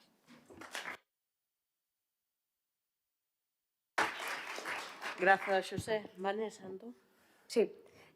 Nada, eu era un pouco para respostar ao compañero que xa se foi de Axurxo do Condado, un pouco a compañera que falou agora tamén polo tema das sinaturas, etcétera, das mobilizacións. Teño aquí unha compañera, que podo decir incluso ela, que pertence a Meaño, e fixeron unha recollida de sinaturas para entregar, pero sinaturas físicas, non online, porque eso tamén o fixemos, e o que se nos terminou dicindo é non o fagades máis porque estades facendo un copia-pega. Non é un copia-pega, o copia-pega facédelo vos. Nós temos un problema, en este caso era na Costa da Morte, e nos o que estábamos era reivindicando que estaba un puericultor atendendo a un concello grande e a dous máis pequenos. Entón, basicamente o que nos dixeron é que xa estaban intentando resolver o problema, e etc. E en Meaño, o que fixeron foi xustamente presionar o PXX, por eso non só presionan os facultativos, tamén ao persoal administrativo, dicíndolle non metas máis queixas porque, isto non é real. De onde sacan estas firmas? Isto está falseado. O sea, aquí encima están dicindo que o pobo minte, cando que minten son eles. Están dicindo que o pobo está falseando firmas. Eu creo que habría que facer unha reflexión a ver quen está falseando o qué. Pero, despois comentar tamén, cando falábamos do tema de presuposto e etc., non ten moito que ver co tema sanitario, pero me parece importante, porque, concretamente onde vivo, non son as Rías Baixas, son as Altas, e Fisterra, entón, sí, tamén non quintuplica a población como poden facer as Rías Baixas, pero sí a duplica e a triplica en Brán. Entón, casualmente, o meu marido ten unha vivenda de uso turístico e nos chega en Brán, cando a miña filla non ten pediatra, ten un poricultor que ademais está de vacacións, outro concello tamén está sin poricultor, outro resulta que leva 4 meses sin poricultor, e me chega un papeliño que dice que todos os turistas que sean de fora da Comunidade Autónoma de Galicia, se contraen o COVID-19, se lles pagará a estancia hasta que se recuperen. Claro, a ver, a mí me deu a risa, porque moitas das reservas que tiña non eran de xente de fora de Galicia, eran de xente de Lugo, eran de xente da propia provincia da Coruña, eran de xente de Ourense, de xente de Pontevedra. Entón, cando vían o papelito, decían, ai, que guai, se nos pasa algo, nos pagan a estancia. Digo, no, a vos non. Como? Digo, vos tedes que buscar a vida para volver para casa, contaxiados ou sin contaxiar. pero os que son de fora de Galicia, sí. Entón, bueno, isto demostra un pouco a onde van os orzamentos, que non van a propia Comunidade Autónoma de Galicia, sino que van para fora, porque queda moi bonito, que somos, bueno, turísticos, mogollón, e, bueno, que importa pouco outras cousas. Quería dirixirlle tamén ao compañeiro que traballa fora, que agora mesmo está falando, porque, bueno, comentando que traballabas fora, sí que me gustaría saber, me gustaría preguntarche como xestionaron, no, pero é breve, como se xestionou a pandemia en Inglaterra, en Londres, creo que me dixestes, non? Claro, no tema da atención telefónica, que aquí parece que fomos, que guai todo, non sei se se fixo así. E quixera saber tamén o tema da pediatría, porque a veces se poñen exemplos de outros sitios que están peor que nós e o levan como bandeira. Entón, a min, en general, non nos vale. Tenemos que copiar do que é mellor, pero non sei, me gustaría saber de alguén que traballe xustamente na sanidade pública como se está enfocando o tema da pediatría eso, en outros países, porque creo que se están collendo o que queren facer aquí, médicos en lugar de pediatras. No. Sí. Gracias.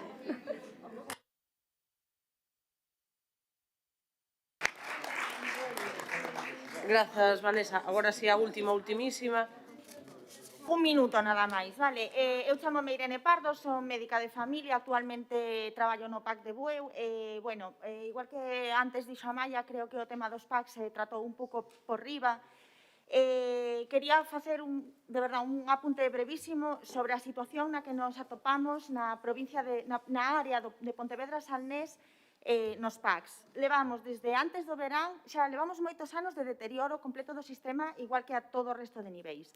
Pero desde antes do verán, o aumento de número de horas por profesional médico foi exponencial. Se nos dixo que iba a ser unha situación transitoria nos meses do período estival, no que, ademais de facer máis horas, como ben decían, xa non sei quen antes, na nosa área sanitaria concretamente, que non somos periferia da periferia, somos o destino por excelencia dos madrileños jodechinchos, que decía antes Cristina.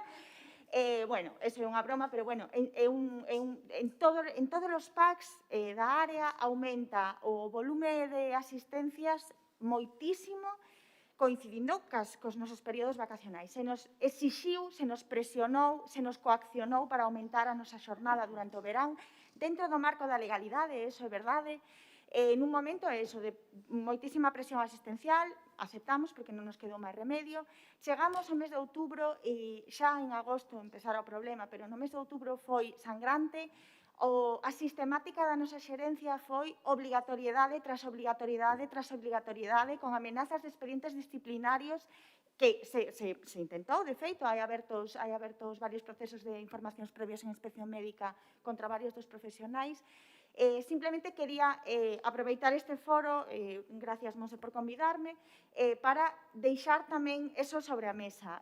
Somos un colectivo pequeno dentro da atención primaria, especialmente maltratado a todos os niveis, a nivel económico, a nivel de penosidade nas nosas xornadas, a nivel de inseguridade, porque somos equipos que sempre traballamos de forma individual, sobre todo na rúa.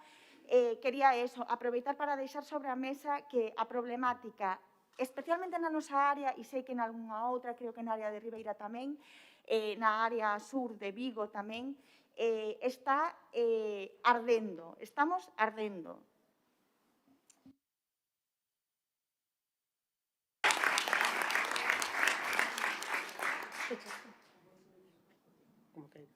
Bueno, grazas, Irene. Concluímos entón aquí esta mesa. Monse. Darvos as grazas a todos e a todas por achegarvos ata aquí e por participar, sobre todo polo traballo que estades facendo desde calquera dos dous lados. Nada, que a estas horas vexo que todo o mundo estaba marchando e se me puxen un pouco nervosa. Nada, eu creo que é unha evidencia que quedouse nos pequeno o tempo, que quedaron moitos temas sin abordar. Decía ahora Irene o tema dos PACs, desde o Grupo Parlamentar do BNG, desde o BNG dedicámoslle moitísimo esforzo, é un tema no que nos levemos ocupando e denunciando sistemáticamente, pero é evidente que hoxe non houve moito tempo para abordalo. Eu só quero dicirvos que tomamos moita nota de todo o que hoxe aquí se dixo, que é evidente que esa alianza profesionais-poboación, traballo social, traballo institucional, temos que afortalala aínda máis, porque eu dixen ao principio destas xornadas, isto é unha decisión ideolóxica, non se trata dun problema meramente conxuntural e de falta de recursos económicos, porque tamén, diante da falta de recursos, hai que priorizar de onde se recauda e a onde se destina, e é evidente que non están priorizando recaudar de que máis ten, senón apretarnos o cinto a maioría, e as prioridades, hai cartos para salvar banca e outras cuestións, é evidente que ten que habelos para algo tan esencial como é a sanidade. Por lo tanto, estamos diante dunha decisión política que hai que combatila, pois, con o pobo organizado, exixindo cambio de rumbo e cambio de modelo. En este caso, a situación da atención primaria creo que quedou aquí patente que é dramática, que é gravísima, mas tamén creo que quedou patente que hai alternativas. Que hai alternativas no medio plazo e hai alternativas no inmediato. Alternativa de, primeiro, deixar de maltratar aos profesionais, ofrecendo unha situación laboral, uns contratos mínimamente dignos, que non se pode pretender que os profesionais fagan o seu traballo a custe cero, que iso non é o camiño, que con unha contratación laboral decente, moitos deses profesionais, e damos aquí hoxe os datos, que menos do 50% dos que acaban familia comunitaria, se non están na atención primaria, será porque non hai condicións, co cal eso pode solucionarse, que os profesionais como enfermería, fisioterapia, toda outra serie de profesionais se pode implementar a súa carteira de servizos de xeito que poidan atender directamente a poboación sin ter que pasar todo polo facultativo de familia, que se poden incorporar novas categorías profesionais imprescindibles, e por iso hoxe quixemos facer especial fincapé no tema da saúde mental. Poden, débense, hai demanda, hai profesionais para incorporar na atención primaria, co cal a poboación necesita esa atención. Hai unha medida que se pode tomar e que hai que ter simplemente a vontade política de facelo, e incorporar outros profesionais que tamén hai demanda e necesidade, como pode ser a terapia ocupacional, os logopedas, os podólogos, os nutricionistas, é dicir, toda unha serie de profesionais necesarios, con demanda. Estamos no século XXI, no 2021, non no século XIX, co cal hai unha gama de profesionais totalmente diferente para atender e abordar esas necesidades da poboación, e solamente con esas medidas no inmediato, ademais de saliron aquí cuestións nas que tamén estamos traballando e traendo iniciativas, como é o de as plazas de difícil cobertura, que hai que, evidentemente, ter mecanismos para que se cubran, é dicir, que si hai cuestións que se poden poñer en marcha sempre que se queiran poñer. E é evidente que o Partido Popular en Galiza non quere facelo, porque a súa folla de ruta é outro, e a alternativa é presionar, visibilizar, non calar diante da situación, e ese traballo conxunto, non permitir que nos enfronten, non permitir que nos dividan, e ese traballo conxunto, profesionais, poboación, traballar na rúa, traballar nas institucións, porque é evidente que a sanidade pública é un ben tan preciado, conquistado co traballo de moita xente, e non podemos permitir que nos lo boten ao traste como o están facendo neste momento. Eu, de verdade, remato e agradecevos moitísimo a vosa presenza hoxe aquí a todos e a todas, en especial as persoas que formastes parte das dúas mesas, Álvaro, Xan, Rosa, Miguel, María Xosé, Marián, Xesús, Vanessa, Monse, Xosé Manuel e Iria, que cas vosas aportacións, de logo, creo que nos destedes unha visión moi amplia de cal é a situación, tendo en conta, insisto, que hai moitas outras cuestións que quedaron sin abordar e que nós comprometémonos a trasladar e convertir en iniciativas o que hoxe aquí saeu, mais tamén a seguir con este traballo onde a información que nos trasladedes, estar moi en contacto para, entre todos, ser o máis potentes posibles para o objetivo que creo que temos todas e todas, é unha sanidade pública, universal, gratuita, o servizo de maioría, e que teña a sanidade que precisa quen a precisa e non que teña cartos para pagala. Graciñas.